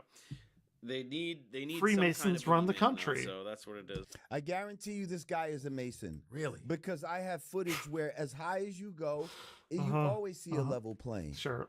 Really? You Show always us. see a level Show. plane. Show. No, there's tons of weather balloon footage where you can see the curvature of the Earth. As high as the observer goes, there is always a level plane. There is no curvature. There should be, by Pythagorean's theory, right? Oh no. Pythagorean's theory. You fucking whipping out the big cards on this one. Pythagoras' theory has nothing on Pythagorean's theory. Man, he's whipping out that fucking big dick energy. There should be 8 Pythagorean's theory. The guy said Pythagorean's theory. He doesn't know what that is. I don't think he even knows what right triangles are, if I'm being honest. inches of curvature per square mile. Visible curvature that you see. Damn. We do not see such curvature, sir. Do they know how to calculate curvature? I'm going to guess they don't because you learned that in like Calculus 3. How to calculate curvature. Cal 3. I will give you exactly, and it's not Pythagorean's theorem. It's this. T is the unit tangent, x is the arc length. So you have a tangent vector divided by the arc length. And there you can get the curvature. It's not a squared plus b squared equals c squared. You know what? I'm super happy that you said that. You are smarter than 95% of my students that I teach. That's not even a joke either. Like that y equals mx plus b shit proves that the universe is expanding. You're literally smarter than like 95% of people I meet. But yeah, curvature is defined by this. not a squared plus b squared equals c squared, which in and of itself is an incomplete theorem. It only works for right triangles. You know what? There's a more complete theorem called the law of, what is it? Law of sines? It's not law of cosines. Yeah. No. It's law of cosines. Sorry. Here, look. You're going to learn something. Not... So, this is how I learned it. C squared equals a squared plus b squared. That's your Pythagoras theorem. But then if you add on a minus 2ab cosine c, which would be the angle there, that gives you pretty much anything that you need to know about any side of the triangle. This term right here, if you plug in cosine of, 90, right, c, if that angle is 90, that means it's a right triangle because it's got 90 degrees in there, and then this term goes away because cosine of 90 is 0. That's actually the proper, fully explored Pythagorean theorem, I guess, in Euclidean flat space geometry. So that's a thing. You look, everybody's learning shit. This is some bullshit that they use to create, basically to take God out of the equation. So let me ask you something. Right. The Earth disproves disproves God. God stuff. Do you know how many billions of people believe in God but know that the Earth is a sphere? Most of all humans believe in God and know that the Earth is a sphere, right? Atheists are a pretty small category comparatively, globally, and flat earthers are a much smaller category comparatively. They got it all figured out, though. They know. They are very staunch in their belief. Most people believe in God and know the Earth is a sphere. The Big Bang Theory. Mm-hmm. Oh, shit. When's the last time an explosion, which usually destroys things, created something?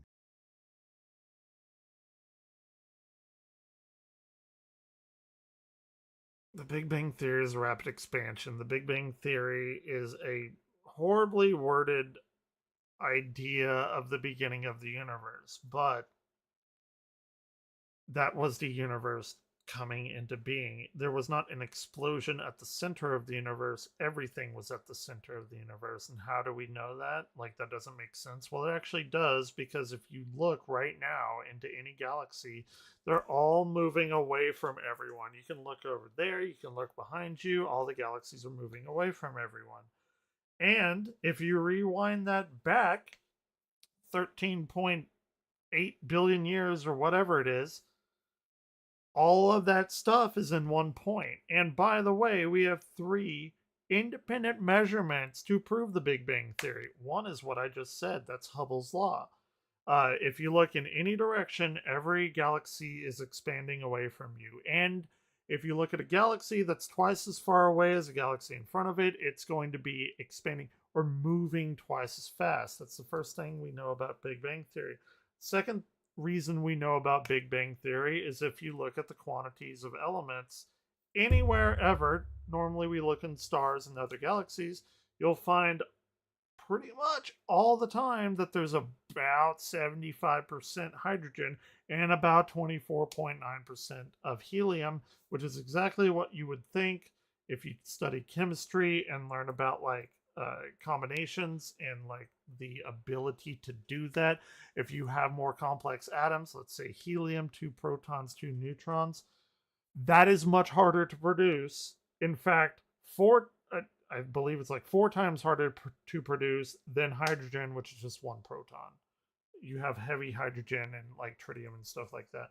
But anyway, that idea is mathematically sound, that there should only be 25% helium and 75% hydrogen.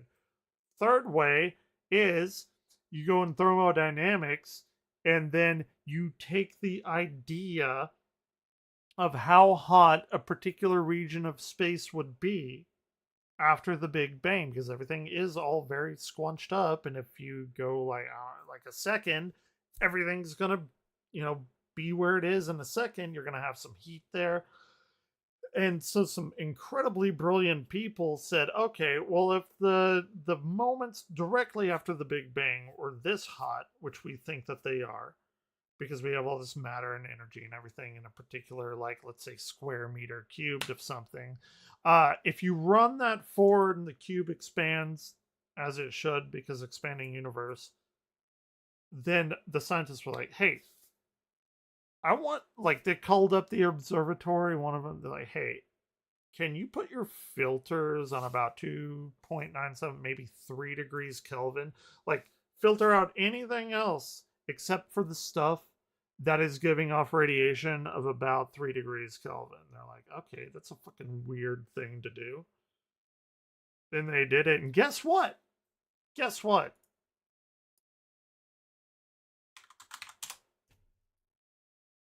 We have this thing called the W map. We have other versions of it as well. This W map, if you look anywhere in space, you see space with hotness everywhere. The cosmic microwave background radiation. That right there is completely independent of everything else in thermodynamics. You see that. And by the way, it's not like, oh, these are like super hot and this is super cold. It's very like large gradient. But between the red and the blue is like less than 1,000th of a degree. So this is just like very high resolution. But still, point is, that is the third smoking gun to know that there is or was a Big Bang. Sorry. I knew this would happen. I knew I would go into like teacher mode or whatever. Billions of years ago. No, it's because that's what they told us, right? That's when can I do an experiment? We've done that. I do this. Hey, what's going on? I do this all the time. Like, I give them shit to look at. So, I'm going to have an aneurysm. I'm actually going to have an aneurysm before this is over. Right now, they're doing a hadron collider trying to fucking find the God particle because they're... We've already found it. Higgs bosons found in like 2012. And also, that collider should have been like 5 miles away from me, but our fucking government is too stupid and we lost particle physics to France and Switzerland. That's a whole nother bag of worms. Can of worms. Bag of dicks. I got those mixed up. Anyway, what are you up to? Trying to find creation out of destruction, and you never will. Because the Hadron Collider. It's what are you up to? Large Hadron Collider. The God particles, the Higgs boson. They found it. The Big Bang was not an explosion. Yep. You can feel free to learn anything about cosmology at any time. I literally just taught everybody how we know the Big Bang happened in 3 ways that do not depend on each other. It's not that fucking like mind-bending. Pretty sure that you will never do that. That's fine. It's a lie. Shit. So how did is the solar system real? Coral. Do we have planets or is it bullshit? It's bullshit. Because let me no tell planets. You, wait. What do we? That's a new one. All the planets are that actually is something I've never heard a flat earther say. All the planets are bullshit. Imagine that. Coral Island. Are you streaming it? I should have never streamed this. I don't know if I can make it all the way through. I'm 20 minutes in and I've already like I'm worked up right now. What do we got? Thank you, Mecca. Thank you. What are you coloring? Like one of those adult coloring books? Do they even sell those anymore? Surely they do.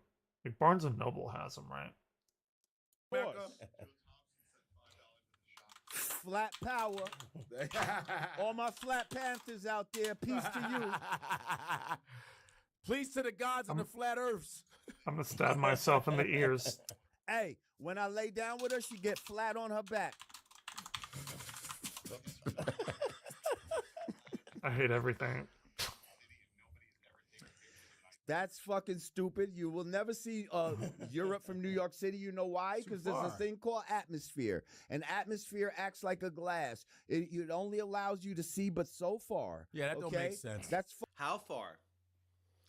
Right. What do you mean? It's like glass? Is it you're pretending that air is just like extended solid glass? Because no, it's not. Right. At all. Glass is glass. And also, how far should you be able to see? How far should you be able to see?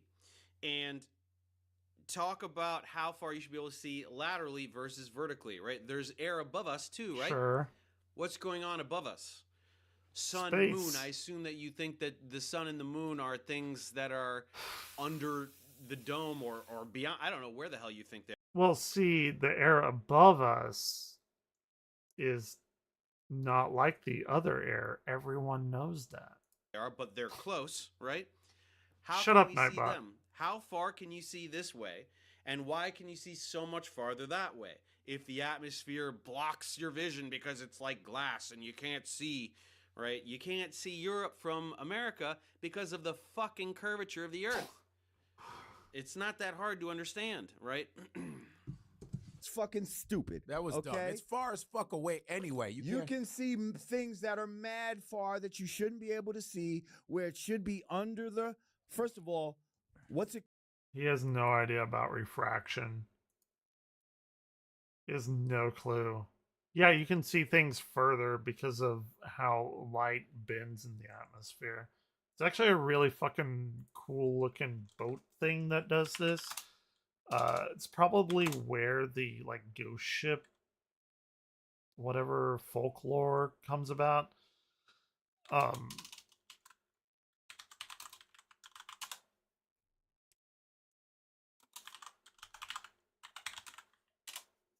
give me shit? Can I see that? Fuck. It's not instantly pulling it up. But anyway, yeah. Light bends in a medium. That's why you can see shit on the other side of the curvature. Called a horizon, right? Yes. What's the root word of horizon? Horizontal. Right. What is horizontal? That's not the etymology of horizon, right? Planet, horizon. Sure. Flat earthers love to screw with the etymology of these words. A horizon has something to do with like the circle of limiting your vision, right? I forget. It's from Greek, I think, but it's no, it is not derived from horizontal. It's describing the limit of how far you can see, and it's literally a circle because we can. I actually don't know the distance in any etymology direction, of that. right? And if you all the points that are equidistant from a central point describes a circle. So yeah, I mean, if we're being honest, the exist. Yeah, I didn't know this actually. Horizon etymology. Horizon in Greek means a limiting circle, not horizontal. But, you know, I give him a pass because I could imagine, like, that's an easy thing to imagine.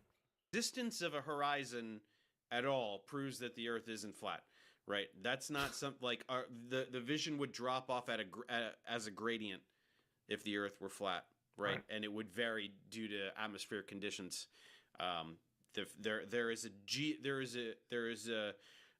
a geometric limitation to how far we can see because of the curvature of the Earth. That's what a horizon is. Sure. Straight across. Yeah. An airplane. What is a plane? A plane is something goes straight across. Yes. What is sea level? Sea level. I hate None everything. of this says curveizing or sea curve or nautical curve or aqua curve or we measure. What are they talking about? I don't even know. It just sounds hitting my eardrum. Measure distance in straight miles. We don't measure them in degrees and all of that. Oh, you do. You actually do. A knot is a nautical mile and is defined by the degrees of the curvature of the Earth. I actually just learned that not too long ago.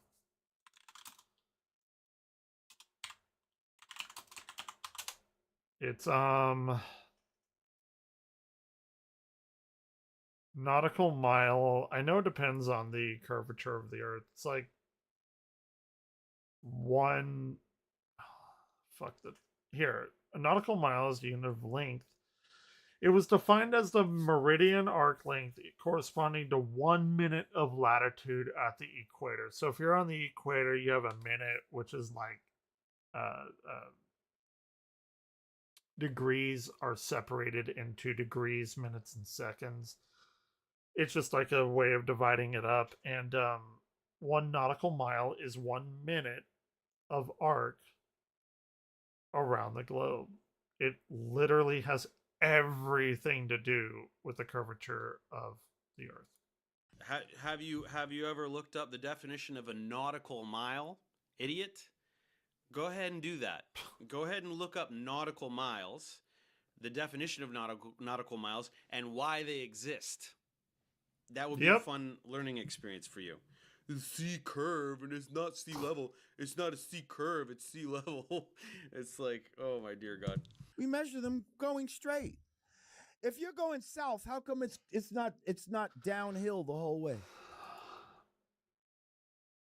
There are people stupid like this that I see all the time.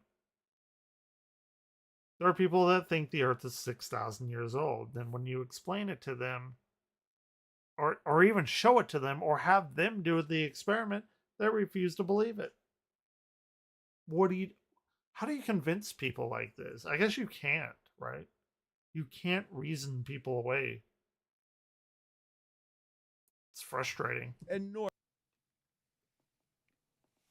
Oh my God.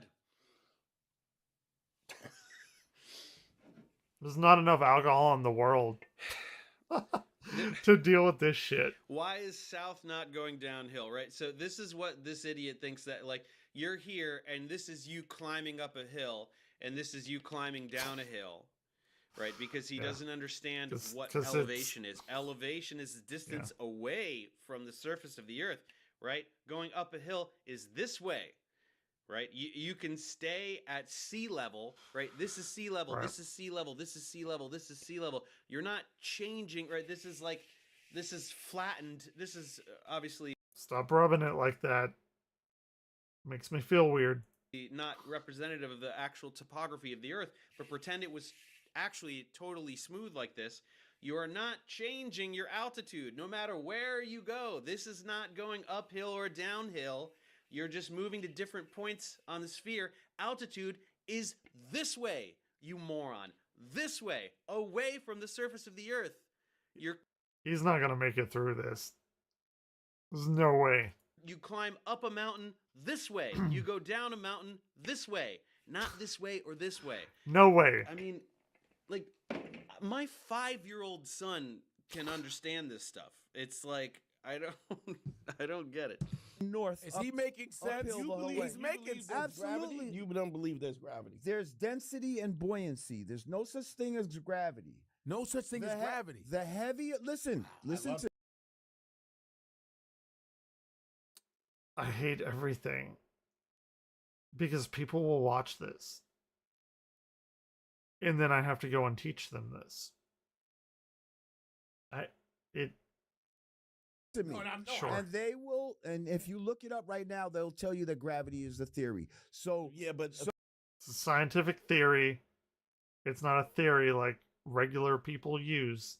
A theory is the best that we have because it applies to any situation that we have, and whenever something else comes along that's better, then that's amended to the theory. Theory is like, other than being a law, theory is the top thing in science, synonymous with law even. But people are, oh, it's a theory. He thinks that like a theory is just a wild guess from people because they don't know what the fuck they're talking about. So It's a listen to it's a me. No, scientific no, theory. it's not. No, it's not. Listen to me. Oh, he No, knows. it's not a scientific theory. It's not. Get that it's other not dude general on here. relativity. It's not. It's not Newton's law of universal gravitation. I mean, first of all, it's not a theory. It's a natural phenomenon that can be described by theories or laws. Also, theories are better than Sure. laws. We don't need to get into all this. He clearly has no Right. idea what a theory is. Density and buoyancy. Laws are like grouped up theories. Like you always hear about like Kepler's three laws, Newton's three laws, the Maxwell's laws. Those are theories that are combined together to give you a more full like understanding of a particular type of phenomena. I mean, look, he's just doing Dubé like it's absolutely insane. Let him get some more of this out. There's density can't do it. and buoyancy. Okay. The heavier things will fall to the bottom, and the lighter things will rise to the top. If gravity was real, well, then it has to have intelligence. But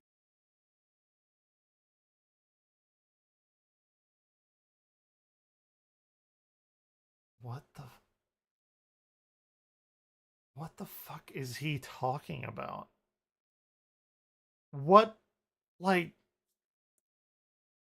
I like to put myself in people's heads and remember like when I didn't know about a particular thing. And so I try, like, if a student or somebody asks a question, I try to get in their mind frame and like map out the way that they got to their answer. And I can't. Gravity, how do you arrive at that sentence? What do you say? Gravity has to be alive? lighter things will rise to the top. If gravity was real, well, then it has to have intelligence. Intelligent. Okay. What do you say to that? How do you like approach that person? By the way, fantastic example of the Dunning-Kruger effect. But like how do you like there's no changing their mind. You can't reason out someone if they never reasoned themselves to have those thoughts in the first place. If you just disregard reason, there's no way that you can use reason to get them out of their proverbial hole. Because it's holding down the oceans, which weigh tons, but yet it's allowing bubbles to rise to the top. It's allowing guppies to swim through the fucking ocean. He talked about density and buoyancy, but he doesn't know what density and buoyancy are because he just said the heavier things sink to the bottom, which is actually not true. Right? If you get an entire like a evergreen tree or something, and then you get a tiny drop of, let's say, mercury or lead. Let's go lead. Just a very tiny. That lead will sink and the tree will float on the top of the water. It has nothing to do with weight. It has everything to do with density. It has nothing to do with like how heavy something is. Ocean. It's allowing birds to fly through the fucking air. Why wouldn't a bird, a teeny tiny bird that has to exert very little force to propel its tiny low mass body, why wouldn't that be able to fly when it exert? I mean, remember when I said oceans don't have wings? That's one of you guys' favorite catchphrases of mine. The oceans are very heavy. Water is very heavy, and it doesn't have wings. You moron. Why wouldn't the ocean let me get it, like this density and buoyancy thing is one of the funniest things that flat earthers say. Let's let them get more out. Like that's ridiculous. How come when you throw a ball up and it comes back down, what is that? Density. Density of what? The ball is heavy, so it's denser than the atmosphere. Density is mass per unit volume. In what way does that have to do with anything related to throwing a ball into the air? That's kinematics. it's in. If it was something, if you threw it up into a gel. I know. I feel like all of you know everything I'm going to say before I say it because we've talked about this so many times. That's the fun of it. That's the fun of it. Like, here's the ball, right? Here's air. Here's air. Right. This air is less dense than the ball. So is this. In fact, this air is less dense than this air. It should fly up and out of the Earth's pull. Influence, whatever you want to call it. So why doesn't it fall up? Why doesn't the ball fall up? Why does it always fall down? Why does everything fall down towards the Earth? Why is there a preferred direction of falling? Density and buoyancy doesn't answer that, you moron. This is what I caught Austin on for about 20 minutes when he was trying to do his electric gravity bullshit. Density and buoyancy. You see what I'm saying? It would get stuck in the gel. Why? Because the gel is more dense to the ball. It's that fucking simple. But a feather, you go. The feather is lighter than you. Right. So it's gonna. But does a feather and a light and a bowling ball? They don't fall. They fall at the same. Let's hear what he wants to say. In a vet. What are you doing, Orion? Of course he did.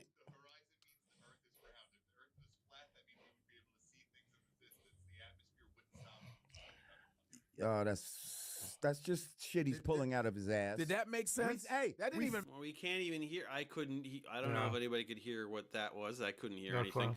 Why don't they have whoever's trying to interact with them audible? But I love he's pulling it out. Like basically somebody. I don't know if it was a producer or like a call in or a super chat or something. Somebody basically tried to explain like middle school level. He would have physics none to of this it. Idiot. And he just was like, he's pulling I'll have none of it. his ass.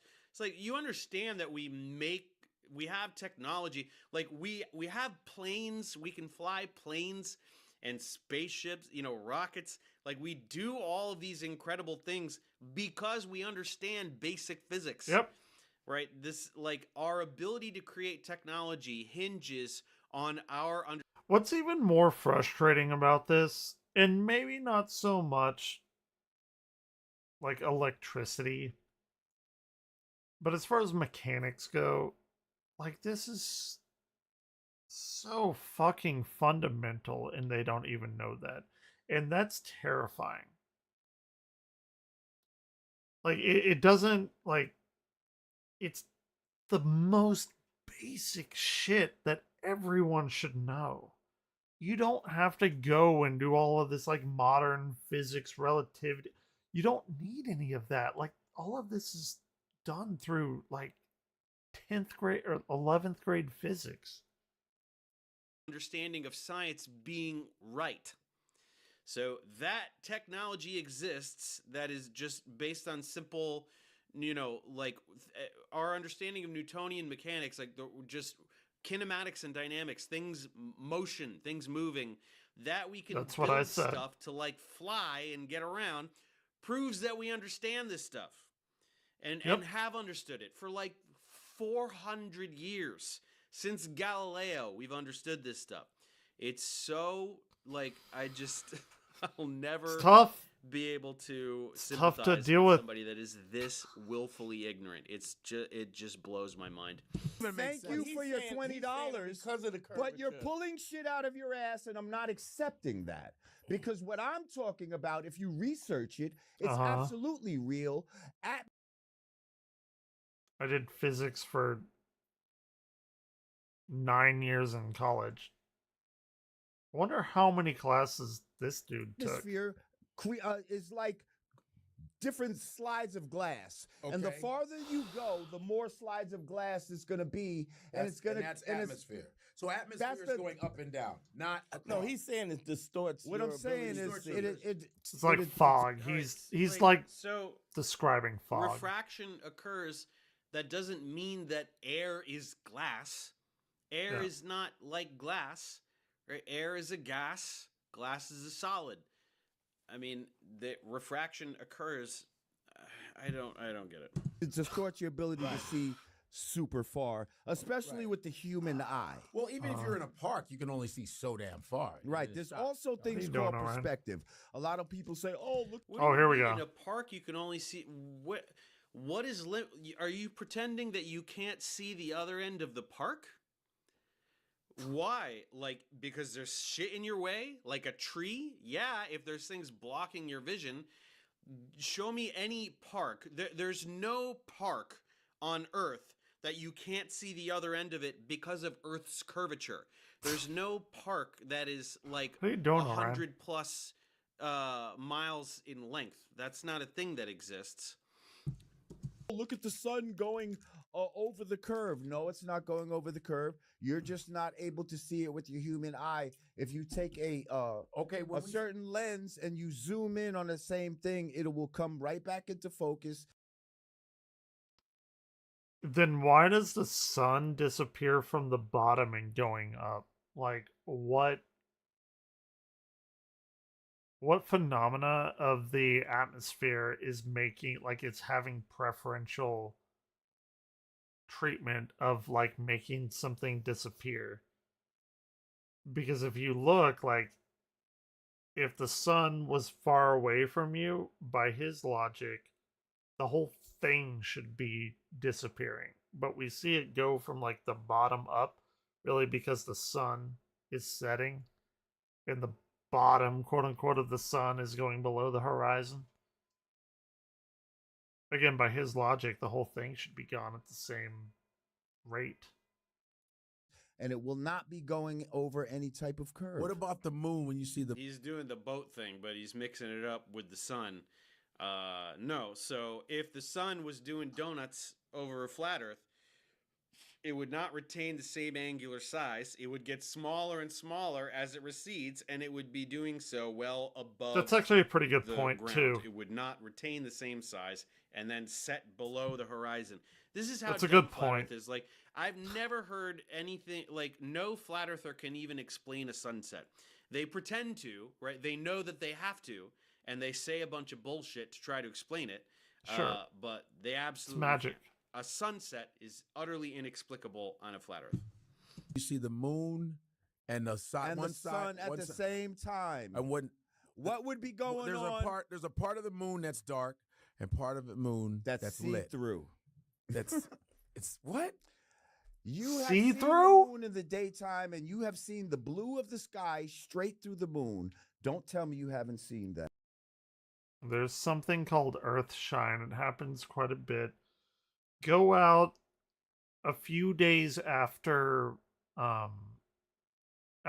moon. The moon will be up in the sky like they're talking about, but you can actually see the full outline of the moon, because when the sun is shining on the earth, the earth, for lack of a better word, glows. It also provides reflective light, and that light will shine on the moon, and you can actually see the outline of the moon. Here. It's very, very easy. There's probably millions of pictures on it. It looks like that. You can go and see that yourself. It doesn't even need a telescope. You can literally see it. That part, that darker part, is from the earth, like, reflecting the sunshine. That's why it's called Earthshine. Yeah, it's not nobody see-through. has seen sky behind the moon, because the moon is solid, and you are lying. Someone told you that you have seen that, and then you wanted to believe that was true, so you pretended that that's a thing. It is not. I've seen that. Right. So what the fuck? Yeah, it does. Why are you thinking that the moon is solid if you can see right through it? So do you not think Okay, obviously the moon landing is a hoax, blah, blah, blah, blah, blah. I've looked at the moon from Mount... Actually, you do know why it's called moonshine, right?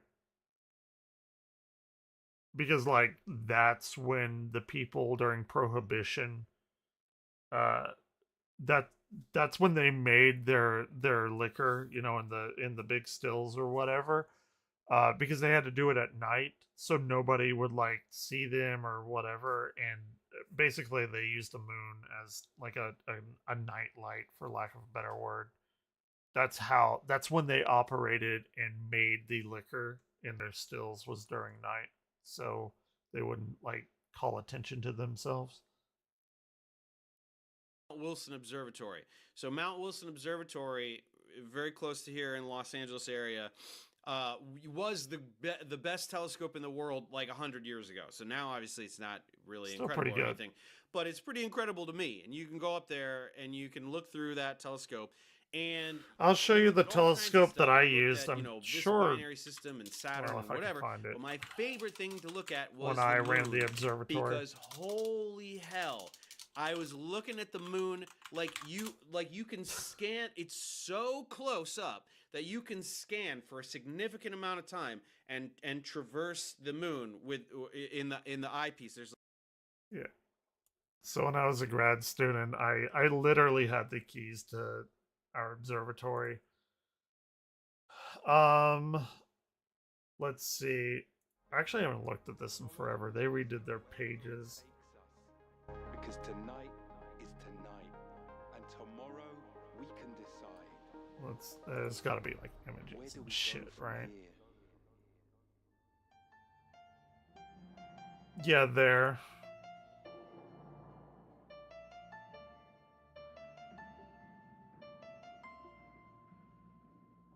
What is this? Yeah. But anyway, that's where we where that's what I used to run when I was a grad student.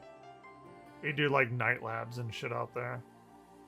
And we have a like the big one is a meter telescope. Damn, where is that? Oh, nope, I didn't want to do that. Yeah. It's pretty good. Loved it. I remember going there for the last time, and I always used to dread going at night, like to do night labs. But when I started getting closer to graduating and leaving completely, I distinctly remember thinking to myself, I'm like, you better take this in, man. You're gonna miss this shit in a few years. And sure enough, I was right.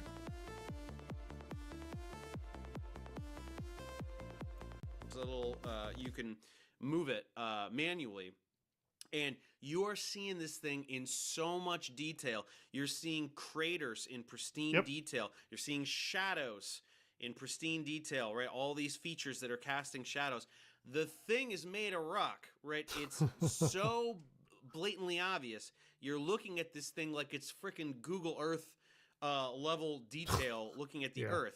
It's wild. It's incredible. So go to a large telescope and look at the fucking moon in the telescope, and then tell me you don't even need a large telescope. Plasma bullshit. You can get one of those fucking cheap ass telescopes from Walmart for like $99 or however much they are now. You get a good pair of binoculars.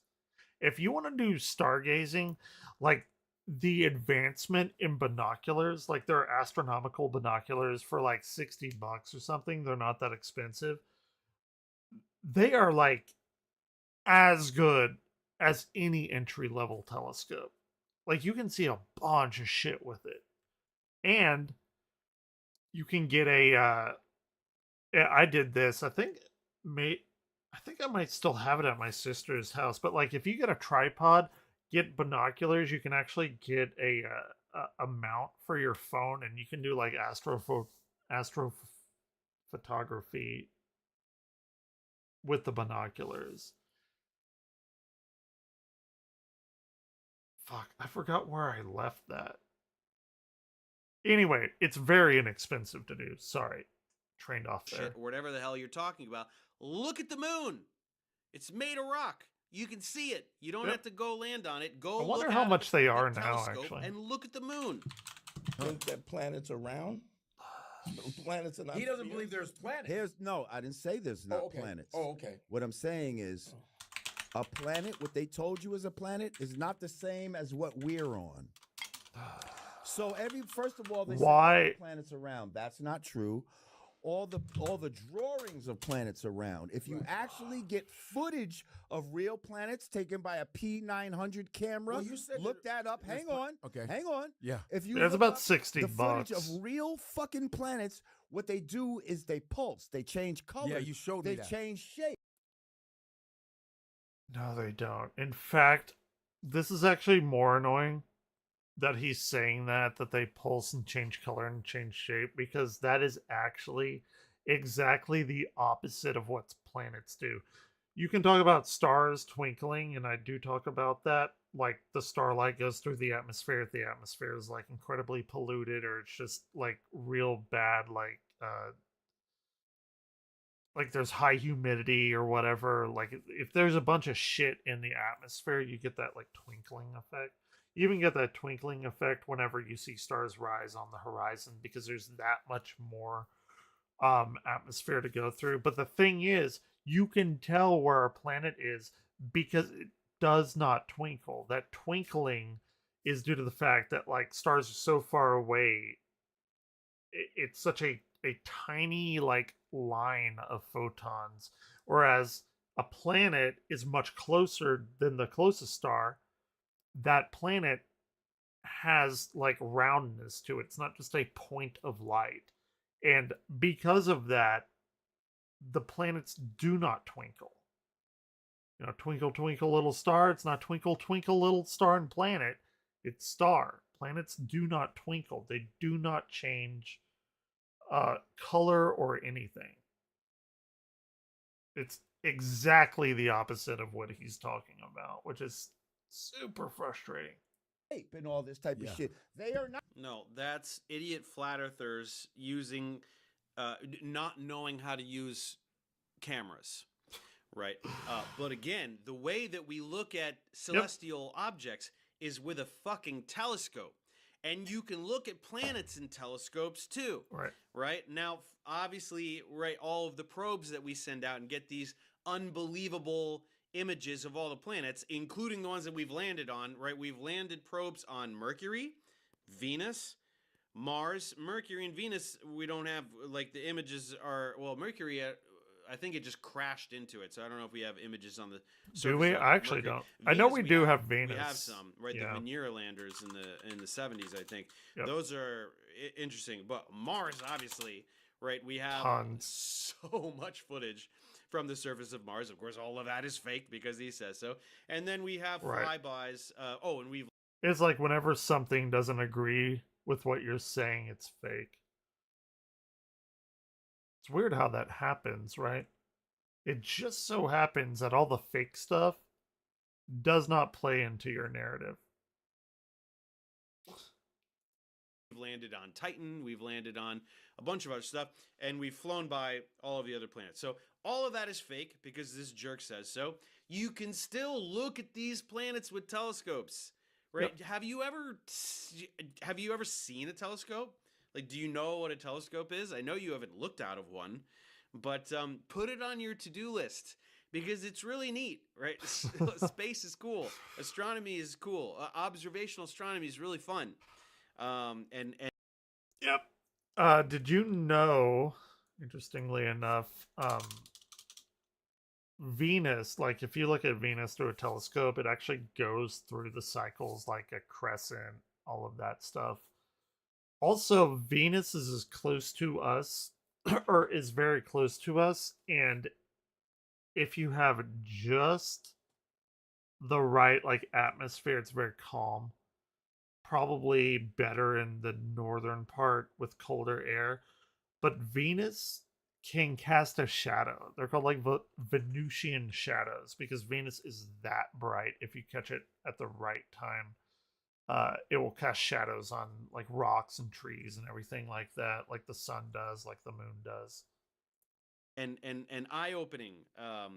So Let's see if I can give find it a shot, it. man. Not fucking round. The only thing that you see is round is the sun and the moon, and those things are here in our atmosphere. They are not 93. The moon. The sun is not 93 million miles away. The moon is not 230 something miles, whatever thousand miles away. They are right here in our atmosphere with us. So go look at them, right? Go up there. Take a plane, take a rocket, take a weather balloon, do something. They're in our atmosphere, right? You're saying that the sun and the moon are in our atmosphere. We've been up there. They ain't. Here's a pretty good one. Right there. This is a Venusian shadow. Venus is so bright that it's actually casting that light on us bright enough to produce a shadow. It's actually pretty wild.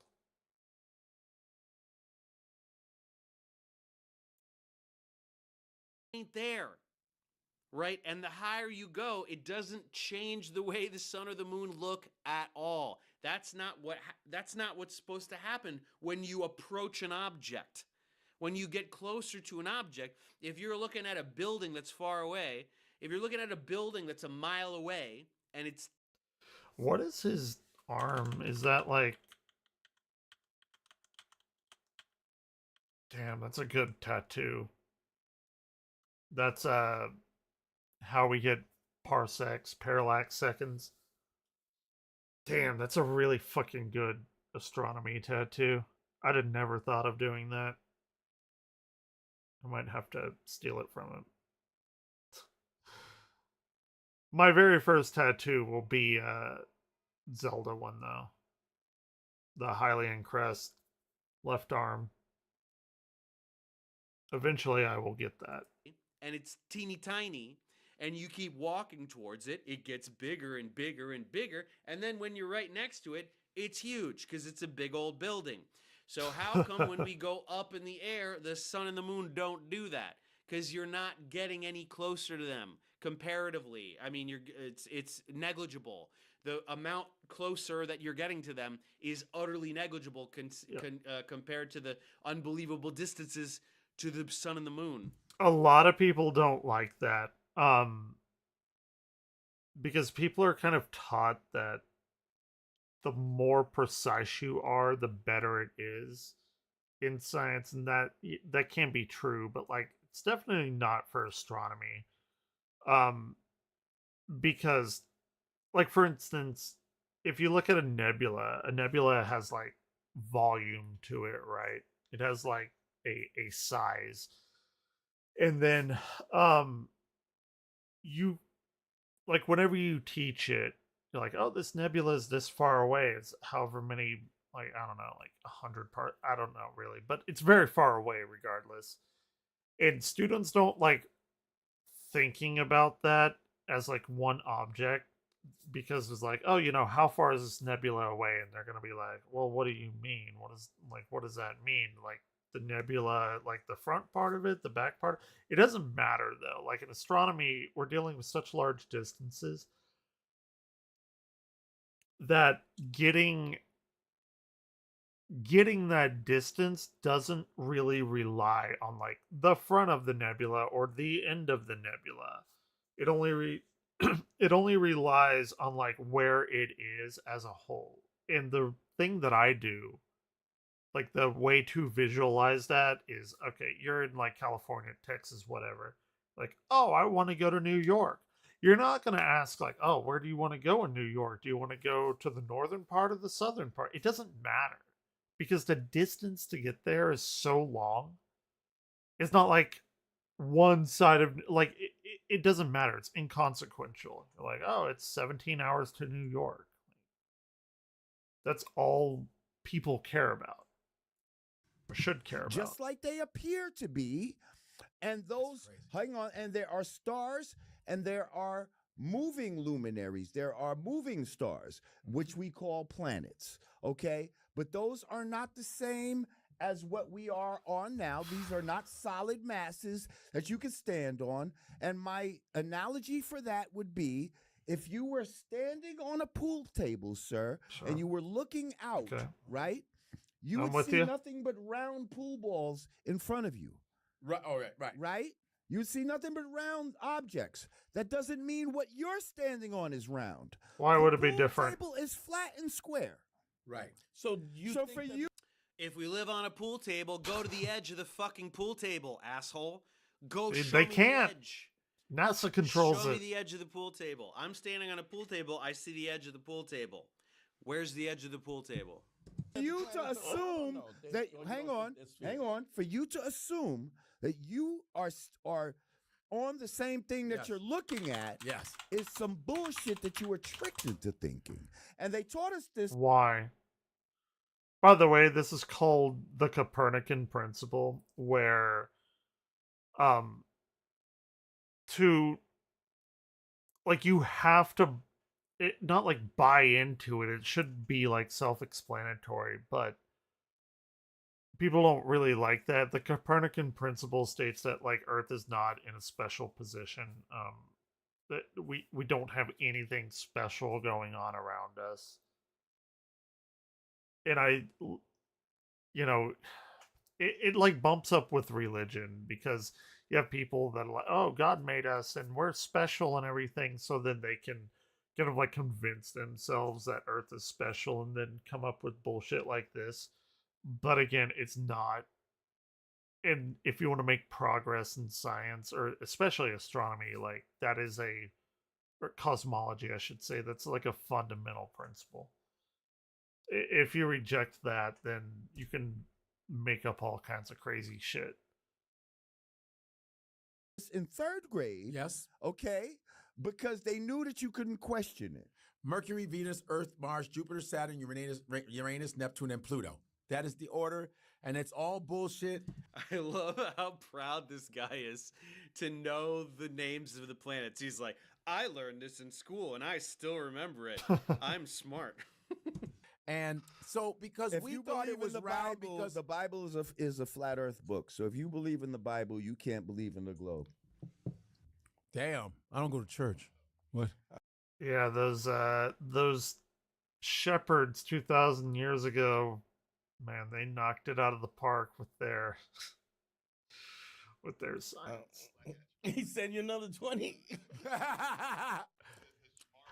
What's really interesting to me is that people are so quick to take the Bible as fact and like nobody could ever lie in it or whatever.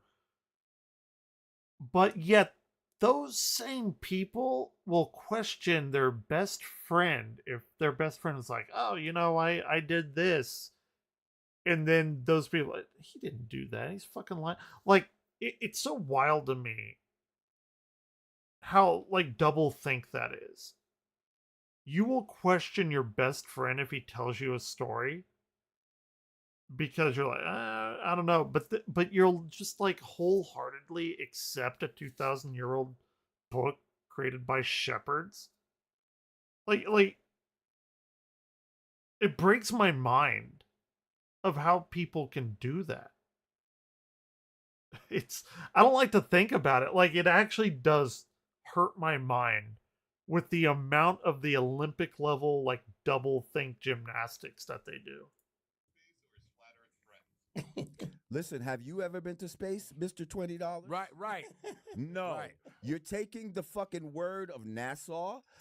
By the way, you know what NASA's budget is? What? $53 million a day. Damn. Nassau is NASAW. the capital of the Bahamas, isn't it? It's NASA, and they have a large budget because they have like 17,000 employees, right? If you divide that up, you're not accounting for too much more than just. NASA has an incredibly small budget compared to things like the military or whatever related in that aspect. NASA, it's comparatively, they have nothing. Normal salaries of people who work for NASA. Sorry.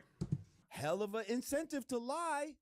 and all they give you is animations. So what all do you of think these the things are purpose of it? What do you think the okay? So is to let's say control you. everything- The purpose is to control you. Okay, so okay. How?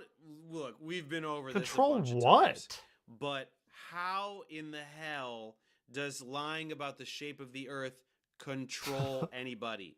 People The are already Freemasons. plenty controlled by a variety of institutions that has nothing to do with the shape of the Earth. We all have to get up and go to work every day. Well, I'm not me. I'm a weirdo entrepreneur, but most people have jobs. This is just the dumbest narrative imaginable. I'm doing my part. Is because if you knew that, because they say, oh, you act like everything revolves around you. It does. That's why you have the North Star and all the fucking other planets appear to be revolving around us, because they are. It's See, the thing is, Don't everybody do it. used to believe that, right? So geocentric. So first of all, everything revolving. So this is an interesting situation because I hear this all the time, like, oh, it doesn't revolve around you. This is the one time where they're accurate, but they don't know why they're accurate. Because everything, I mean, technically from your viewpoint, does orbit around you. Some wacky patterns. But like, because of the Big Bang, there is no center of the universe. Because if you look, like I was talking about earlier about the Hubble's law and like everything's going away from everything else, like we don't have a center of a universe because everywhere is the center, because that expanded. So in a way, you could make an argument that everything does because everywhere is the center. But they don't know. They don't fucking know that at all. But just like technically, actually, if you want to pull out that meme around the Earth only makes sense if the Earth is round, right? First of all, if it's a flat plane, how the hell does revolving around even make any sense? Does it go under the plane? Right? It only makes sense if the Earth is a sphere to begin with, which people did believe until heliocentrism about 500 years ago. And that entire time, they were in complete control by the church, right? So you're defending the church in a biblical worldview because you're thinking that somehow is not control. When Here's a little information too. The Big Bang was actually coined by I believe it was a bishop of the church.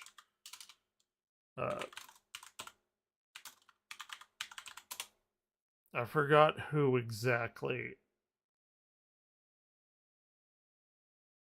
Where did the no. Fred Hoyle. He was like he was an astronomer, but he was like a pretty big like clergy church guy. I think that's like really interesting. Fundamentalist religion is like the purest form of control imaginable, right? You have unquestionable dogma, and this is how people. Oh, you weren't here earlier. They were we're watching this thing that's about to give me an aneurysm about flat Earth, and I was talking about you earlier because I wondered why you never fell off. Because he was like the guy talking about flat Earth, is like, oh, people in Australia, why don't they fall off? It's like, where the fuck is Budsworth when you need him? Existed kill me in now. complete subservience to the church and the dogmas of the church, which only started being relinquished in the scientific revolution as we began to move away from that worldview. The emergence of a secular worldview became possible. Just like, how can someone be so unbelievably exactly wrong about literally everything? See, the funny thing is that I've dealt with this shit firsthand, or with like young Earth creationists and shit like that. Like it's trying. It's so trying because you will get these like very small towns and schools, and they teach like the Bible because nobody tells them not to. and then they come in and ask you questions, and you're telling them the thing that they didn't learn, but you give them like evidence, and they don't give a fuck. It's annoying, to say the least. It's what's above us that's moving. I agree. Do you feel like I you're moving? already knew that. Okay. That like let's. When you're on a plane at cruising altitude, do you feel like you're moving? No, you don't. Learn physics. Let's not ignore our senses. So you on Discord? Hang on a second. Am I streaming to my Discord? Let's say it's too big to feel us moving, yet we can feel when there's an earthquake. Make up your mind. If it was too big to feel, I'm about to stab hot pokers in my eyes. An earthquake and ears. is the Ears ground probably. shaking below you. That's very different. I did that. It looked like I was jacking off two guys at the same time. Not my intention. I just had to call that out. Different from rotation, constant rotational velocity that you certainly should not feel. I didn't know I was on Discord from that, though. Right. You don't feel motion with constant velocity. That's the point. Motion at constant velocity, right? We feel acceleration. If you're accelerating or decelerating, you feel that, right? When you get in your car and your car's not moving, you put your foot on the gas pedal and you speed up. Whoa, you feel that. Yep. You get pushed into the equivalence principle. Seat a little bit. Then when you're on the freeway and you hit whatever, you put on your cruise control or something, you're going 75 or whatever it is, it feels like you're just sitting in a fucking chair. Yep. Then if you have to brake really suddenly, whoa, then you lean forward, right? Because that's acceleration. That's the worst, braking suddenly. It's only happened to me a few times, but like, have you ever been going so fast and like you brake and like you're about to hit the car in front of you, so you like swerve? It's an awful feeling. Acceleration, you're changing the velocity. We feel acceleration. We do not feel motion at constant velocity. This is so unbelievably basic. It's not enough alcohol in the world for this shit. Understand this. Right. But how come I can't feel? Some of this shit makes sense, though. Hang on. It all makes sense if you really think about it. Some of it does. And let me just say, huh? You believe in the theory of that's some bullshit. They try to use that to disprove.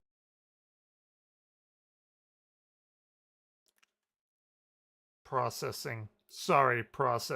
The theory of relativity is bullshit, but we use it in our GPS satellites, special relativity, to do time dilation because the satellites are moving much quicker than we are. That means that their internal clock is off, so they had to like adjust for that. So apparently the whole like GPS system is bullshit. Yeah, it's the Dunning-Kruger effect. This guy is probably like the poster child of that. He thinks that he knows everything, and he's so fucking confident that he knows it. And it's frustrating. It's so fucking frustrating. Einstein. The fact that, listen, there was an experiment called the Michelson-Morley experiment. Look this up, where they were trying to prove that the Earth was spinning. They couldn't do.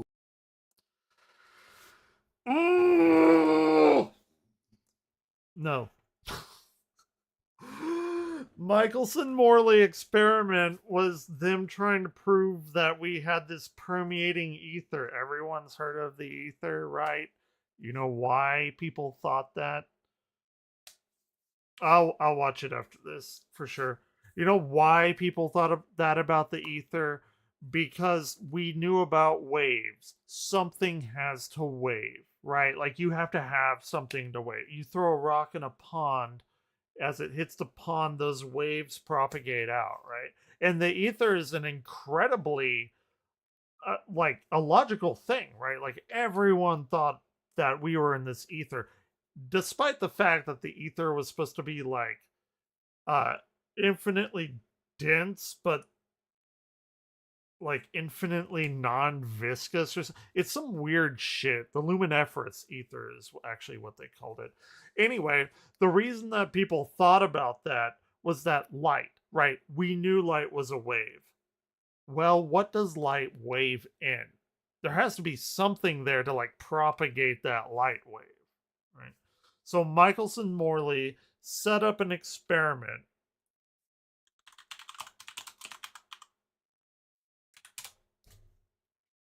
I'll bring it up right now. Some background music on. So Michelson Morley set up this experiment to like adequately test if there was ether. And what they did, what this team did, there they are right there. They thought, or they said, okay, this is how we prove it, right? We send a beam, this source beam here, and we're going to do it in such a way that like the earth is going through this, right? Like you can imagine like the earth, a rock or something like dragging through this, and there should be waves or whatever. So if you're going like against it and you put out light, like imagine light, you know, it's something, let's say you throw it out. So if you're going against it, that ether should slow it down, right? Like imagine you in a wind tunnel and you like throw a baseball, something like that. It'll slow that baseball down. But they did this half mirrored I don't even know what you call that. It's half mirrored. It splits the beam. So that same beam, half of it is going to go get mirrored and hit this and then bounce back to the detector. And then this beam going against the ether would go through. The part that does go through, it'll go bounce back against this mirror. This is going to recombine and go here. And the thing about it is, like, if we were in that ether, there should be a discrepancy of when those beams arrive at the source, because one should be slower than the other. The ether that's pushing against the beam, that beam should arrive slower at the detector than this one. Right? It's like swimming upstream. It's the easiest way I can say it. But guess what? It didn't happen. They both arrived at the same time. The ether is not real. And it turns out the answer to the question, well, if light needs a medium to wave in, like water or whatever, what does light wave in? And the thing is, it's the only perpetual motion machine in nature. Light itself is electricity and magnetism, and they wave in one another. Light is its own medium to wave in. And this guy has no fucking clue about any of this. I'm gonna pull my hair out. Oh my god. Okay, Let's see what he first says. of all, Let's see what he says. Einstein is some bullshit. The guy Yeah, of who's course. so revolutionary that we use his name as an adjective for describing smart people, right? We're like, oh, you Einstein, right? That's how smart this guy is. He's synonymous with smartness. And his response to Einstein existing is, that's some bullshit. Okay, cool. I mean, you gotta admire the refutation. the But bravado. anyway, Michelson Morley, I mean, this guy just like it's Dubé all day. Michelson Morley, You gotta admire it. was to test the variance in the speed of light depending on the direction of motion. Right? We thought. Did I learn that something there from was an college? ether, I think I and did. So they disproved the ether. We as a human which, species. Which led to the understanding of the speed of light as a universal constant, which led to special relativity. So, Actually, to stop him right here, I came across a video the other day that was like incredibly eye-opening, because the whole point of like special relativity is that light is the same no matter, like the same speed no matter like where you're measuring it from, and then you get all kinds of crazy shit like time dilation and mass dilation, length contraction, that kind of stuff. But on the other end, like if you're going near the speed of light, like in a car, your car actually like contracts, like there's length contraction. Uh, Imagine that as being like your measuring stick. To measure the same speed of light, like your stick has to get shorter. Um, but anyway, nobody ever talks about like the lower bound, because if you're going like near the speed of light, there's this thing called the Planck scale, which is like, imagine like 1 unit of reality of space. And if that is like expanding near the speed of light, like does that get shorter because of length contraction? That's that's something I never even fucking thought about. But people are kind of like researching that. So there might be like a lower speed limit of light. Like it may be variable in that way. I don't, it's weird shit. Like I barely comprehended it, but it's something to like look out for. Oh, I learned this on the Evanglair channel. Y'all don't learn shit on here. But I don't know, maybe you do. So first of all, Michelson Morley is prior to Einstein, so I don't think he understands his timeline very well. They were unable to Look up prove Michelson Morgensen. Michelson Morley. And I've just been drinking. Michelson Morley. Yeah, there's a universe out there when I'm not like, Sounds like a severely comedy duo. depressed. Anyway, they couldn't prove it. That kind of so gets now me here through the comes- day. here come The other Evan Einstein Blair. with his fucking You gotta cheer him bullshit on. to try to warp space and all this fucking bullshit to try to Science is bullshit because I don't understand it and it hurts my feelings, so I'm just gonna say it's bullshit. explain why they didn't come up with It's pretty good. any movement in their experiment and all this. Wait, type was of he? bullshit. He did E equals MC Yeah, squared. but Theory the of Theory of relativity. It's all is some like, bullshit. has to do with energy. If you're in a car It's all some bullshit. and another car is moving, Right. Well, that's Listen to that. Don't play. You know, theory of relativity. Do you all know like why Einstein got as famous as he did? Yeah, let me send it over there. And he was talking about like, oh, curvature of space is bullshit. Like, no, actually it's not. There's a thing called gravitational lensing.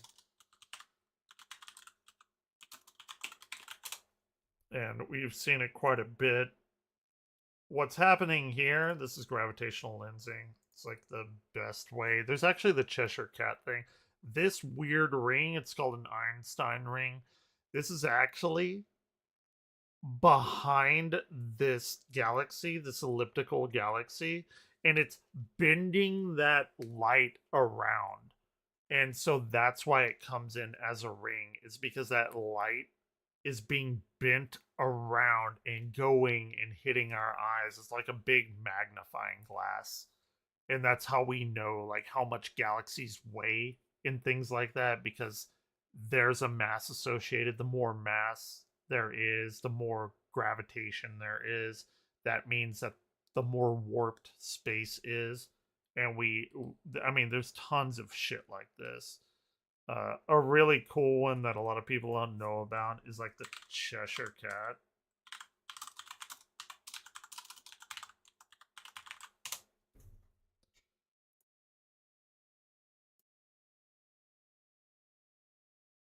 So this thing right here, it looks like the cat or whatever, like two galaxies, a nose, a mouth, and whatever. Like all of this crazy smeared shit is the warping of galaxies behind them. It's cool shit. But hey, I mean, this is all bullshit, right? Like, we don't have evidence that we're literally looking at right now. This is fake. It's the fake government news or whatever it is. Let's listen to this frame of the guy. Let the guy talk. He's trying to explain something The, to you. the bigger dude is like kind of on and then point. you jump in and shut him down. This guy is clearly smart. I don't know who this other guy is, but he's, I think, trying to be sort of like neutral and be like, "Hey, you guys, He's think being some of like the science mediator stuff of actually works." If you think of about it, or common at the very sense. least, just if we're too dumb to understand it, maybe that's all that is. Maybe it's still real and we're just dumb. reference. He's saying that, right. The That's point called of the frame of If reference. you're in in a car, you're in a car Uh-huh. doing 20 miles an hour. Yep. Sure. When a car does 40 miles an hour, it passes you at 20 miles an hour, which is the He difference knows. Good for between him. The speed that you're traveling Uh-huh. plus what the other cars. Okay, So right. the car will come up and He's it will right. pass you Pass at you up. 20 miles, but Okay. at 20 miles an hour. Okay. So it's the same thing. Like if you have a head-on collision, the head-on collision. If you're going at 50 and I go at 50, the collision is at 100 miles per hour. Dude, you gotta give Both- props both to him. cars He knows sit his at shit. 100 miles per hour. what does that have Basic to do with physics. the Earth Good for being him. round? The theory What of does that mean? relativity says that things are moving. No, and you're because talking about laws of inertia. You're talking Right. about Sir I'm talking Isaac about Newton. Yeah.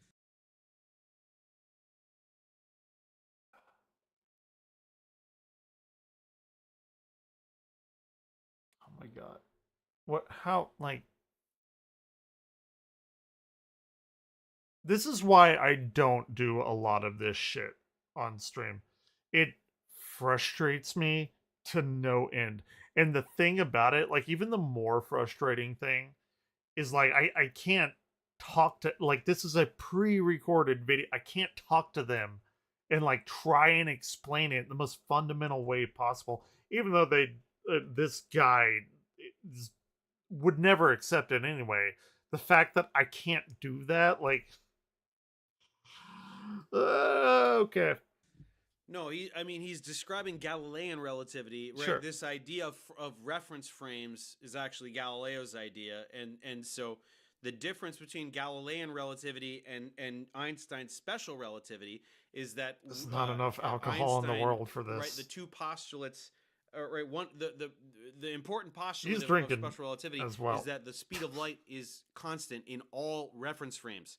So that means that no matter how fast you're moving relative to a source of light, you will always experience the speed of light as the same. And so that's what led to the ramifications of time dilation and length contraction and stuff like that. That's the crazy part that so anyway, I appreciate that this guy is like trying He's to trying, man. He's trying. You science got to is give a him thing, credit. you know, and He's they're just like, trying. what does that have to do with anything that I said?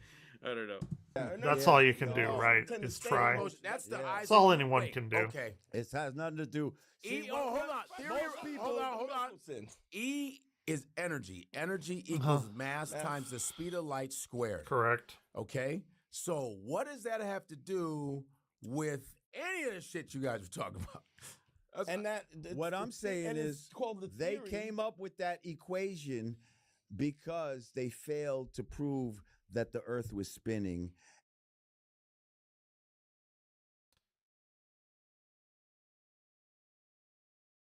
What is he talking about?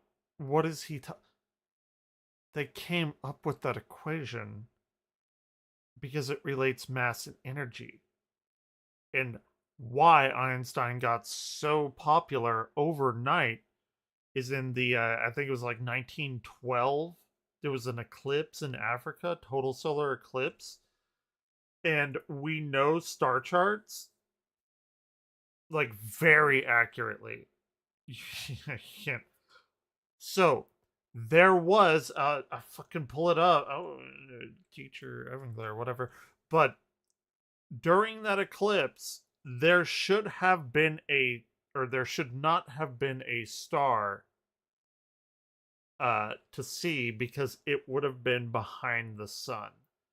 If Einstein's E equals mc squared is right, that energy of the star, like whatever the starlight energy was, has an equivalent mass. E over c squared equals m. It's 9th grade algebra. So, if light has an equivalent mass, then light would behave as though, like, as far as, like, being dictated by space, light would curve like any other mass. Like how like the Earth goes around the sun. That curve, right? If you're going very fast, you're not going to fall into an orbit. You're going to get deflected. And that's exactly what light does. That's what that means. I don't know what the fuck he's talking about with like flat earth shit. Like, I don't know the mental gymnastics on that. But that is, he's like, oh, E equals MC squared failed to prove the earth is rotating and flat. Like, it's like saying, what color bamboo stick suck straw? It's like that. Like, what you heard me say is what I hear them say. It's complete nonsense. And somehow that equation reinforces the bullshit. Oh yeah, and also we got the atomic bomb from that too. E equals MC squared literally led to the atomic bomb. Like, you can just see him scrambling to try and say words to like maintain this like this ridiculous contrarian worldview. Like, he's so aware that he has no fucking idea what he's talking about. He's palpably aware. He knows how fucking dumb he is. Like, this guy. There was a student when I taught at ITT Tech. Horrible. I'm so glad they went out of business. I talked about them earlier in the stream. Terrible, like fucking terrible. I did one semester there, taught, never again. And then they got their funding cut because they couldn't get money from FAFSA. So like the very next day when that bill went through and got signed into law, they told nobody. They just fucking stuck a sheet of paper on the door and like, yeah, we're closed. They knew. They fucking knew. They just gave up right then and there. Anyway, what he was talking about, like the people not knowing what the fuck they're talking about, yet trying to explain it to people. I had that happen to me whenever I go on these like long rants. I was teaching there. And after class, a kid came up and was like, you know, your equations or whatever are wrong. And I was like, really? Like, how? They couldn't tell me. He's like, yeah, but your idea of space is not right because, and I swear to fucking God, like I can't make this shit up off the top of my head. He was like, yeah, I'm a moderator on the Gundam Wing board, and like I'm pretty familiar with space time mechanics. And he's like, that, like you, yeah. He was telling me that he knew more than me because he was a moderator on the Gundam Wing board. I don't know how to deal with that. I really don't. I didn't know how to do it. Thinking back to it right now, I don't even know what I did. And it's well, there are people out there that believe the dumbest shit that no one would believe. And they're so confident about it. My confidence about talking about this is that I can show you the math. Whenever people talk about energy, like crystal healing and all that shit, like, oh, it's the negative energies, or like somebody does something, oh, it gets rid of the toxins in your body. I'm like, what toxins? What are these toxins? They're like, oh, they're bad stuff. Right, okay, fair enough, but like, what are they? Nobody knows. Nobody fucking say anything. Like, oh, it's the bad stuff. Like what? Like, I specifically want to know what. And guess what? I've never heard an answer. Or the negative energies. What kind of energy? What are you talking about? Chemical energy, rotational energy, translational energy? Talking about the binding energy of atoms? Are we talking about the like quantum binding energy of electrons to nuclei? Like, what exact energy are they talking about? Like this negative energy, and the crystals are gonna heal them? I took a class called solid state physics, and it literally was a class on crystals. We used to call it crystal math. We'd be like, hey, I gotta go do some crystal math. I'll see you tomorrow. Like, that was the joke. A whole fucking class on crystal lattices and how electrons move through them. But no, the fucking New Age faith healers know clearly far more than physicists because of reasons, I guess. The host guy, he's like, okay, I heard the E equals MC squared. What is that? He's like, okay, like, Oh, God. I don't know. Kill like, me. I feel like he knows he doesn't know what he's talking about, so he's just kind of like trying to keep the conversation going. This other dude is Kill me just now. like, you guys, E equals MC squared doesn't necessarily have to do, like, there's special relativity, there's general relativity. We can talk about inertial reference frames. We can talk about mass energy equivalence. We can talk about the warping of space-time. There's a lot of, like, We've done that. relativity We've done is all of an that. incredible paradigm in physics. There's so much to talk about. I took an entire course on special relativity in college for my chemistry degree. It's so important. Interesting. That it was required learning for chemistry. Because of, like, honestly, I don't really know why, but it's like, you know, neutrons coming down, like subatomic particles. I've never heard of that. I've never known a chemist to take a so special I took relativity a whole course on special course. relativity. There are entire courses on general relativity, which are I'm willing to bet that his course that he had was called like modern physics, where you learn that. It wasn't like completely all about that, but like a large portion of it was. It's probably what he's talking about. much longer. And honestly, I can barely, like, the math in there is pretty crazy. I'm working on spoiler alert, I'm doing differential equations content now with a mathematician slash engineer. Differential equations is my favorite math class ever. DFEQ and engineering content. So I'm actually learning differential equations for the first time. So I'm hoping that after that. Really? That's interesting. Differential equations is fucking great. Like, it is the highest, like, computational math I think you can take, maybe other than linear algebra, but differential equations is so helpful in everything. I just think it's like a really cool subject to study about, like, the rate of change of things, and it sounds like very straightforward. It's not, but like the way that you can find things out is, I don't know, it's like fascinating to me. I can tackle more rigorous general relativity content, because I did general relativity is fucking I remember that wild course, too. but that only required algebra, right? The math is really not that hard. You've got Lorentz transformation equations, which are not difficult to work with. But basically, like, I just wish that I could, like, take, like, the contents of a general relativity textbook and just, like, in some weird, like, Matrix style, just, like, shove it in his brain for a second. It'd never work. It doesn't he could matter. just, like, have that, like, almost drug experience of just, like, what? Like, there's this whole other reality. I've had that. I'm way too I've hard had to that. Comprehend, but it's there. I just want to humble this moron. If you've done I just shrooms, wish you've that I probably could had that. understand, like, the complexity the complexity of the universe that he's obviously not cognitively equipped to comprehend.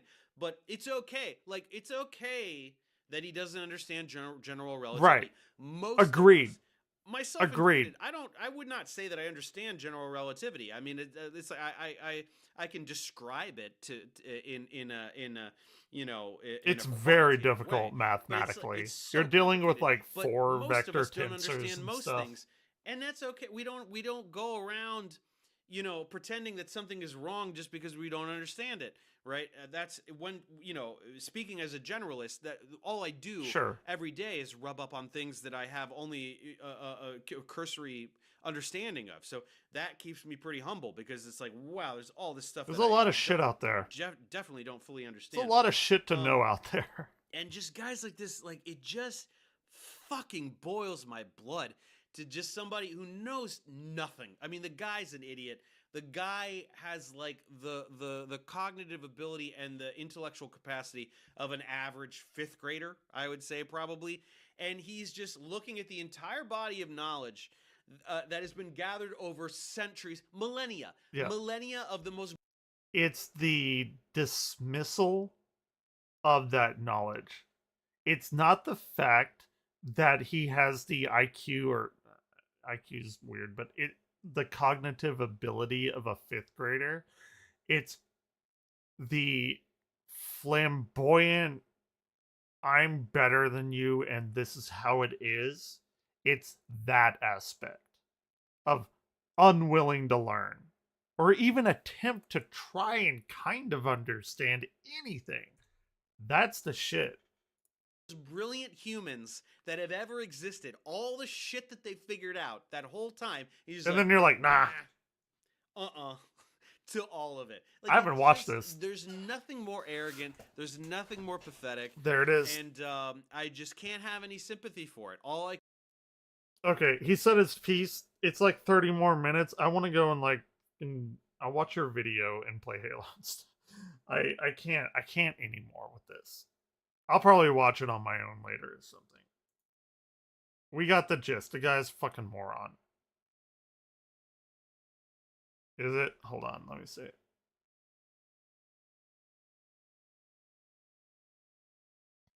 I can do Joe Rogan shit. Wait, which? No, I've already done this. 1 × 1 = 2. I did a full thing on this somewhere on my YouTube, I'm sure. No, yeah. Don't make me relive that. Don't make me do it. I don't, with his tetrahedrons and the flower of life. It is, and he turned. My leading theory is that he regrets not taking the Iron Man role. He didn't want to take the Marvel role because he wanted more money and they wouldn't give it to him. And now look where Marvel is. Financially anyway, you can love it or hate it, whatever. I think he just fucking went off the deep end. Because he's like, oh my god, I fucked that up. I shouldn't have, I should have stayed as Rhodey. And, yeah. What else did I had some weird shit like that. Maybe I'll finish that particular video tomorrow or something on the stream. I want to move on to something else. Oh yeah. So I did not. Yeah, give it to me. I'll save it. Let me pull up a text file. So I did not have on my 2024 bingo card watching. I was scrolling through Twitter. And I did not have on my bingo card that I would see Destiny sucking a dude off. But, here we are. Here we are.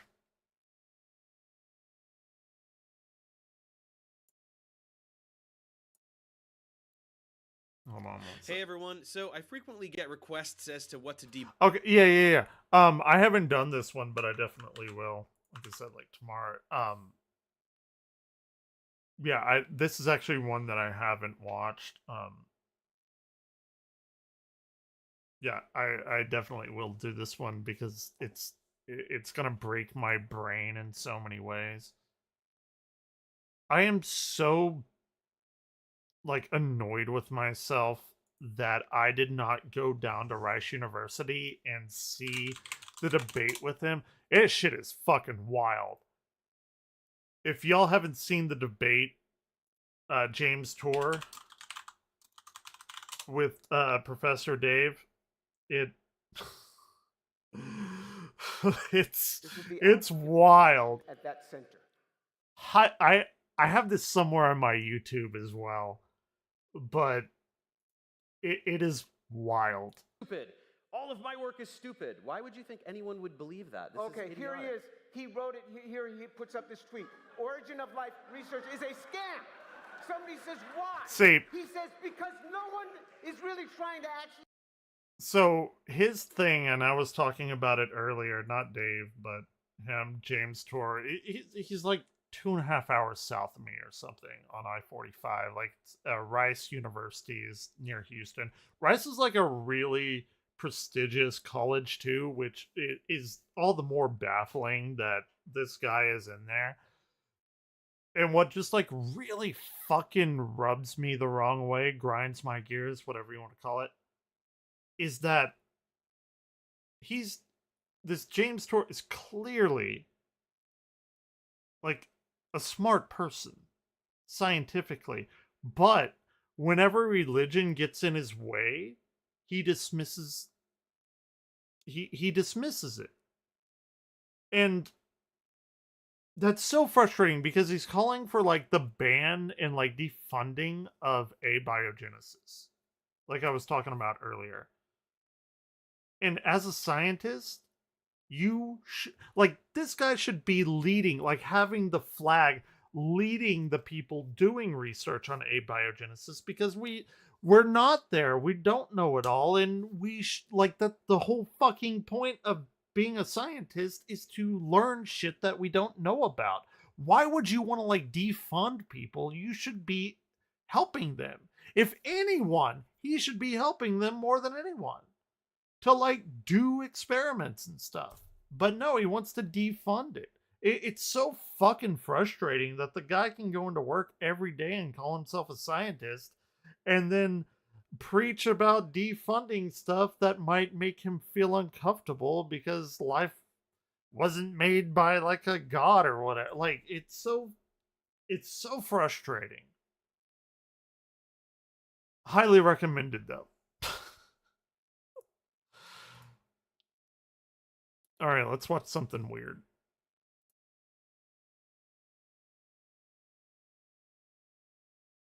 No, he's saying that the research into the origin of life is a scam. And he's like pushing for people to pull money from it because he thinks it's a scam and like, oh, it's not doing anything. Like that's his like crusade.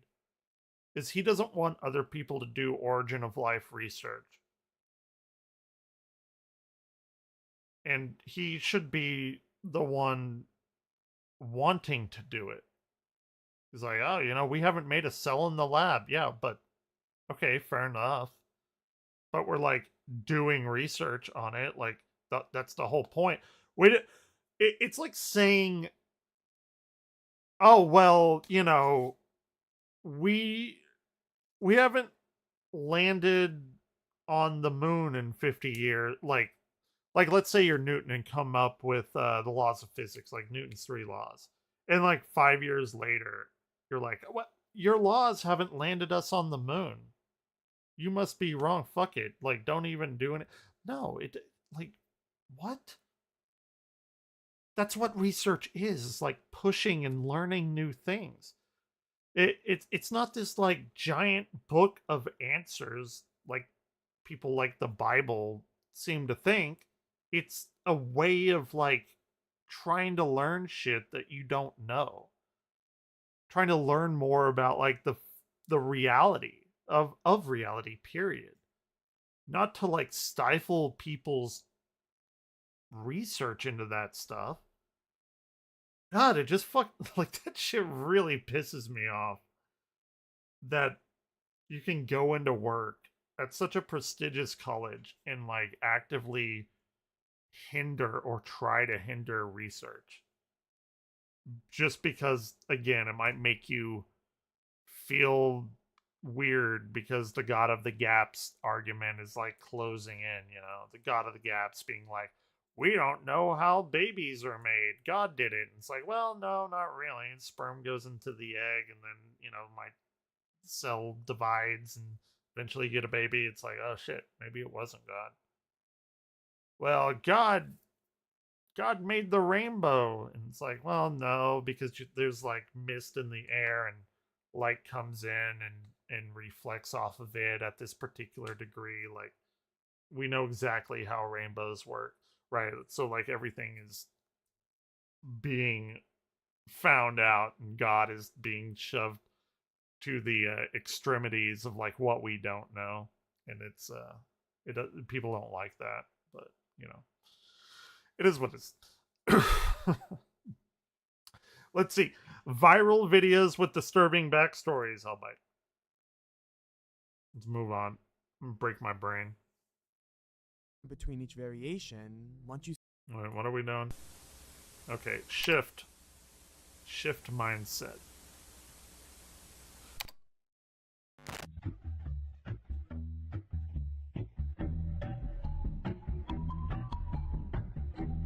What? What are we doing? A few years ago, there was a trend on TikTok that involved Dude, my tapping your hands fingers look so together fucking with the beat of a bony. song. Nothing more, nothing less. Just true harmless fun. Like most trends on this platform, many people took part in the activity, and with nothing different between each I don't variation, do once TikTok. you've seen one, you've pretty much seen them all. Not because I'm However, against it, but I can confusing lose like many 10 was a user hours within the mix who immediately. seemed to topple a million other uploads, with a version of the trend that skyrocketed to 18.3 million views. The account was new, the user's name was just a scramble of That's Bajekikadofal. letters, and the description simply included clearly a single letter, Bajekikadofal. and hashtags that linked to the trend she was participating in, and oddly included one from Missouri. If you look on the user's account, you will find multiple versions of this trend, all involving the same thing. A short little game played Yeah. with your fingers. Look how good I However, am. looking at the description to all of the videos, you can find a different single letter appearing in each description. And when combined, they spell out a single word that caught the attention of millions of people. Help. People began examining the videos more, and noticed that at the beginning of each video, the user would make the same hand movement. One that involved holding your thumb with your 4 other fingers, or as those more Sure. familiar with the movement described, the universal signal requesting for help. I didn't know that. It was clear that something was terribly wrong. That seems and like quickly something many I began should flooding know. the account in search of ways to help. Everyone However, should know. shortly after this discovery, would the account upload its most disturbing video yet. Uh-oh, here we go.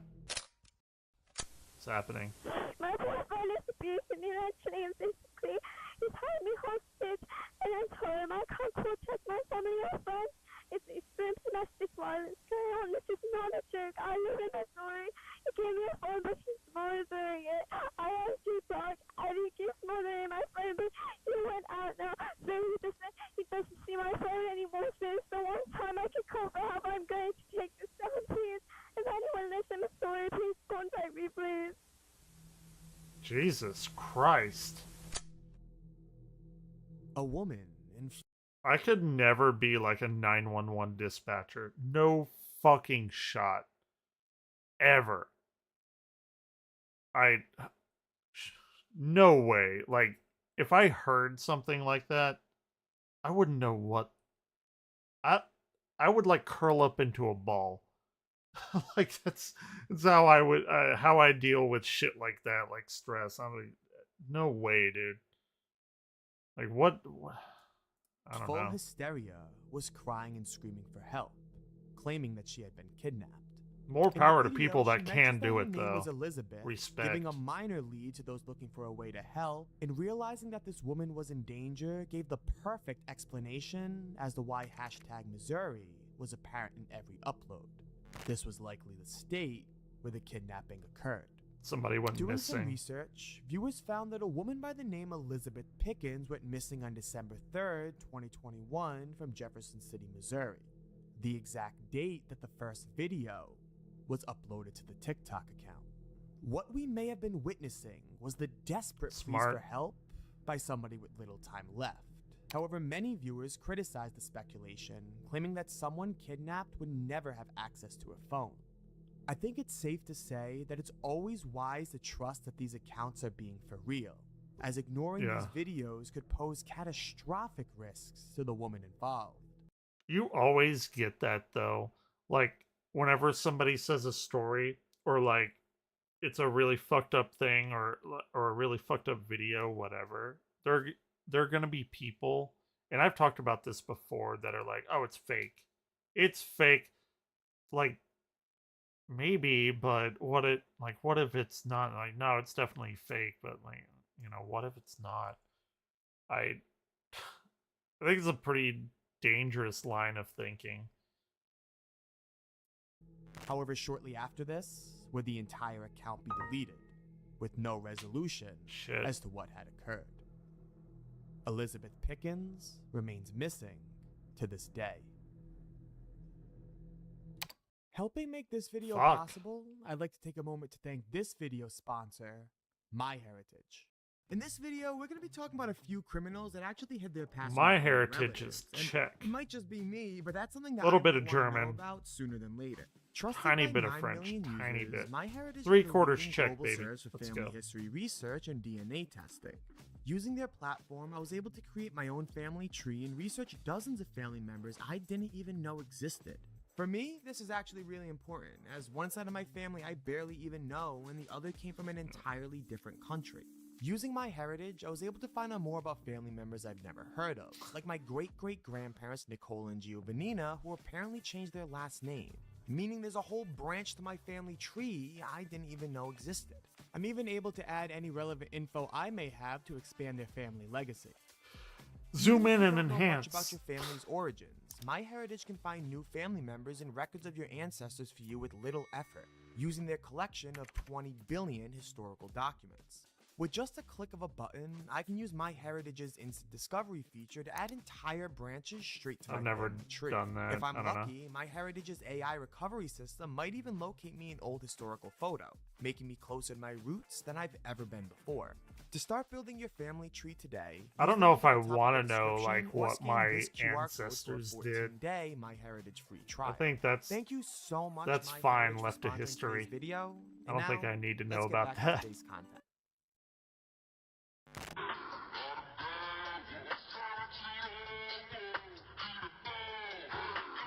The fuck is that?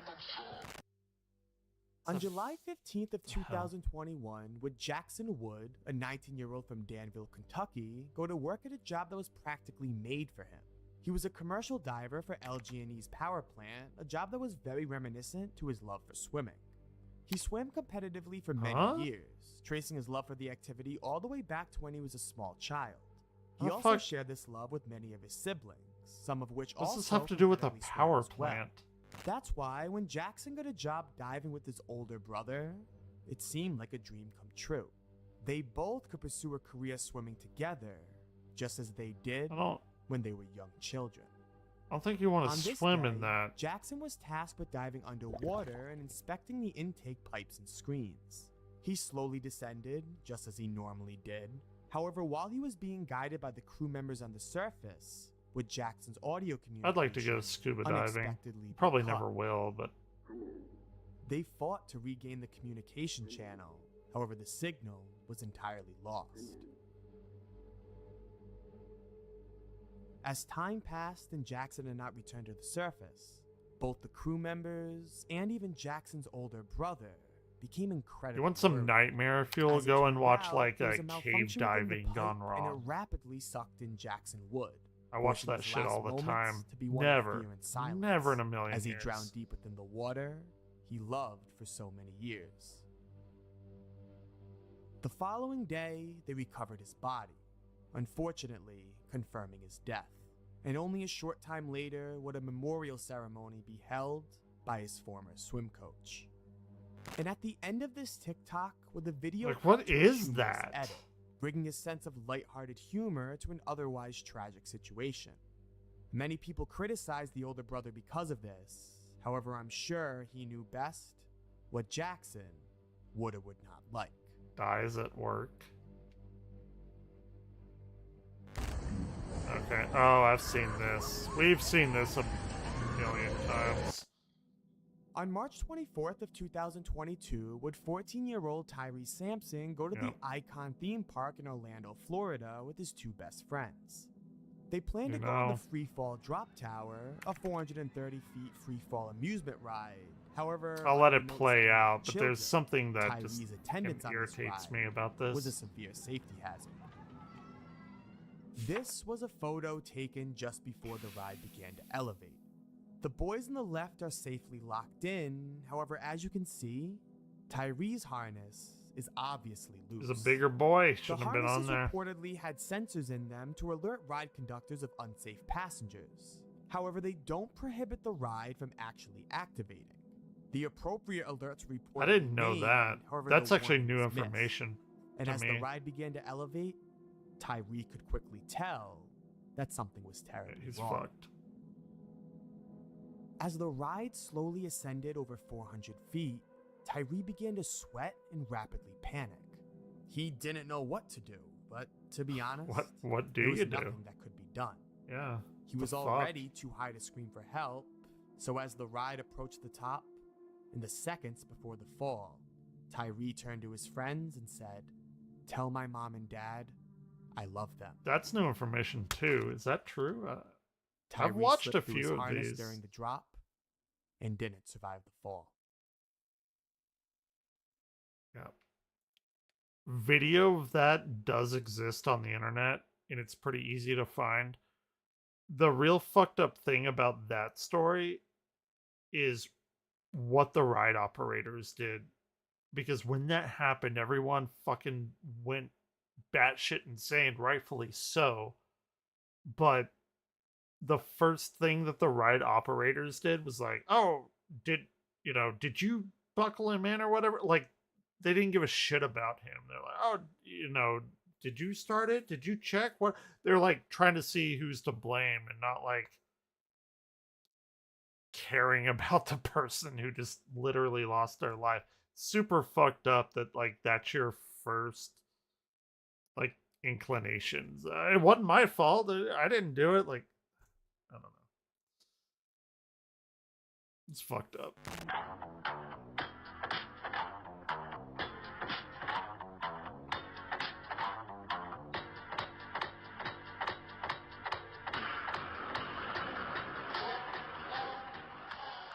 Riley Goodrich, an 18-year-old recent graduate who lived in California, posted this TikTok on the platform.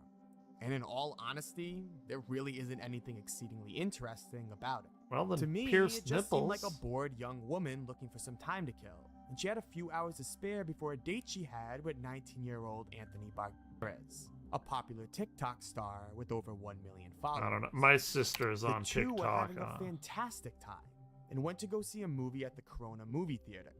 However, it would be here that they unfortunately crossed paths with 23-year-old Joseph Jimenez.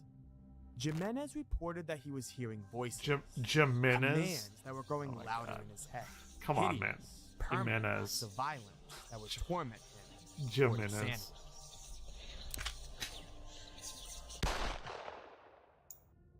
Joseph Jimenez shot and killed Riley and Anthony. Why? Jimenez was charged with the murder of 2 young teens.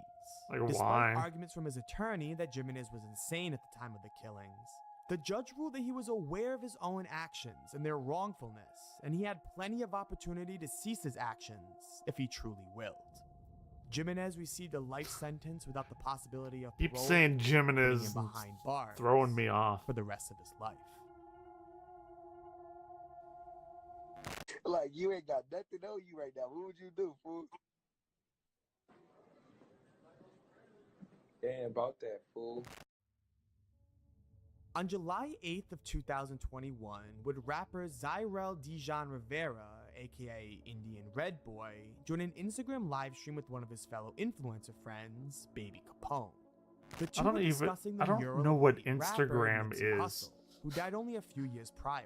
Oh God, it's slipping away from me. Would I'm a Rivera boomer. deface this mural? As it turns out, Rivera was heavily involved in gang I can't keep up. violence. He was a member of the Bloods gang and wasn't afraid to take action in various illegal activities in the name of his organization. Shortly after the point in which this clip was recorded, would Rivera, the man at the top of the screen, glare out of his window and inspect someone approaching him. However, without even a second to react, would shots be fired, leaving Rivera defenseless and injured, gasping for air as he bled out Why? live Like, on just Instagram. don't kill people. Capone It's quickly literally took the action easiest and asked thing. Rivera where he was, and Just with don't his do last it. breaths, he whispered, "Hawthorne, help," and passed away right there. His disrespect to Nipsey Hussle caught the attention of rival gang members, and many people wanted action to be taken against Rivera. That There guy was has a even a freestyle performed by weird famous beard. rapper The Game, where he exclaims, "Anyone who disrespects Nipsey Hussle deserves to die. Rivera found himself mixed up with the wrong crowd at a young age and paid the ultimate price because of this. I'm sure he felt real powerful and renowned in this moment, but at what cost? I'm sure if he knew what would have come from his actions, he would have done things a little differently. However, unfortunately, it's far. I don't know anything about that. The live stream death world, of Indian Red Boy went gang viral violence and stuff. across all social media. Completely out of my playhouse.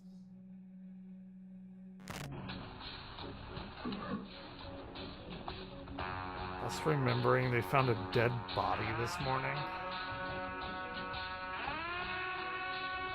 Okay. The next viral TikTok takes place in Texas. Shortly after the two girls who appear in this video stumbled across the deceased remains of 25-year-old male Marcus Adams. Although morbid, you could wonder if this TikTok was a grief response to a traumatic event, as using someone's death as a means to internet popularity is wildly disrespectful. However, what was discovered after was beyond disturbing. When the two girls found Marcus's in Texas? Body, Texas is a pretty fucking nor did big they rush place. to call the police, but instead laughed and began posting videos of Marcus's corpse on their Snapchat accounts.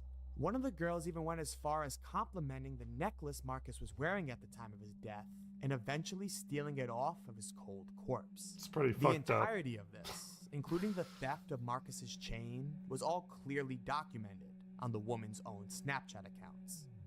They would then Maybe if you're gonna like commit a murder, don't film it. Is that like a weirdly hot take? Maybe, just maybe not. Like, what? home, showing no remorse for their actions, and record this TikTok. But just like continuing insane. their disgusting attempt at viral publicity at the hands of a dead man's misfortune. Thankfully, the woman's actions would quickly come back to haunt Dude, people them, do anything as for multiple clicks. people who follow the girl's accounts would report the content to the police, and eventually, the two would be arrested and charged with theft of a human corpse. This goes without saying, but most insulted from all of this was Marcus's own family. They lost the life of someone dear to them that super day, fucked. and seeing his remains get defiled like they did links was beyond people will shocking do and to like get The fame family is says wild. what happened. Like right now, if I wanted to get a bunch of viewers, there are 4 of you here right now. I don't know why, but I appreciate it. Like I would go and get, I don't know, like whipped cream and then try and do a cartwheel and probably break my legs and then like put whipped cream on it. I'd cut it out as a short, put it on YouTube. I swear to God, I'd probably get like 10,000 followers. But I'm not doing that. I know how. You just do fucking moronic shit, but, you know, I'm not about that life. Was insensitive and cruel, but they will continue to fight to honor the memory of the man they loved.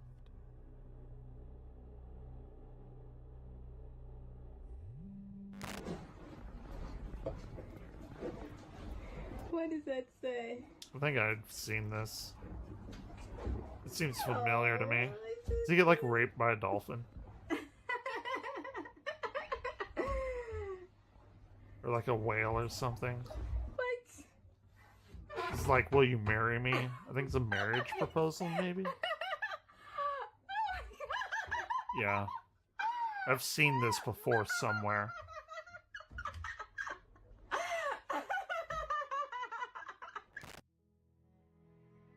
In September of 2019, would Steven Weber and his girlfriend Kanisha Antoine take a vacation off the east coast of Africa. They stayed at the luxurious Manta Resort that featured attractive cabins with bedrooms submerged in a glass box beneath the ocean. They got fucked up by the mantas. However, offering an amazing view while you sleep wasn't the only reason that Steven reserved this resort. See, Steven was in love. He wanted to spend the rest of his life with Kanisha and planned this trip as a means to propose.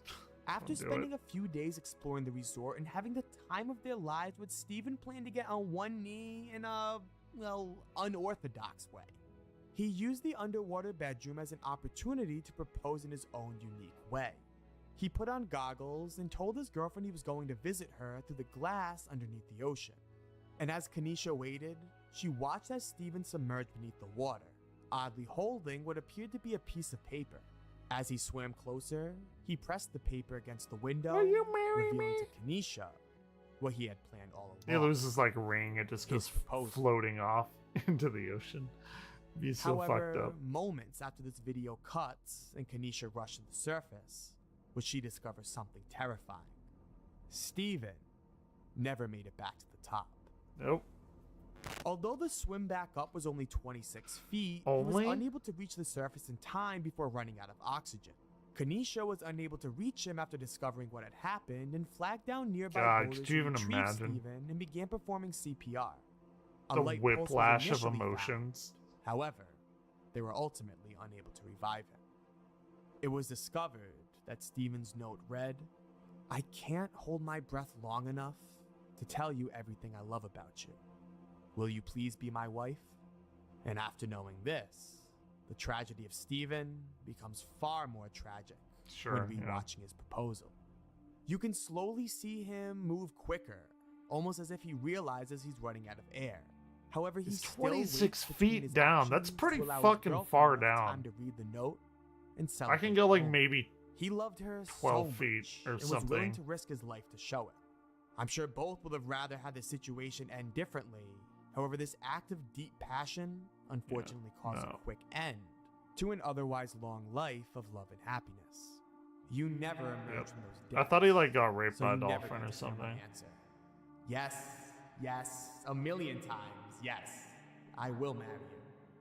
We never got to embrace and celebrate the That's, beginning like, of the rest of our fucking lives together, awful. as the best day of our lives Jesus turned into Christ. the worst and the cruelest twist of fate imaginable.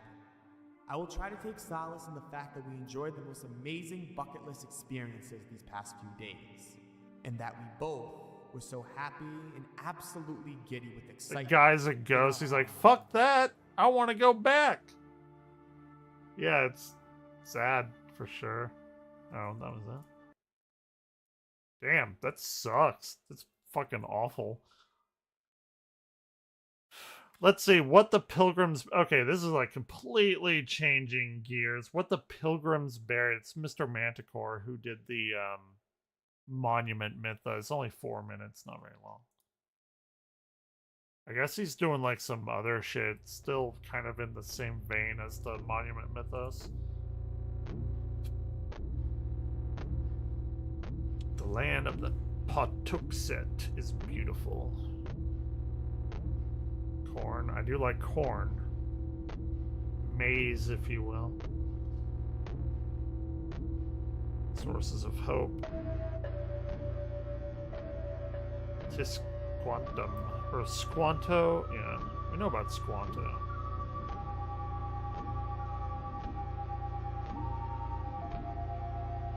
His existence will ruin the corn. Ooh, I don't like that. That's a lot of dissonant notes. Squanto's family reassures him.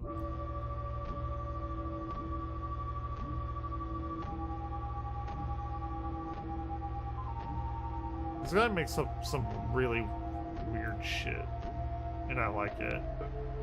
Not liking the music is like very dissonant. My brain does not like that. Damn, I'm fucking hungry. I didn't eat dinner yesterday.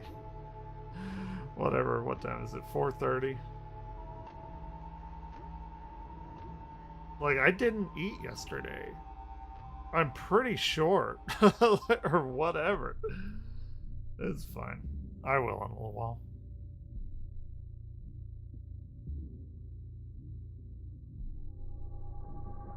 I'm not gonna die of starvation anytime soon.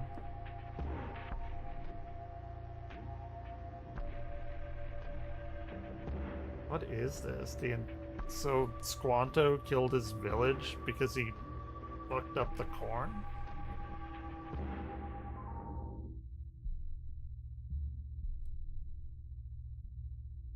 Yeah, I do that. Sleep is... Well, I'd say it's my happy place, but I just whatever. I'm not going to get into it.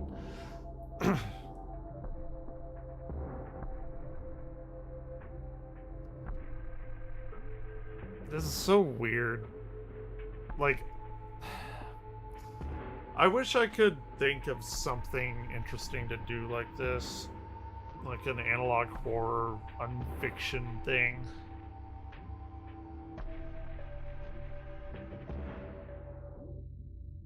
It's just so hard to, like, think of new shit.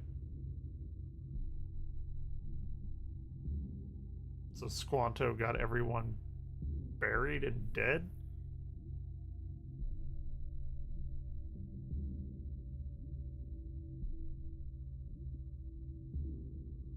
And what's, like, really aggravating is that people will come up with new shit, and it's like the most basic stuff, but that's like always the best, right? It's like, why didn't I think of that?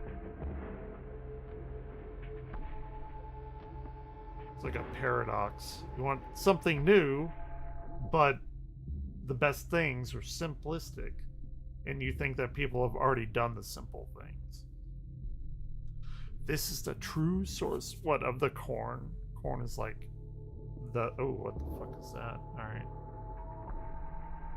It's like a alien, like a xenomorph, kind of. Pilgrims with woolen gloves dig the grave. A feast is held in the honor of the fallen Tuxid.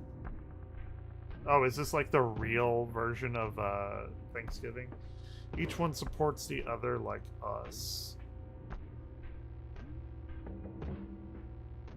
It's like the dark mystery behind the first Thanksgiving.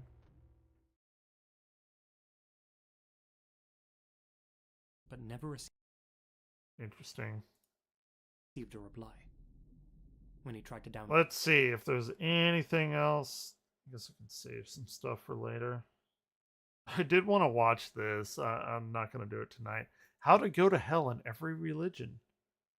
That ought to be fun. Anyway, alright, I'm going to hop off of here. I guess I am, like, ever since I said that I'm hungry, now I'm, like, actually thinking, like, yeah, I'm really fucking hungry.